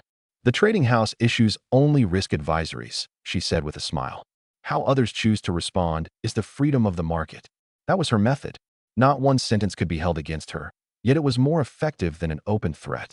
When Xiao Zhantian called Su Mei, he first tried to pressure her with their years of business cooperation, then implied that as a level 59A rank berserker, he could protect the trading house. Only after both failed did his tone become almost pleading. Su Mei never mentioned me or insulted him. She simply repeated that the funds could not be moved. Her restraint denied him even an excuse to erupt. After the call ended, he crushed his terminal in his hand, but still did not dare cause trouble at Nanshan Trading House. The power behind it far exceeded the Xiao family. His arrogance existed only for those weaker than himself. Watching the recording of his humiliation gave me no pleasure. The financial war had achieved its purpose, and continued investment would only increase the risk. I had Ghost Hand gradually close the position at our exit line and left the remaining collapse to the banks and the market. What I needed to handle personally was the violent counterattack Xiao Zhantian would most likely launch after losing everything. Financial news alerts arrived without pause as experts speculated which giant had attacked the Xiao family. Meng Shan excitedly reported that Ghost Hand had already realized the first profit from the strike. As agreed, I allowed them to keep 70%. They had accepted the execution risk for me and deserved the corresponding reward. A relationship that preached only loyalty and never discussed interests was the least reliable of all. I needed people who could cooperate over the long term, not fanatical followers driven by emotion. After handling that, I looked around the rented home. Either A-rank beast could split the building open merely by returning to full size. The place could no longer support evolution or training, much less serve as a long-term residence. I called Su Mei through the encrypted channel. I need a new home, large enough and quiet enough, preferably in the suburbs. Most importantly, it needs a professional training ground capable of isolating A-rank energy fluctuations. She quickly provided an answer. At the deepest point of Moon Bay Estates in the city's east stood a detached villa that Nanshan Trading House used to host VIPs from headquarters. The property covered more than 32,000 square feet and included a private garden, swimming pool, and landing pad. Its underground arena had been built to the military's B-rank standard. Energy-absorbing alloy walls could withstand an all-out attack from an awakened below level 50, while the isolation system could conceal energy of A rank or higher. The price? A friendly rate. Pay whatever you think it's worth. I understood that this was no ordinary discount, but an investment worth tens of millions of credits. Su Mei was binding Nanshan Trading House to my future in the most direct way possible. I neither pretended to refuse nor treated the favor as something I was owed. I'll remember this. 1 hour later, a trading house hovercar delivered me to Moon Bay Estates. The enormous yard gave Blaze Fire room to run at full size, and Dudu could finally circle freely overhead. From now on, this is our home. I opened the heavy alloy door leading to the underground training ground. I still needed combat data to confirm exactly how powerful my two A-rank beasts had become. I did not accept an ambiguous condition such as pay whatever. I had Su Mei write the right of use, maintenance costs, and repossession terms into the agreement. In the end, Nanshan Trading House granted me 10 years of rent-free use as a long-term partner, while I accepted responsibility for daily energy costs and non-combat damage.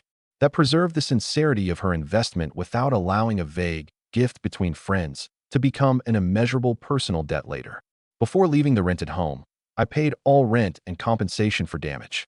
The evolution had cracked the ceiling and destroyed furniture, and the cost was considerable, but well within what I could bear. The landlord witnessed the removal of the city guard's monitoring talisman, leaving no irregular record. The hovercar Sue May sent passed through 3 layers of identity verification. The driver asked nothing about my luggage and never looked twice at the presence of Dudu or Blazefire, clearly accustomed to serving high-level VIPs. Moonbay Estates maintained an independent defense formation around its perimeter, with great distances between residents. Silverleaf trees that absorbed the after-effects of energy surrounded the villa's yard, and shield nodes lay beneath the ground. Even if Blazefire ran at full speed, the vibrations would never reach a neighbor. I first inspected the security permissions and deleted the remote view access assigned to the trading house's default administrator, retaining only an emergency maintenance channel. Sume did not object and instead instructed a technician to give me every control key. Partners or not, you certainly can't have my eyes inside your bedroom, she teased over the call. When Dudu flew into the sky, it did not immediately circle. It shot straight into the clouds in a single breath. At the rented home, it could only remain shrunken, while city restrictions limited its flight. The yard allowed it to stretch its A-rank body freely for the first time. Blazefire ran 3 laps around the lawn and finally jumped into the decorative pool, steaming half the water into white mist. It clearly preferred open ground and showed no interest in the interior of the villa. Standing between my 2 beasts, I felt for the first time that I had a home. Not because the building was luxurious, but because here, we could exist in our true forms without constantly hiding. When the underground alloy door opened, the identity system required me to create a primary control profile.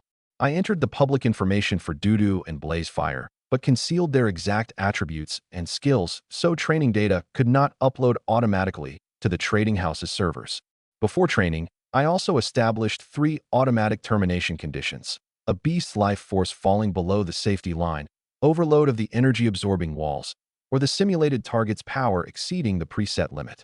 Real battle would give me no second attempt. The arena had to keep every training risk within a controllable range.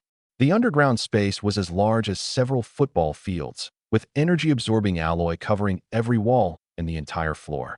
A central console could simulate terrain, climate, and enemies. Activate Fog of War. Set the environment to a rocky canyon. Deploy 30 level 15 black iron golems. 10 seconds later, the flat floor became a maze of canyons. 30 metal golems rose from underground. The instant their red crystal eyes illuminated, they charged Blazefire together. Defend first. Heavy iron fists came down, glowing red from magma armor, before they even touched Blazefire.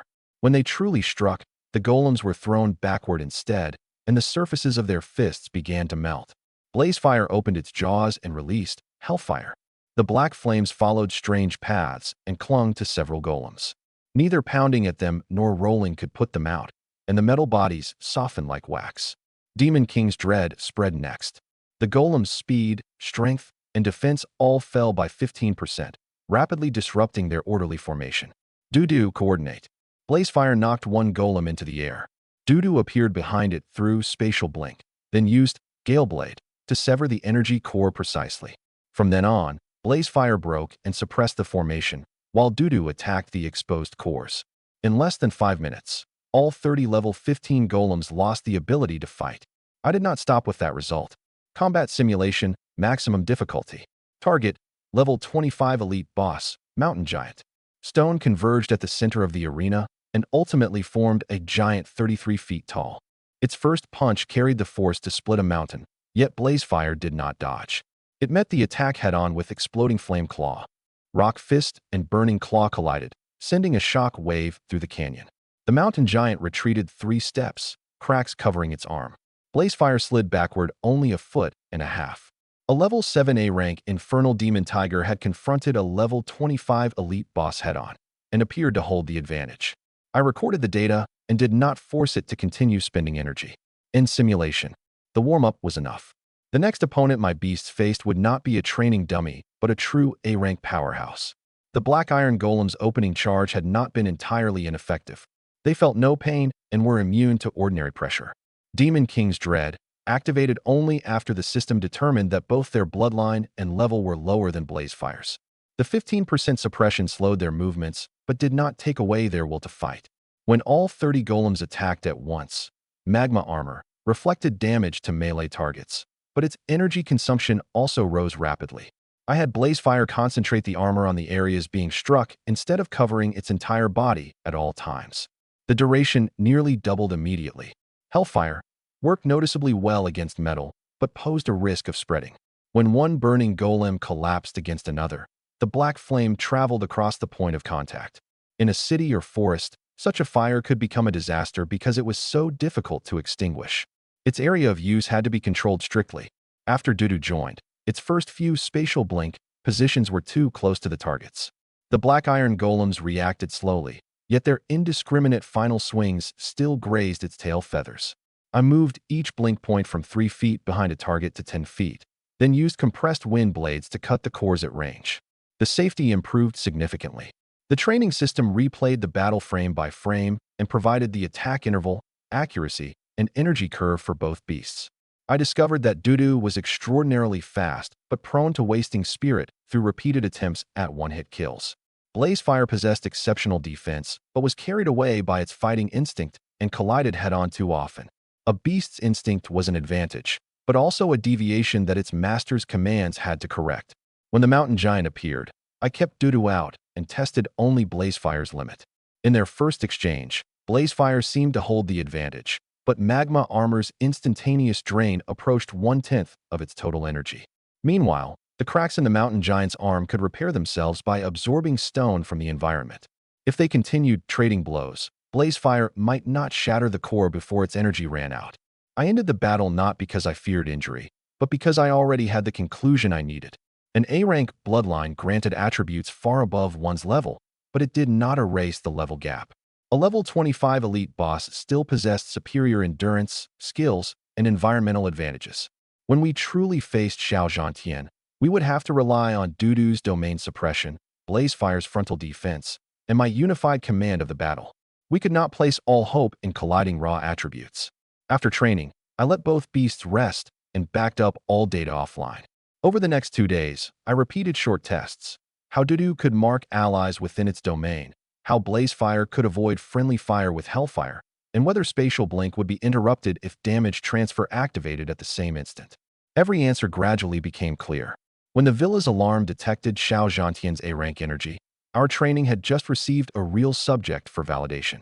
2 days later, trading in the Xiao Group's shares was forcibly suspended. Banks demanded repayment of their loans all at once, while partners canceled contracts in succession and demanded compensation. A once glorious commercial empire collapsed in less than 3 days. Through surveillance footage, I watched Xiao Zhantian destroy his office like a trapped animal. Zhang Wan screamed and wept beside him as they blamed one another, all their former affection gone. His business nemesis, Li Jianguo, even sent a video from his private yacht offering to acquire the Xiao Group for 10 cents on the dollar. For old time's sake, after all these years of fighting, I'll take it off your hands. 10 cents on the dollar. What do you say? That humiliation became the final straw that broke Xiao Zhantian's reason. At last, he blamed every failure on me. He decided I had found an earth-shattering opportunity in the wilderness, sold its treasures for vast wealth, and hired an elite trader to take revenge on the Xiao family. If he stole my beasts, wealth, and opportunity, he could rebuild from the ashes. The conclusion was absurd, but it suited his nature. He never examined his own mistakes and could only search for someone to rob and blame. The villa's security system soon detected a rapidly approaching A-rank energy signal. Estimated arrival, 10 seconds. I stood before the training grounds control console and watched the blood-red streak on the surveillance feed. Instead of fear, I felt relief. I had remained in Nanshan City precisely because I was waiting for him to come to me. The grievances between me and the Xiao family could never end with the collapse of a business alone. Dudu spread Wind God's domain across the entire villa. Hide at an altitude of 1 kilometer and await my order. Blazefire, come outside with me. I walked onto the lawn. Seconds later, a blood-red figure fell from the sky and blasted a crater 16 feet wide. Xiao Zhantian carried the A-rank battle axe, Mountain Splitter, and looked like a beast that had lost all control. Ghost Hand had already ended the active attack after trading in the Xiao Group was suspended. The debt collections and canceled contracts that followed arose from the Shao family's own financial structure. I no longer needed to manipulate anything. Li Jiangwo's 10 cents on the dollar offer, however, was clearly an attempt to profit from disaster. He wanted the valuable assets while leaving the debt and failed projects with Xiao Zhantian. I did not intervene. The old scores between commercial rivals had nothing to do with me. At the start of the video call, Xiao Zhantian still tried to maintain the dignity of a chairman. He first described the Xiao Group's problem as a short-term liquidity crisis and rejected the 10-cent humiliation. Li Jiangguo responded by reading out the bank's collection notices, suspended projects, and resigning directors one by one. Xiao Zhantian's face darkened with every item. Sell today, and you might still have a little retirement money, Li Jiangguo said with a laugh. Wait another day, and I'll buy only the desks and chairs in your building. Zhang Wan shrieked objections from the side, only confirming for the other man that the Xiao family had lost control. After ending the call, Xiao Zhantian first wanted to retaliate against the Wang family, only for the CFO to remind him that the Li family was not the source of the hostile funds. Every clue indicated an unknown opponent on a far greater scale and with far more sophisticated technology. He ultimately blamed me not because evidence pointed in my direction, but because he needed a target he could solve directly with his axe. Using Xiao family privileges, he discovered that I had ridden Blazefire away from the school. Then he reviewed city traffic footage and eventually traced a trading house vehicle entering Moonbay Estates. The exact address of the villa should have been confidential, but he obtained it through old connections from his time on the city council. The security system alerted me after detecting the improper search. I did not relocate. Instead, I closed all unnecessary staff access and had the estate issue shelter warnings to the other residents. I chose the yard rather than the underground arena for the battle because Xiao Zhantian would never follow my route into an enclosed space. Trying to lure him by force would only make him attack the building or leave. The yard was large enough, and Wind God's domain could isolate us from the outside without affecting the neighbors. Once Dudu climbed to an altitude of more than half a mile, it concealed its presence completely. Blazefire deliberately maintained its A-rank pressure, so Xiao Zhantian would believe it was my entire defense. When the blood-red streak entered the final half-mile, I clearly felt the body's lingering tension. It was an instinctive memory created by 1 year under Xiao Zhantian's oppressive aura. I did not suppress it. I merely clenched my fists and stood in place, watching him descend. Fear was no disgrace. The true farewell was remembering the fear and refusing to retreat anyway. Ungrateful son, why don't you kneel before your father? Xiao Zhantian's suit was torn and his eyes bloodshot. He aimed Mountain Splitter at me and demanded my money, beasts, miraculous opportunity, and life. He even claimed he might leave me an intact corpse if his mood improved. I stood beside Blazefire, and the final trace of complicated feeling toward our blood relationship vanished. Xiao Zhantian, have you forgotten what you did? I told you to kneel. The moment you stole my S-rank class card for an adopted son with no blood relation and threw me out like garbage, you lost the right to hear me call you father. The words ignited him completely. Good, good, good. Xiao Zhantian laughed in his fury, and blood-red battle aura erupted from his body. If you refuse to acknowledge your father, then today I will purge the family. I did not call Duda back early. Xiao Zhantian believed Blazefire was my only card. That made him the ideal test of the gap between an A-rank Infernal Demon Tiger and a high-level A-rank Awakened. Blazefire, meet him head-on. Do not use Hellfire yet. Conserve your strength. The giant tiger growled, and its magma patterns lit up. Xiao Zhantian activated his core skill, Berserk Transformation. His muscles rapidly expanded, and his presence temporarily surged from level 59 to level 62. The air above the lawn hummed beneath the pressure of 2 A-rank forces. I retreated beyond the combat zone without a trace of fear. If Xiao Zhantian bypassed Blazefire to attack me, damage transfer would send all the damage back to my beasts. If he concentrated on fighting Blazefire, Dudu could seal his escape from the sky at any time. From the instant he stepped into Wind God's domain, the outcome had already been decided. After landing, Xiao Zhantian first noticed the villa. Greed in his eyes nearly overwhelmed his rage. So you really did collude with Nanshan Trading House. He decided that I had received the property and wealth in exchange for betraying Xiao family secrets. You treacherous little ingrate. The Xiao group created those vulnerabilities itself. Shut up. Without the Xiao family, you wouldn't even deserve to be alive today. The words formed a glaring contrast with the body's memories. During the lost years, an ordinary foster family and social welfare institutions had kept the original Xiao Yu alive. After returning to the Xiao family, he still paid most of his own expenses through work and Ms. Lin's help. The only kindness Xiao Zhantian had given was a surname soaked in humiliation. I did not recite every fact to him. A man who never admitted wrongdoing would not suddenly wake because he heard the truth. You didn't come here to discuss the bond between father and son, I said. Attack. He hesitated briefly instead. Blazefire's A-rank form exceeded his expectations, and Moonbay Estates' Mint Nanshan trading house might intervene. His eyes swept the sky and the villa windows as he searched for hidden guards. Wind God's domain allowed him to sense nothing, so it was only a bluff. After confirming that no other A-rank presence existed, his arrogance returned.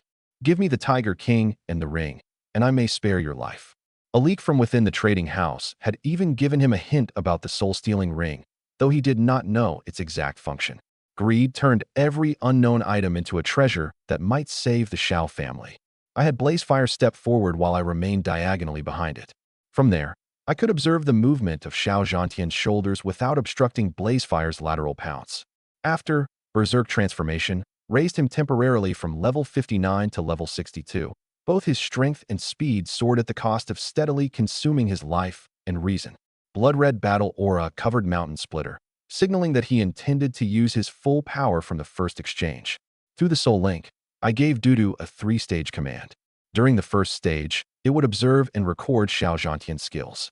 If Blazefire could no longer hold alone, it would expand the domain's suppression. Only after his killing move appeared would it intervene through Spatial Blink. A hidden card revealed too early lost the power to decide victory. Blazefire received equally clear restrictions. Do not pursue beyond the yard. Do not use large-scale hellfire before my command. And do not abandon the defensive line because of provocation. With every preparation complete, I looked at the battle axe whose pressure had once forced me to my knees inside the living room. This time, the person standing before it was no longer an original Xiao Yu with no power to fight back. Ungrateful son, die. Dragging a tail of blood-red flame, Xiao Zhantian charged and brought Mountain Splitter down toward the top of my head. Blazefire crashed in from the side and activated magma armor. Its exploding flame claw, burning with black fire, caught the axe head-on. Clang! The deafening collision of metal and claw cracked the earth in every direction. Blazefire retreated half a step, but Xiao Zhantian was thrown back a full step, and his axe arm shook violently. He lowered his eyes and saw that a wisp of black fire had attached itself to his protective battle aura, producing a continuous hiss of corrosion. A-rank. Blazefire looked completely different from its blazing Tiger King form. Only after the actual collision did he confirm that the creature before him was an A-rank infernal demon tiger. His shock quickly became jealousy. He had trained bitterly for decades to reach level 59. I had been away from the Xiao family for only a few days and already possessed an A-rank beast. The contrast stripped away his final control. Xiao Zhantian abandoned defense. Mountain Splitter became a continuous series of blood-red afterimages. Blazefire's defenses were powerful, but this was its first fight against such an experienced high-level opponent, and wounds gradually opened across its body. I did not underestimate the enemy because we held an initial advantage. Blazefire, narrow your frontal profile and protect your neck and eyes. Don't chase the axe images. Watch his shoulders and hips to identify the real strike. Blazefire changed its tactics. It used magma armor to absorb attacks that could not be avoided and controlled the close-range space with its claws, shoulders, and tail. Several times, Xiao Zhantian tried to pass it and charge me, but each attempt forced him back into the combat zone. With every collision, black hellfire attached itself to his battle aura. Corrosion and grievous wound effects accumulated gradually. Yet, Berserk transformation allowed him to suppress the injuries by force. Die, animal! Xiao Zhantian suddenly leaped high into the air and poured all his battle aura into Mountain Splitter. A blood-red crescent formed before the blade, its power far surpassing every previous attack. Blood Rage Slash, Starbreaker. The attack locked on a Blazefire and placed me within its range as well. At last, it was time to reveal my second card. After the first collision, a shallow crack appeared on one of Blazefire's paw pads. Xiao Zhantian had not escaped unharmed either. The backlash from magma armor briefly numbed the energy channels in his right arm, and the black hellfire forced him to divert battle aura continually to suppress it. He quickly changed his methods, no longer colliding with the tiger's claws. Instead, he used his level 62 speed to circle to the side. Every swing of Mountain Splitter carried alternating real and false afterimages, with the true point of impact often concealed inside a final half-inch change of direction. I judged his movement from his shoulders, elbows, and hips and sent the information directly into Blazefire's mind. The dropping right shoulder is a feint. Watch the returning slash from the left. Blazefire lowered its head beneath the first axe image and swept its tail like a steel whip, forcing Xiao Zhantian into the air. But he twisted by force while airborne and smashed the back of the axe against Blazefire's spine, spraying fragments of magma from its armor. This was the difference created by decades of combat experience. Blazefire's attributes were not weaker, but it remained unseasoned against the endless techniques of a human powerhouse. When Xiao Zhantian discovered I could read his attacks in advance, he immediately targeted the commander. He pretended to pursue Blazefire, then suddenly shattered the ground beneath his foot and used the rebound to pass under its belly, driving Mountain Splitter toward my waist. I did not dodge. The instant the axe struck, golden light flashed across my skin. Every point of damage transferred to Dudu and Blazefire, and both beasts bore the impact together. For the first time, genuine shock appeared on Xiao Zhantian's face when he saw that not even the corner of my clothes had torn. A protective treasure? He mistook my talent for equipment obtained through a miraculous opportunity. His greed intensified, and he aimed the next 3 axe strikes directly at me. I could not let him continue using damage transfer to drain the hidden Dudu. Blazefire moved sideways to block the 4th strike and spread Demon King's Dread at the same time. Xiao Zhantian's level was higher than Blazefire's, so he avoided the full 15% suppression, but a nearly imperceptible delay still entered his movements. Hellfire. Ignite the axe handle. Rather than release a wide breath, Blazefire spat a single wisp of black fire that wrapped around Mountain Splitter's grip. If Xiao Zhantian refused to let go, the flame would follow the weapon and corrode his protective aura. If he released it, he would lose his A-rank axe. He forcibly isolated the flame with blood-red battle aura, further increasing his consumption. After the battle continued for several minutes, the advantage of Berserk transformation began to become a burden. His breathing grew heavier while his attacks became more frenzied. 7 axe wounds crossed Blazefire's body, the deepest near its front shoulder. Fortunately, magma armor dispersed the impact and protected the bone. Several times, I wanted to bring Dudu into the battle early, but I restrained myself. Xiao Zhantian still had one true trump card that he had not used. If he discovered my 2 A-rank beasts and fled immediately, Wind God's Domain might not completely trap a level 62 powerhouse without preparation. I needed him to commit all his power to one final strike. Then I could destroy his ability to resist in a single action. "Can you do nothing but hide behind an animal?" he roared. "I'm a beast tamer," I answered calmly. "Having my beasts fight is how I fight." The answer provoked him more deeply than any insult. Xiao Zhantian abandoned every final restraint. Both life force and battle aura flooded into Mountain Splitter, and a blood-red crescent illuminated the sky. At last, I sent the 2nd stage command into the heights. "Dudu, deploy the domain." The blood-red axe light descended from the sky, tearing a shrill explosion from the air in its path. Dudu. A cyan gold streak flashed out of empty space. Rather than meet the axe light head-on, it struck the side at the most precise angle. The trajectory shifted only a fraction, yet the lethal crescent passed beside Blazefire's head and split an artificial hill in the distance. Before Xiao Zhantian could react, Wind God's Domain had contracted around the battlefield. His speed fell by 30%, while countless tiny wind blades continually cut at the protective battle aura already corroded by hellfire. A clear, ringing cry came from above. The 9 heavens wind god bird revealed its true body. Its wings spanned more than 16 feet, and wind and lightning intertwined between cyan gold feathers. It hovered against the setting sun with a crown of wind energy over its head. 1 A-rank pressure above and another below trapped Xiao Zhantian between Dudu and Blazefire. 2 A-rank beasts. For the first time, the frenzy on his face became fear. "Impossible. You're only an F-rank beast tamer. How could you contract 2? I did not answer. Xiao Zhantian would never understand that the very F-rank class he despised had allowed me to awaken infinite evolution and damage transfer. Blazefire pounced again while he was distracted. Dudu compressed Gale Blade into a cyan gold spear of wind and lightning several yards long.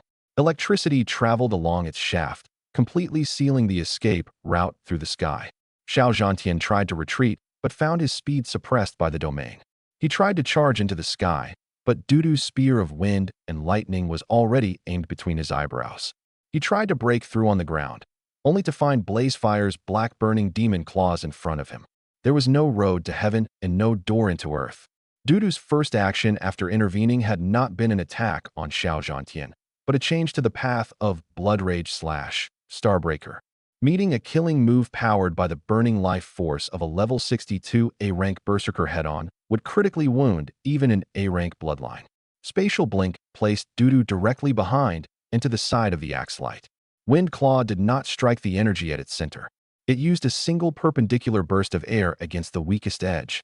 The attack shifted less than 2 degrees, yet Blazefire escaped the line of certain impact. The aftershock still tore open magma armor and left a wound along the side of Blazefire's head. I had it retreat 3 steps instead of counterattacking merely because the killing move had missed. After unleashing his ultimate skill, Xiao Zhantian was caught in the gap where his old strength had been spent and new strength had not yet formed. Wind God's domain descended completely at that instant, and the 30% reduction in speed made his recovery movements plainly visible. The fine wind blades did not aim directly for vital points. They continually struck the weaker areas of his battle aura. Hellfire had already corroded the defense, and dense cracks soon covered its surface. Another beast. When Xiao Zhantian looked up and saw Dudu, incomprehension appeared first. Then instinct made him activate Eye of Appraisal. The result could only make him more desperate. A-rank, 9 Heavens Wind God Bird. Level 7. Contracted to its master. An ordinary beast tamer could contract only 1 beast in a lifetime, and a normal soul could not bear 2 A-ranks. He checked again and again as though trying to prove that the sight was an illusion. That Windwing Eagle was yours too? From the moment we entered the valley. The answer made him remember how his mountain-splitting slash had nearly struck Dudu. It also made him realize that the story of 2 beasts fighting while I seized the wounded survivor had always been a lie he told himself. I had possessed the Windwing Eagle first, then used the battle to contract Blazefire. I had never stolen Xiao Zhantian's opportunity. From beginning to end, he simply failed to understand the situation. Impossible. He retreated 1 step. You were only level 1 when we threw you out. So you decided that trash could never become anything but trash. His mental collapse caused his battle aura to become disordered, but that did not mean he had ceased being dangerous. He suddenly hurled Mountain Splitter at me and turned toward the boundary of the domain, trying to trade my safety for a chance to escape. Damage transfer meant I did not need to evade the axe. Blazefire knocked the weapon aside with 1 paw, while Dudu concentrated the domain's wind pressure along the escape route. With every step Xiao Zhantian took, the air resistance around him increased by another layer. He tried to launch himself into the sky, but Dudu was already overhead. He turned toward the underground training ground, but Blazefire blocked the steps. He attempted to clear the wall, but Spatial Blink was faster. I did not have my beasts rush to wound him. Instead, they gradually narrowed the area in which he could move and forced him to exhaust his remaining battle aura. In the end, Xiao Zhantian was forced back to the center of the yard. The cyan gold spear of wind and lightning compressed from Galeblade took shape in the sky, while black hellfire covered both of Blazefire's claws. The 2 locks, one above and one below, made even breathing difficult for him. Only now did he truly experience the terror of a beast tamer. It was not a single pet fighting in its master's place, but multiple hunters with different domains sealing every option beneath the command of 1 mind. What awaited him was not 1 attack, but a complete hunt. He finally understood that he did not face 1 B-rank Tiger King obtained by accident. He faced a mature airing ground combat system. More cruelly, that power belonged to the son he had discarded with his own hands. Stop! The cyan gold spear of wind and lightning halted in front of Xiao Zhantian's forehead, its electricity scorching the hair along his brow. Blazefire's claw also stopped against his chest, black fire burning holes through his clothes. I did not let them kill him. During the final exchange, Dudu had first used the domain to reduce his speed by 30%, then activated Spatial Blink behind him to disrupt Blood Rage / Starbreaker. Blazefire seized the instant of distraction, merged Hellfire into Exploding Flame Claw, and shattered the already weakened axe light head-on. Before Xiao Zhantian could regain his balance, Dudu applied wind pressure from above and Blazefire drove him into the crater he had created with 1 paw. Mountain Splitter lay several yards away. The backlash of Berserk transformation had begun, and his blood-red battle aura was rapidly declining. Fine wind blade wounds covered him, while black fire corroded the circuits of his battle aura. He had lost every chance to reverse the fight. Why aren't you killing me? His voice was hoarse. Death is too cheap for you. I walked to the edge of the crater. There was no wild joy of victory in my heart. Only the calm of finally closing an old account. Haven't you always believed strength decides everything? Now you've lost. He looked at my two A-rank beasts, and the life gradually faded from his expression. I called Sume. I've captured a piece of merchandise. A level 59 A-rank berserker with extensive combat experience. Is Nanshan Trading House interested in buying? Sume paused briefly, then asked about his condition. The use she proposed was the underground arena in the chaotic archipelago. It lay beyond the Dragon Kingdom in a lawless region, and they lacked a high-level gladiator worthy of headlining the events. Her offer was 3 million credits plus 1 S-rank rare material, Dragon Blood Soul Crystal. I looked at Xiao Zhantian.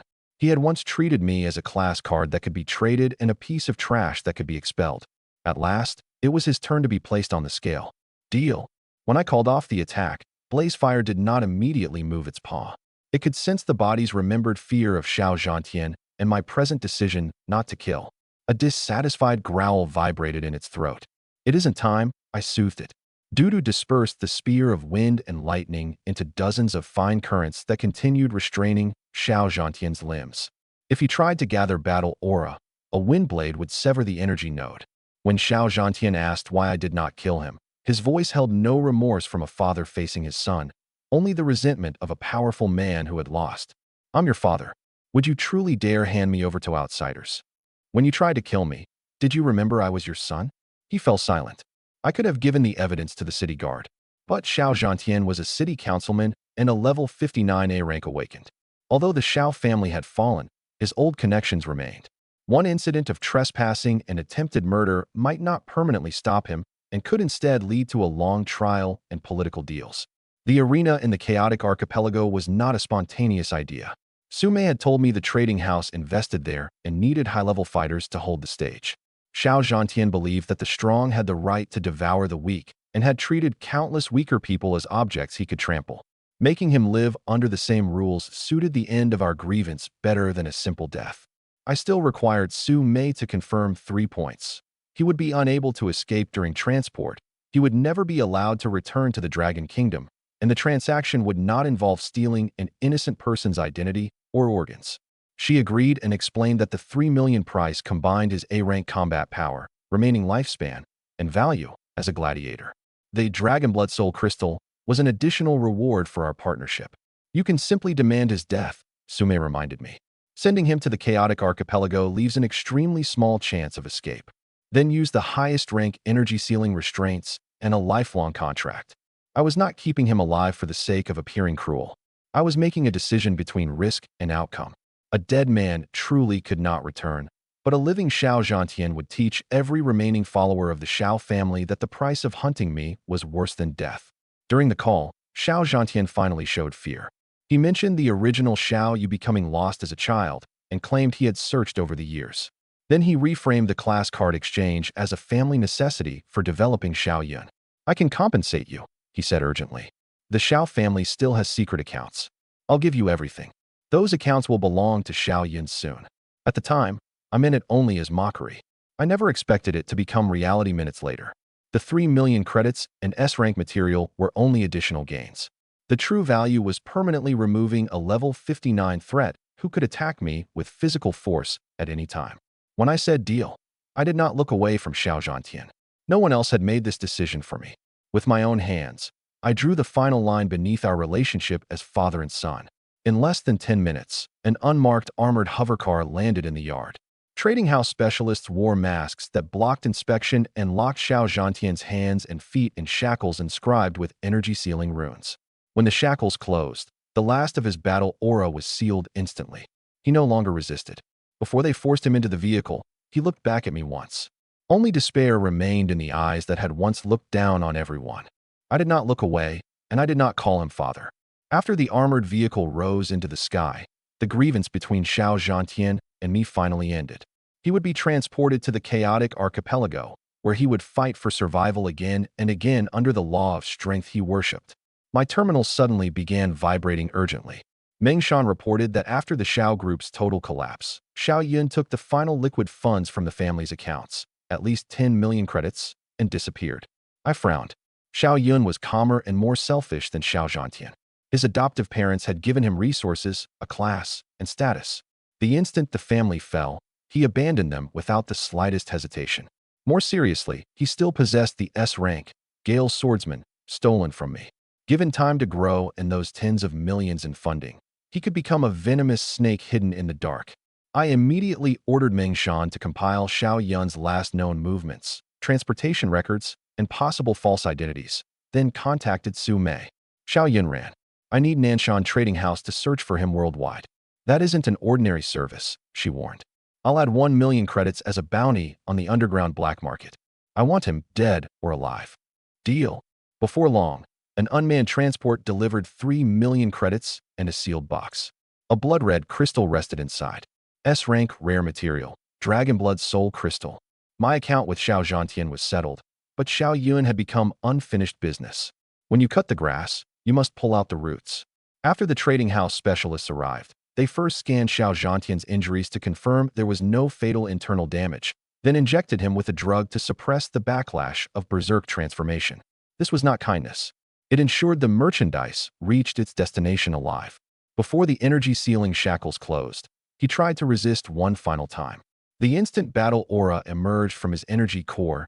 Dudu's wind blade cut the circuits in his wrist, while blaze fire increased the pressure of its paw.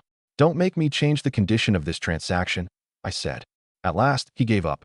The hover car contained an isolated, energy-sealed compartment.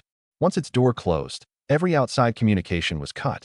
I required Su Mei to include the transport number and destination in the encrypted contract so another power could not intercept and exploit him en route. The 3 million credits would not arrive in full until the chaotic archipelago confirmed receipt. She paid a 10% deposit first and sent the remaining sum by unmanned transport. Meng Shan's urgent message arrived almost simultaneously with the vehicle's departure. While observing the Xiao family, his group discovered that Xiao Yun first visited the group's finance office and obtained the highest permissions under the pretext of helping transfer funds. He then returned to the villa and collected his class equipment, identity chips, and several storage cases. Zhang Wan still believed her adopted son intended to help the family through the crisis and even told him the code to her private safe. By the time she discovered that every liquid account had been emptied, Xiao Yun had already changed vehicles and left. In the final surveillance image, he wore an ordinary coat, wig, and mask and disembarked at the city's southern transit hub. After that, 3 long-distance trains, 2 spaceport vessels, and several underground convoys departed at the same time. He had plainly prepared several false routes in advance. This was no hasty escape. From the first drop in the share price, he had been planning his retreat and might already have distributed some identities and funds outside the region. I told Meng Shan to stop following. Xiao Yun was an S-rank Gale swordsman. Even at level 2, he was far stronger than them, and direct contact would only throw their lives away. When I contacted Su Mei, I sent every detail: Xiao Yun's appearance, class, funds, anonymous black market account, and the kidnapping evidence. A worldwide search involved more than transportation records. They would monitor traces of him spending money, purchasing equipment, and using his class identity. I divided the 1 million bounty into 3 tiers: 100,000 for a reliable location, another 200,000 for crucial evidence enabling capture, and the remainder for taking him alive or confirming his death. Anyone who harmed the innocent, fabricated information, or used the bounty to settle a private grievance would be disqualified. Su Mei remarked that I wrote even a kill order like a business contract. Because Xiao Yun specializes in exploiting loopholes, I replied, when dealing with him, there can be no ambiguity. When the Dragon Blood Soul Crystal arrived, I first had the trading house test the seal's integrity, then had Dudu use wind energy to confirm that there was no tracking mark. The life force inside the S-rank material felt like a miniature heart. Every pulse made Blazefire raise its head. I did not feed it to Blazefire immediately. Blazefire had just survived a major battle. Stabilizing its wounds before absorbing the material was safer.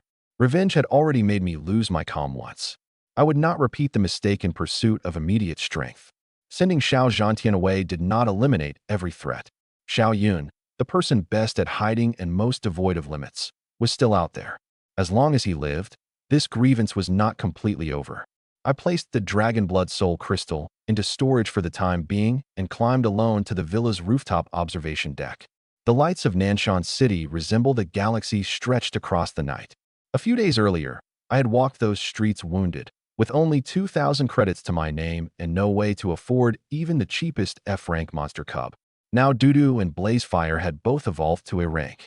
I had a new home, business partners, and the beginnings of an intelligence team. The Xiao group had collapsed, and Xiao Zhantian was on his way to the chaotic archipelago. But when the hatred finally settled, I felt none of the exhilaration I had imagined. For a moment, there was only emptiness. What now? I could not bind my entire life to the Xiao family. This world contained level 100 powerhouses, frontier zones controlled by the military, and ruleless relics that even Nanshan Trading House could not fully explain. I possessed 2 divine rank talents, yet remained only level 7. I was nowhere near a place where I could stop. My terminal vibrated softly with a message from Ms. Lin. "Are you all right? I saw the news about the Xiao family. Don't dwell on it. It's all over now." She did not ask what I had done. She merely checked whether I was safe at the moment when I was most alone. I replied, "I'm fine. When I get back, dinner is on me." 3 documents waited on the desk when I returned to the study. After viewing the video from the school plaza, Modi University for the Awakened and Eastern Sea First Academy had sent special admission invitations overnight. A 3rd document bore the Dragon Kingdom's golden dragon emblem. It was a summons from the imperial capital in the north. I deleted both special admission invitations. A conventional, stable university path no longer suited me. The summons to the imperial capital was filled with uncertainty, but it would give me access to the true center of the Dragon Kingdom's power and its strongest awakened. I summoned Blazefire. "Open up." The Dragon Blood Soul Crystal dissolved the instant it entered Blazefire's mouth. Pure life energy flooded every part of its body and helped stabilize its newly completed A-rank evolution. Blazefire lay on the ground, its magma patterns brightening and dimming as its presence gradually settled. I stood before the floor-to-ceiling window and looked toward the imperial capital. Xiaoyin was still on the run. The soul-stealing ring's true function had not been tested. The Pathfinder selection and the wider world lay ahead. I booked a ticket on a super high-speed maglev train to the imperial capital 3 days from now. My grievances in Nanshan City had reached an intermission. The next journey would be the true beginning. The night wind on the observation deck carried away the lingering burned smell from the yard. I checked both beasts' injuries again. Medicine had sealed Blazefire's 7-axe wounds across the shoulder, and the cut on the side of its head from Starbreaker's aftershock had stopped bleeding. Dudu had mainly expended spirit and wind energy and suffered no obvious physical wound. The battle proved that possessing 2 A-rank beasts did not make me invincible. Without the earlier training, the ambush within the domain, and damage transfer, a single mistake, while facing a level 62 Xiao Zhantian with my level 7 attributes, could have critically wounded either beast. I divided the complete combat record into 5 sections. Enemy skills, damage borne by Blazefire, timing of Dudu's intervention, domain consumption, and command mistakes. The most obvious problem was allowing the first stage to last too long. To test Blazefire's limit, I had let it suffer several axe wounds that could have been avoided. A true life-or-death battle should never increase a companion's risk merely to collect data. I apologized to Blazefire. It could not understand every word, but the contract conveyed my emotion, and it gently touched its forehead to my hand. After Ms. Lin's message arrived, I did not tell her that Xiao Zhantian had been sent to the chaotic archipelago. I said only that the threat had been removed. She replied, "Whatever happens, don't let yourself become the kind of person you hate most." I stared at that sentence for a long time. Revenge could have an edge, but it could not become my only direction. Otherwise, after the Xiao family fell, I would merely search for the next enemy until hatred determined every choice I made. The 2 university invitations were not without appeal. Modi University for the Awakened promised a dedicated mentor and a B-rank resource package. Eastern Sea First Academy offered admission without examination and a place in its Beast Research Institute. For an ordinary student, either would be an overnight ascent into the heavens. But the invitations were based on the publicly known B-rank Blazefire. No one knew I possessed Dudu, and no one understood infinite evolution. Entering a school would mean accepting assessments, classes, and institutional constraints, creating a constant risk that my secrets would be exposed. The summons from the imperial capital promised no resources. It simply ordered me to report at the specified time for a special class evaluation organized by a national agency. The forceful wording meant the school plaza video and the A-rank energy incident had already attracted attention at a higher level. Refusal might delay matters, but it would not make that attention disappear. By going voluntarily, I could at least see who was investigating and how much they knew. I showed the summons to Sume. She did not try to stop me and merely warned that the waters of the imperial capital ran deep. Even Nanshan Trading House was only one of many powers there. You must be even more careful not to expose the soul-stealing ring. I sealed the ring away again and prepared not to test its binding before reaching the imperial capital. Only after evaluating Blazefire's injuries did I give it the Dragon Blood Soul Crystal. When it swallowed the crystal, the blood-red energy did not drive a second evolution. It entered the bones and bloodline, stabilized the A-rank foundation, and repaired the battle damage. The system displayed no new form, confirming that the material's effect differed from evolution points. I then purchased 3 train reservations, 1 for myself and 2 registrations for large beast transport through spatial storage. Dudu and Blazefire could normally remain in beast space, but cross-regional security required declaration of all contracted beasts. A false report would trigger the Imperial Capital's highest-level investigation. In the public registration, I submitted only Blazefire. Dudu's hidden contract, granted through my divine rank talent, remained outside the conventional system for now. That was a risk, but also a necessary card to retain until I understood the Imperial Capital's attitude. 3 days remained before departure. I arranged for Meng Shan to continue searching for Xiao Yun, but ordered everyone to cease high-risk operations. I set the villa's management system offline and shared one dinner with Ms. Lin during which we never discussed revenge. She asked what I wanted to do after reaching the Imperial Capital. First, understand this world, I said. Then keep growing stronger. Not merely to make my enemies regret what they had done, but to protect the people who truly cared for me, to help Dudu and Blazefire reach the limits of their bloodlines, and to understand, 800 years after game and reality fused, where the system, ruleless relics, and divine rank talents had actually come from. The ticket for 3 days from now was already waiting silently on my terminal. The lights of Nanshan City extended beyond the window. To the north lay a vast night I had not yet seen. I knew Xiao Yun was still hiding somewhere, and I knew the Imperial Capital would not welcome a newcomer with so many secrets. But I no longer felt lost. The past was over. The road lay ahead. After booking the train, I sent the departure time to Ms. Lin and Meng Shan without revealing my exact seat. Sume arranged for the trading house's Imperial Capital branch to maintain an emergency contact point that would activate only if I asked for help. I checked the system panel one final time. My level remained 7. My 2 divine rank talents had not changed. Evolution points continued accumulating steadily at 1 per second.